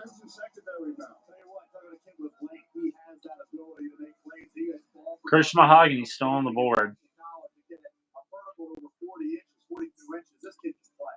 And I think you look at a corner at this stage of the draft, you get an Elijah Jones from Boston College. Talk about the late third round. You get a guy who can come in and help you 6'1", 185. They said 42 and a half vertical. We're at 4'4'4". So the length, the ball skills are outstanding. The speed, the hold his own on vertical routes down the field, I like that. He's a willing tackler. Now, he could add a little more weight, a little more strength to that frame. Transitions aren't always smooth. But you look at it, he had a couple interceptions. He had 3 pass breakups against Georgia Tech. Overall production for Elijah Jones is outstanding. Led the ACC with 5 picks. Passes defended with 13. Twice named ACC Defensive Player of the Week against Syracuse and Georgia Tech. I like this kid on tape, though. I thought Elijah Jones had a chance to be a starting quarterback in the NFL. Thought he could go a little higher if he tested so well at the combine. Yeah, keep him up close to the line of scrimmage. Let him use that length at the line of scrimmage to disrupt the release technique. Once he backs off, look, his off-man technique gets a little ragged. But the thing I love about him the most is the fact that in those short zone flat areas, he will light you up. You better keep your head on a swivel when number one has got you lined up. Elijah Jones, outside man press, outside corner, Darius Rush. Jones' length and keen instincts to sharp offensive plays, outstanding ball skills, fluid movement, and agile. Leverage his height, his speed showcases. Displays strong zone coverage skills, which Tampa runs a Tampa 2. Or Arizona runs a Tampa 2. His center frame might limit physicality, potential challenges in man coverage, may prematurely commit in coverage, shows limitations in run support. And its carbon fiber shaft is guaranteed for life. Powered by Eco's patented 56-volt arc lithium battery technology, the same batteries used on all Eco tools. Exclusively Lowe's, Ace, and Eco authorized dealers. Together, like your workplace benefits and retirement savings. Voya provides tools that help you make the right investment and benefit choices so you can reach today's financial goals and look forward to a more confident future. Voya, well planned, well invested, well protected. Electric for short trips, gas for long. Quite the paradox. It really is both. The Lexus RX plug-in hybrid. Lowe's knows the only thing that works as hard as pros Is our rewards program for pros. That's why when you stock up on the many items you need, you earn bonus points to get the stuff you want. Join MVP's Pro Rewards and start earning today. We got this. We got you. Geico makes car insurance easy. As easy as getting stuffed up during allergy season. That's wild with pollen. I used to stop and smell everything. The smell of fresh cut grass, my coffee in the morning, the hot dog smell from the hot dog guy. You did this to me. With an app that puts your policy in your pocket, it's easy to Geico. Curfew rack, we call it.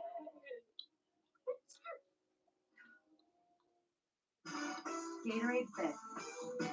I love you, Detroit. Vitamin-packed hydration with no artificial sweeteners, flavors, or added sugars. Hydration for every athlete, forever. Arby's free sandwich marches near you, meaning Arby's haters have one last chance to be proven wrong about Arby's. Buy Arby's on Arby's Dime. Online only. Arby's, we have the meat. Dreammate is someone that believes in you before you believe in yourself. That push through, bro. You paved the way for me. That's how you enjoy it. Yes, I'm never dreaming. There's a dream. You help make it possible. Mel Kiper has got 10 picks left to come. Who are the best players? Got some Graham Larson mixed up in the bar. Solid players here. TJ Tampa leads the way, but Jalen McMillan at the end. Hayes Wilson, everybody loves him. It's just can he stay healthy? The NFL had injuries at NC State. And Troy Franklin down the field, vertical stretch guy for Bo Nix. And Anissa Isaac Lou, one of your third eyes that you've been highlighting and talking about. Anissa Isaac name comes up. Long arms, great pass rush technique. He'll be a steal for someone. Graham Larson, he has the ball. Packers making their 5th pick of the weekend.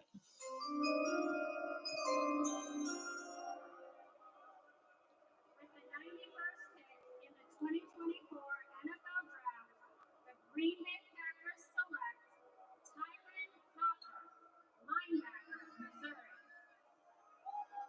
second linebacker that they select. He got my attention in 2022 more than this past season. He's athletic, showed some well-rounded ability, made his presence felt against the run, showed promising cover skills. Tyron Hopper is my 14th linebacker.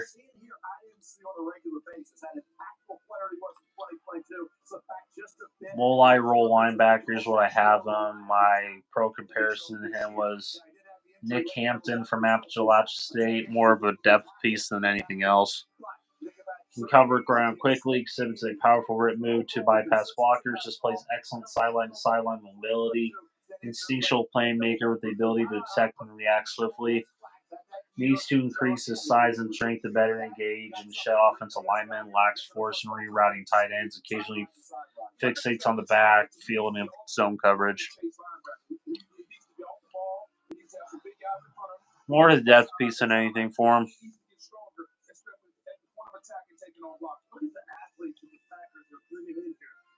Jordan Morgan, Edwin Cooper, forward the heat-seeking missile.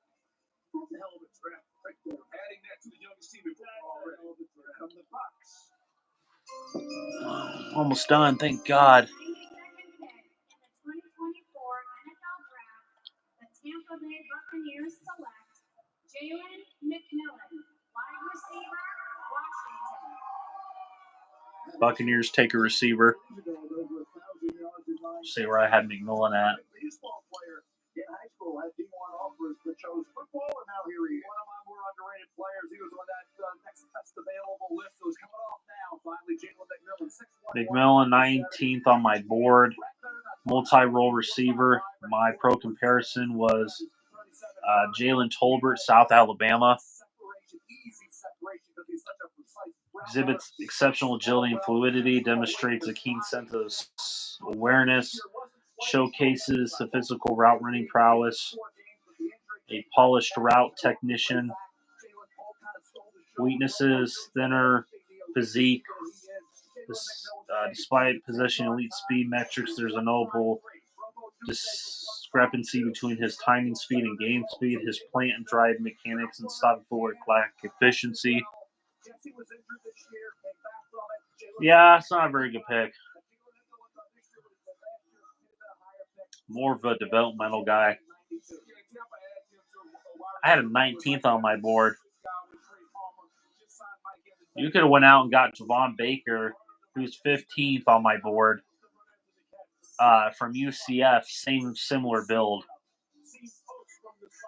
Who's a better player. The Jonah Ellis pick is probably the worst pick I've seen the Broncos make in. That's one of the worst picks I've ever seen. I give that grade an F. He sucks. That Jonah Ellis pick is probably the worst pick I've seen since.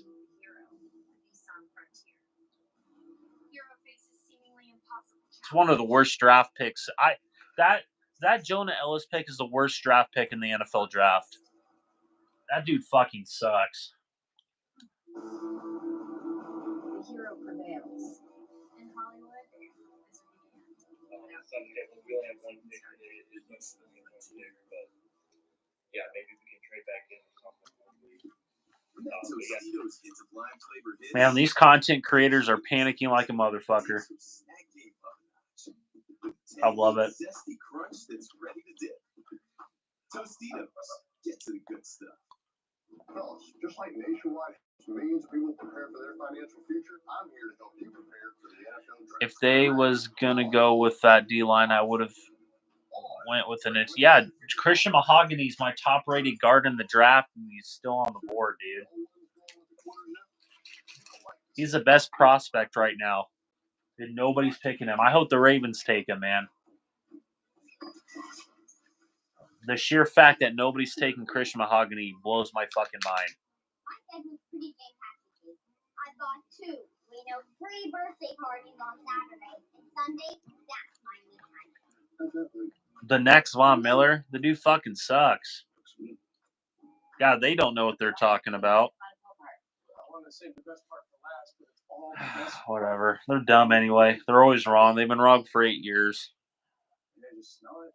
The best part of Wendy's new breakfast Cinnabon Pull-Apart is all the parts. Far too few people know what a McCrispy is, but the ones who do will say it's juicy. And when you taste it, you'll say that too. Because we buy and book at DiscountTire.com, we have more time to try new restaurants. Here's your food. Have a nice day. Hey, thanks a lot, okay? Okay, we got your okay to have ballot. Get 30% shorter average wait time when you buy and book online at DiscountTire.com. Yeah, put out those highlight reels.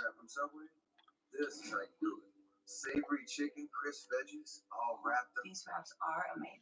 Yep, they're putting out highlight reels to make this guy seem like he's the next Von Miller. I wish I could send you the screenshots in clear. They just here to be entertained. Are you not entertained? The players have drive Goodyear more driven. He will have 100 picks by the time our night is over. The 3 rounds. Almost done. And then Chopped Liver and I can do a video on this dog shit of a draft pick. This is the worst draft pick I've ever seen. This is F across the board.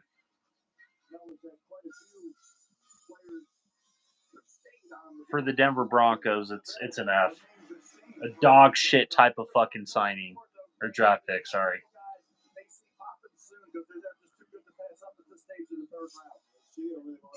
Come on, Christian Mahogany, guys. Come on, somebody take him, man. What's up, Detroit? Back up. I'm here with my sons, Sam, Max, and Cope. They were all born in Baltimore, and they were all raised to say one thing: Steelers suck.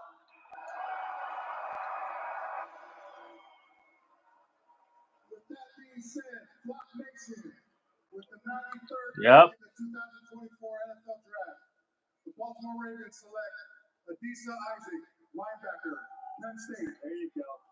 He's out of Brooklyn, New York. Adisa Isaac. Last year. Lewis, he and Chop Robinson were a lethal combination. Adisa Isaac down at the Senior Bowl along. Adisa Isaac was my edge players. Those 33 hits arms. He only ran 4.74 in the 40, which probably knocked him down. As far as playing football, this kid's got it all. Heavy hands, comes off the ball with a lot of shock in his hands. Adisa Isaac was my 7th ranked edge player. He's edge rusher. Pro comparison is Patrick Jones from Pittsburgh. Comfortable in both 2-point and 3-point stances. Utilizes effective hand techniques. Exhibits good lateral agility. Able to execute stunts. Weaknesses: too often displaced by advanced blocking due to poor anchored technique. Struggles with hand accuracy and placement. Shows stiffness in ankles and hips. I think this is a good pick for the Ravens. Good pick. This is a good pick. Manabuke, him next to Manabuke, he's going to be just fine. Without the production, here you get the questionable workout numbers with great production. Notice they overweigh the Ravens drafted because of traits. Right. Didn't have a production and a sack that final year. He's disappointed so far. Sure. Adisa Isaac is the exact opposite. He doesn't test great, but he plays extremely well. It's a Ravens type pick. I was going to say the epitome of the phrase "play like a Raven." He does that. The Eagles are set to make the next pick here. This is number 94. I think they got from San Francisco in an earlier trade. And we will have Buffalo, and then we'll start working our way towards the compensatory selections.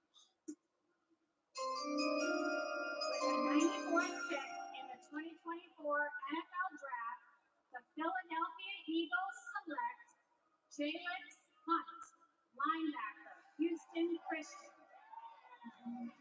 Mel, there he is. He is the first player ever from Houston Christian drafted into the NFL. That's a great story. Think about how far he came. He was 3 years at Cornell. He was 190-pound safety. Started 1 game at Cornell. The portal nobody wants. He goes to Houston Christian, and he develops into a pass rusher who tested off the chart. 6'3.5", 252 pounds, long arms, huge hands, 4'6", 440, 37.5 vertical. In the Southland Conference, one of the I think the Raiders are having a good draft. Chargers are having a really good draft.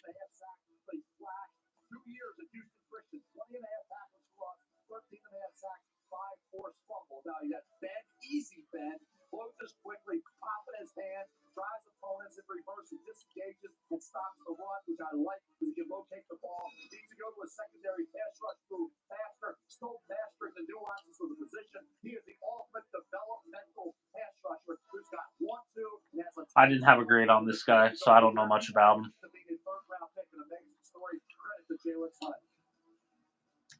Bills are up. With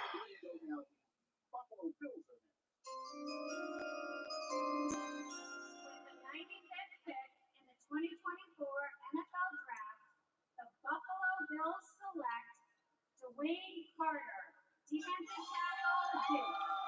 He's the first three-time team captain in Duke football history, has 12 sacks for his career. You gotta love Dwayne Carter now. Dwayne Carter is my 6th rated. This is a good pick. Defensive tackle, 3-tech. He reminds me a lot of Zach Garrett from Ohio State. This is a good pick. Exceptional run defender. Demonstrates impressive play strength. Exhibits lateral agility. Possesses a relentless motor in pursuit.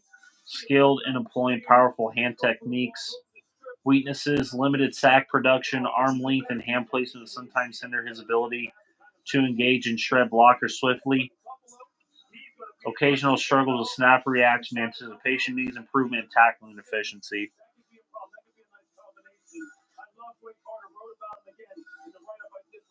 Dwayne Carter is a good player.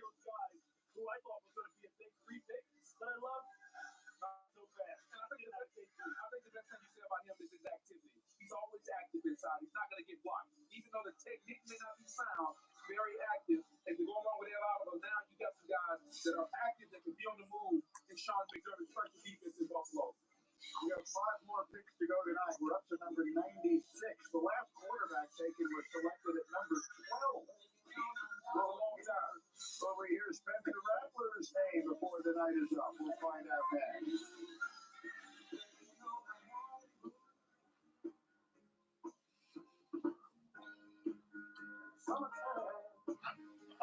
Almost done. Hello, Ghostbusters. It's done. I've done Remu. We help people customize and save hundreds on car insurance with every mutual. Anyway, we got a bit of a situation here.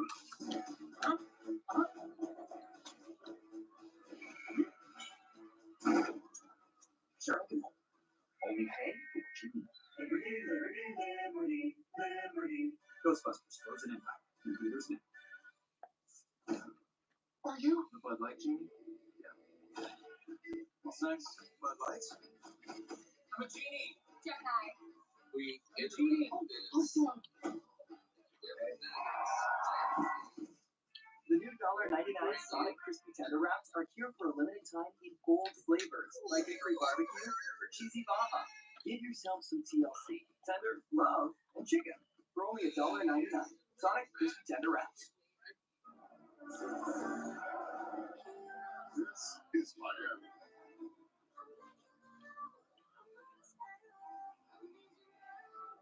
Oh my god. The heat is on. For the 20 best drivers in the world.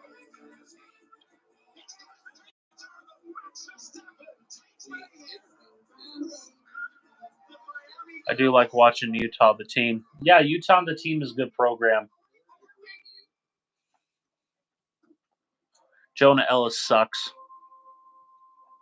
The impact of a meal goes well beyond feeding our bodies. Because when people are fed, futures are nourished. Everyone deserves to live a full life. And with your help, together we can end hunger. Join the movement at feedingamerica.org/actnow.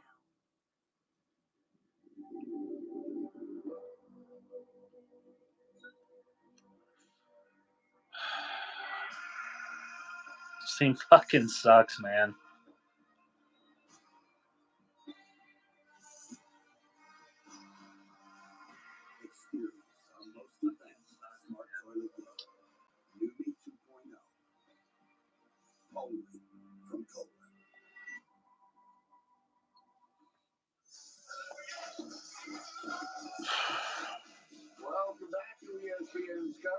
of day 2 of the NFL draft. We are getting ready to wrap up round 3 here. The Jaguars are making the first of the compensatory selections tonight. So this is number 96 overall. We will go through 100 selections and then pause for the ninth and rounds 4 through 7. 4 through 7 tomorrow. Tomorrow all day. Part of the draft where the teams really build out their rosters. A few more to be done tonight. The Jacksonville Jaguars will make the next selection.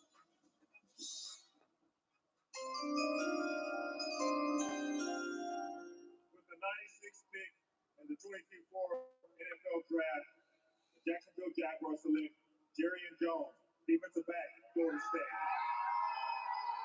Seminole started his career at Mississippi State before the transfer. Versatile slot corner, slack eye, he makes big plays in coverage. He can do that. He can also get the opponent's backfield. Jerry Jones, active, alert football player. We talked about guys that come to the NFL and contribute in any role you ask them to do. Jerry Jones, to me, guys, good footwork, impressive first to the football, had 5 tackles, lost 3 interceptions, broke up 3 passes. First player in FSU history, the only player nationally this year, a sack, a tackle, loss, a forced fumble, fumble recovery, and an interception in a game. Jerry Jones is my 18th rated corner. Dual role man slash press corner. Darius Rush, pro comp, remarkable alignment versatility, good slot corner, distinctive play recognition, effective communicator in zone. Weaknesses, challenges with that acceleration, speed transition. Weaknesses, susceptible to sharp route breaks. Footwork can be inconsistent. Can struggle with tackling reliability. The more you can do, the more productive and more quickly you're going to be on the football field in the third round pick. The Bengals will make the 97th pick of the draft. I didn't train this guy, but I'll be proud to announce with the 97th pick in the 2024 NFL Draft, the Cincinnati Bengals select McKinley Jackson, nose tackle, Texas A&M. McKinley Jackson. 27 tackles, 3 sacks last year. Yeah, you can tell the Bengals understand that DJ Reader is no longer there. Take Chris Jenkins early, now you're coming back with McKinley Jackson. McKinley Jackson was my... I didn't do film breakdown on him. He can control the middle of the field. By shade, I mean either side of the center and the A-gap. He has that prototypical nose tackle type body. He's got to make sure that he understands how to play with that power and that leverage. Use what you have. You don't have to be 6'5". You have natural leverage. He does that. They run that 4-3 defense, so he's going to do good next to a guy like Sheldon Rankins. But if you're Cincinnati, you're getting a guy that you can put at that shade, and now you can have someone who can replace a DJ Reader. He thought he would have been a little bit better at the point. He got moved off that mark. Gap integrity was a problem. He got into it. He was a little disruptive, but I thought he'd be more stout. Chris Jenkins is a better player. In the last few hours, the Bengals have added 625 pounds worth of defensive back to their roster. We'll be back with the final 3 picks of the third round. Yeah, McKinley Jackson, 29th overall for me.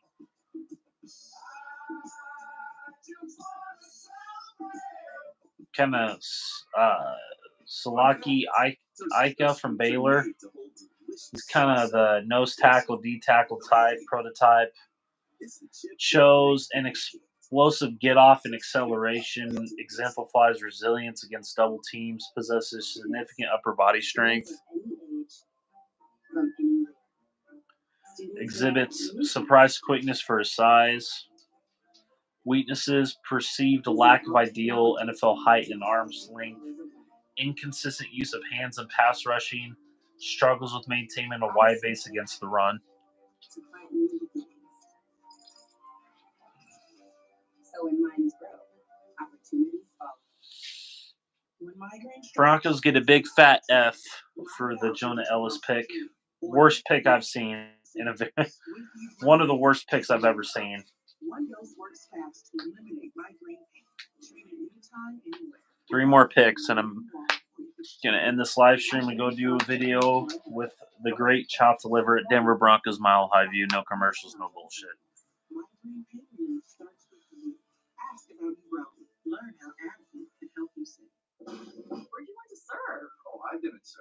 your spouse, parent, or grandparent served in the military, you can join USAA. Yeah, my grandpa did. So I'm already in, but I was talking about your sir. Oh. USAA for the military community. Verizon Small Business Days are here, April 22nd to the 28th. Get a free tech check and special offers like a free 5G phone when you switch. No trade-in required. Partner with our experts today. Lowe's knows the only thing that works as hard as pros Is our rewards program for pros. That's why when you stock up on the many items you need, you earn bonus points to get the stuff you want. Join MVP's Pro Rewards and start earning today. We got this. We got you. You know what time it is? Football season right here. The schedule is released.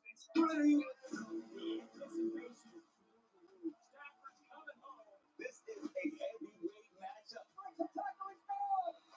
Welcome to the NFL. The big fat It's about to there. Yeah. It's the whole world. Let's go.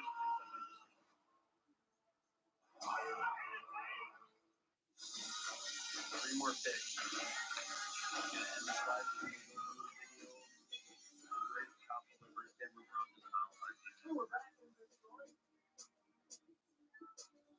You're watching the 2024 NFL Draft, presented by Courtyard by Marriott.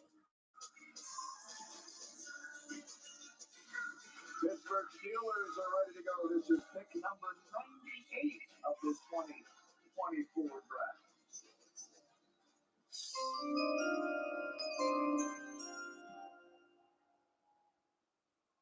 With the 98th pick in the 2024 NFL Draft, the Pittsburgh Steelers select Peyton Wilson, linebacker. Peyton Wilson, man. Linebacker, NC State. Such a good player. Injuries, of course, have been such a big part of the story. You see the issues that he's had, including the Peyton Wilson, man. Peyton Wilson, 6'4", 233, multi-role linebacker. I think this is a good pick for the Steelers. Very solid pick. Jamie Davis and Jack Campbell comparisons. This guy's a very good player, in my personal opinion. Wilson has enough speed to chase and run in pursuit. He can move lateral and chase in pursuit. Elite speed and acceleration, impressive agility. He's a coverage type linebacker. So chop to liver, he's our type of player. This guy, he's just injuries have set him back, man. I like this player a lot.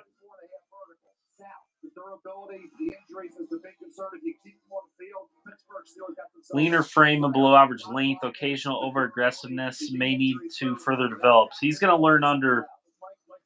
He's going to a good team in Steelers that value guys like this. So I like this pick by the Steelers.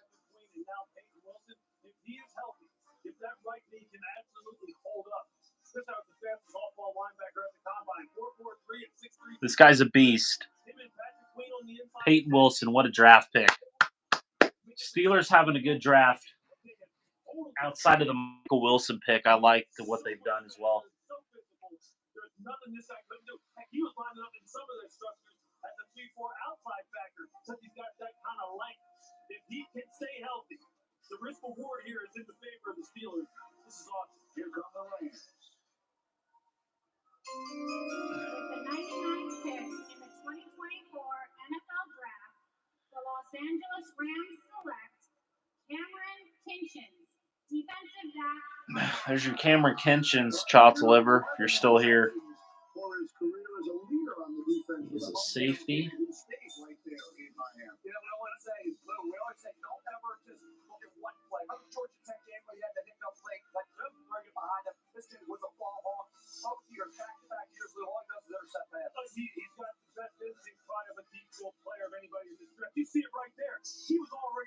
Cameron Kinchens is my 8th safety.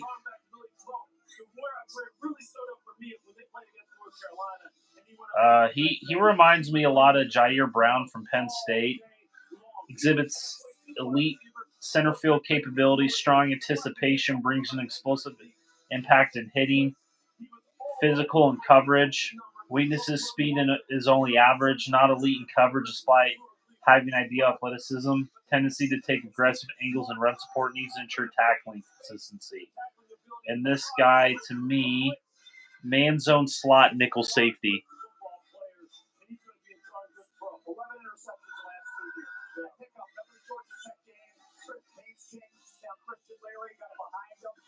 Rams have had a decent draft too.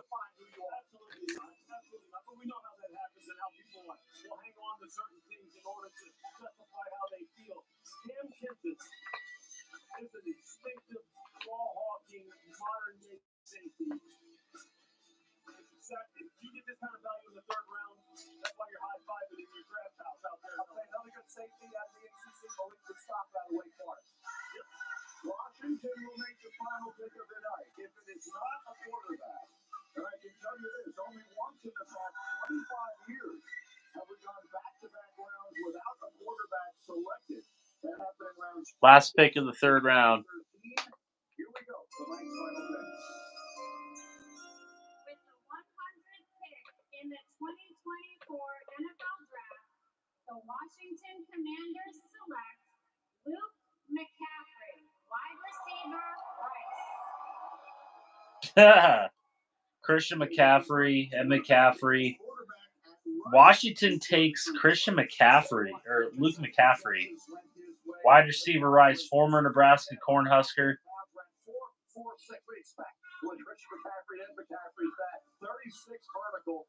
Luke McCaffrey, man.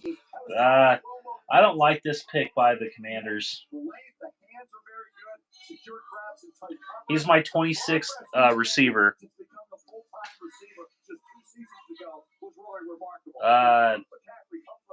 Slot receiver. Kevin Austin, pro. Impressive in contested catch situations. Exceptional at making himself available for quarterbacks. Demonstrates quick, controlled footwork. Possesses natural ball-carrying instincts. Weaknesses: lacks consistency in stem work and gets off coverage. His inexperience at the wide receiver position. Thinner frame may lead to challenges in physical confrontation. Release techniques need refinement. So I don't like this pick by the Commanders. So that is the end of the third round. Second and third round. I will try to be on tomorrow. I don't know if I will or not. But I wanted to try this out to see how it went. I think it was a success. So let me know what you guys thought. But I'm going to go do a video with Chop to Liver, and I'm going to end this live stream. So thank you guys for watching, and take care.